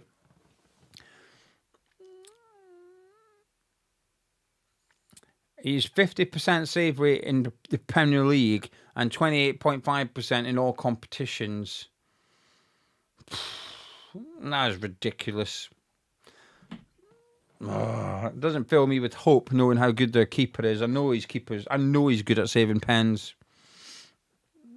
Right, Callum Wilson giving a bit of a pep talk to everyone there.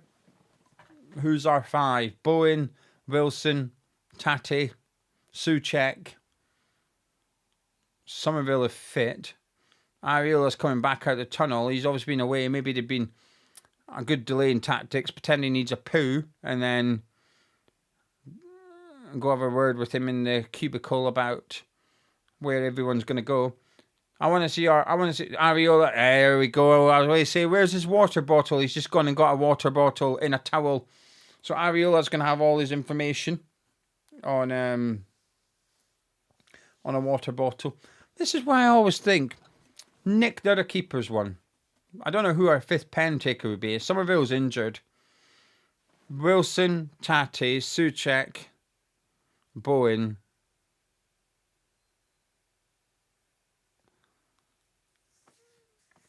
Possibly Mayers.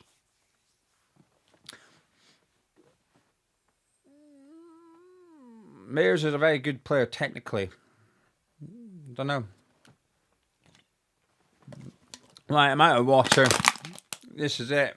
I'm going raw till the end of the hands. Charlie's telling me that Ariola's Premier League pen rate is 10.5% and 9.4 in all competitions. So, not great for Ariola. We're just working out which end we'll be shooting towards.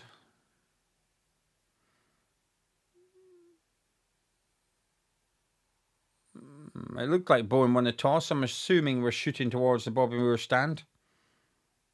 Maybe not. We are not. We're shooting towards the Sir Trav. Right, come on, Ariola. Tell you what, Kelleher does not have a water bottle. That guy's just, I don't know, oozing confidence or something. But Jared Bowen, West Ham will take the first penalty of the night, and it's going to be Jared Bowen against Kelleher for a second time from the spot. I'm nervous.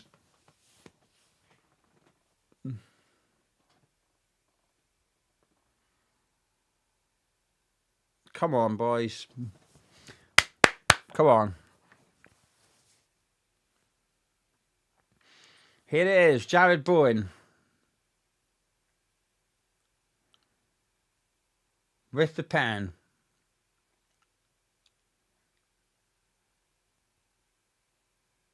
He went bottom left as you're looking at the goal earlier. And he goes to the opposite corner this time. Good pen. Kelleher went the right way, but it was a really well-struck penalty by Bowen. Had enough power on it. He wasn't far away. The keeper. But there was too much power on it. Well done, Bowen. 1-0 West Ham. I suspect we might see Thiago. We do. Thiago's first up for Brentford. Also scored a penalty this evening.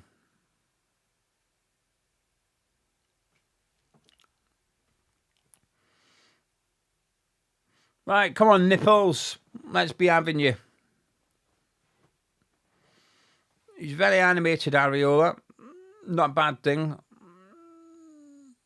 As are the West Ham fans behind the goal. Here he is. It's Thiago! Good pen. Yeah, good pen. 1-1. He waited. Made Ariola sit down and just placed it. I hate those pausey ones.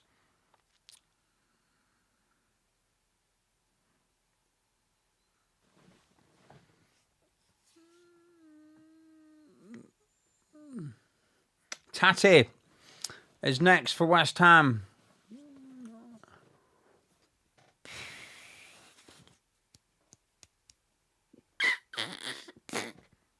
Come on. It's Tate. Oh. Power, height, clip the bar. He was looking at Kelleher the whole way, and Kelleher didn't flinch much. So he just went for power. A confident run-up from Tate, I will say that. A really well-struck penalty in the end. 2-1 West Ham.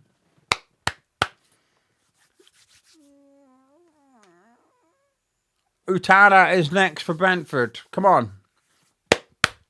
Come on, Ariola. Hopefully the water bottle had the answers. We're going to find out.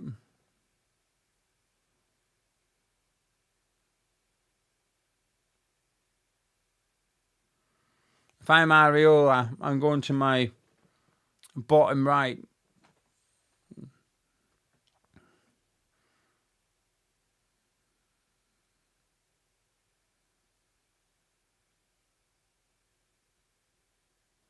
Here he is, Utara against Areola to make it 2-2. Or to make it 2-1 after 2 pens each. It's Utara! Ah! He's trying to dink it. You look right, knobhead. He's gone for the Panenka and he's just... Areola stood there and just caught it. My word, he looks like a knobhead right now. The Brentford fan with the tinfoil FA Cup is fuming. Brilliant. Absolutely brilliant. Right, who's next for West Ham? Souček, maybe. Wilson. Come on, Callum. Takes a deep breath.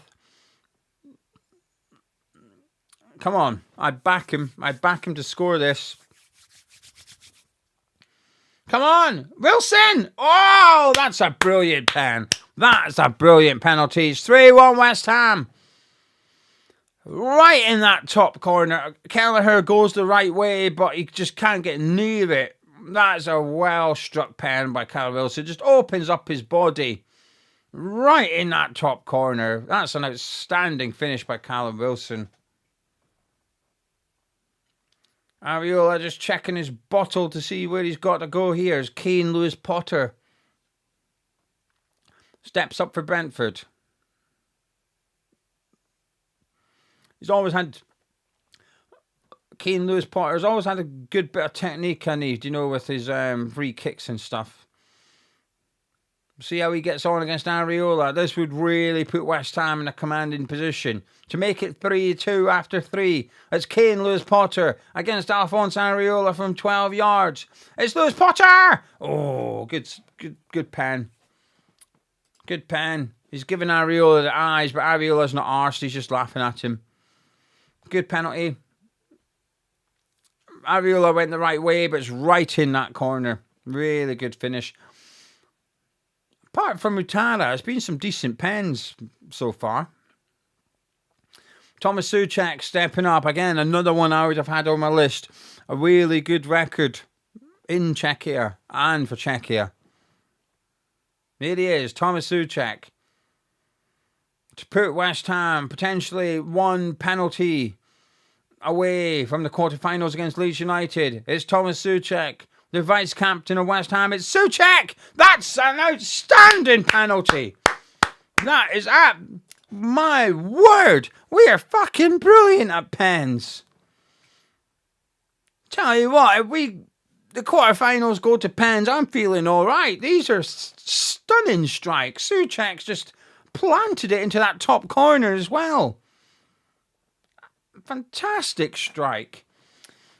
Here we are. Brentford's fourth penalty. If they miss, we are through. It's Jensen to take for Brentford to keep them in the tie.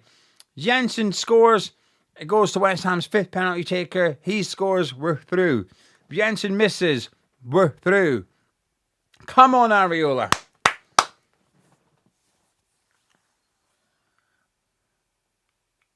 Jensen against Areola. Areola with a chance to put West Ham into the quarterfinals of the FA Cup against Leeds United. Jensen! That's a good pen. Hard, high, down the middle. 4-3 West Ham after 4 each. Which means we're away to find out who could be the hero for West Ham tonight. Who's going to be taking our fifth pen? Is it going to be the injured Somerville? It's Konstantinos Mavropanos, not someone I would have had on my list. Come on, Dinos. Mavropanos scores. We're through to the quarterfinals. It's Mavropanos against Kelleher. Mavropanos! Yes! What a pen! Straight into that top corner. My word! West Ham United into the quarterfinals of the FA Cup, setting up a tie at home against Leeds United. Fantastic, fantastic celebrations as well. The best season of my life is still on. Survive, win the FA Cup. It would be better than any other season I've had since I've been alive. Anyway, West Ham United are through to the quarterfinals. Outstanding, absolutely outstanding. Just want to say a massive thank you to these three people. I didn't notice it. Lewis saying Arsenal's going to lose the Premier League, Spurs are going to get relegated, and West Ham are going to win the FA Cup. Ginger saying don't send parcels via Every, they're in trouble. And also to Fortune Down Under, this ref's been so bad at refereeing, but now he wants to play the game useless. Thank you for your support. West Ham United into the quarterfinals of the FA Cup. Absolutely brilliant. That was outstanding penalties. Anyway, listen, I'm going to be live in just a few minutes with my review, so if you don't mind sticking around, I would appreciate it a lot. But before you go, please do subscribe if you're new to Hammers Chat. Please do drop a like on the video by clicking thumbs up. Maybe, just maybe, because right now we're 90 minutes away from Wembley. Maybe. The dream's alive. The hopes are alive. Catch you in a minute.